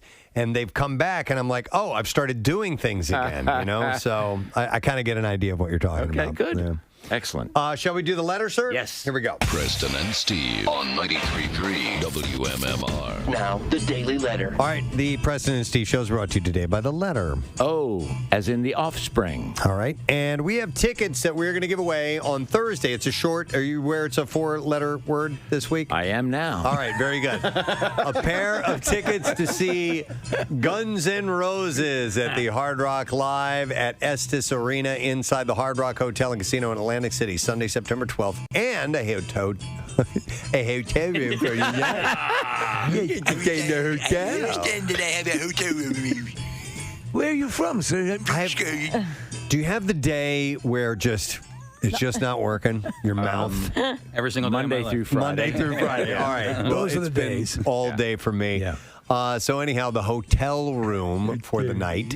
And this is the closest you're going to get to seeing them in a club-sized venue. Tickets for the September 12th show are on sale now, and info at hardrockhotelatlanticcity.com. So we'll give that away on Thursday, just letting you know about that. So what's up in your program today, sir? Workforce blocks of the Cars, Bruce Springsteen, and Rob Zombie. Should be nice. We shall enjoy. I want to thank our sponsors, Preston and Steve Show, brought to you today by Duncan, the official coffee of the Preston and Steve Show, and also by Citadel Credit Union, committed to building strength together to build a better future for us all. Tomorrow's program, it's a Tuesday, so we'll give away a Preston and Steve tattoo, and we'll see what else we can get into as well.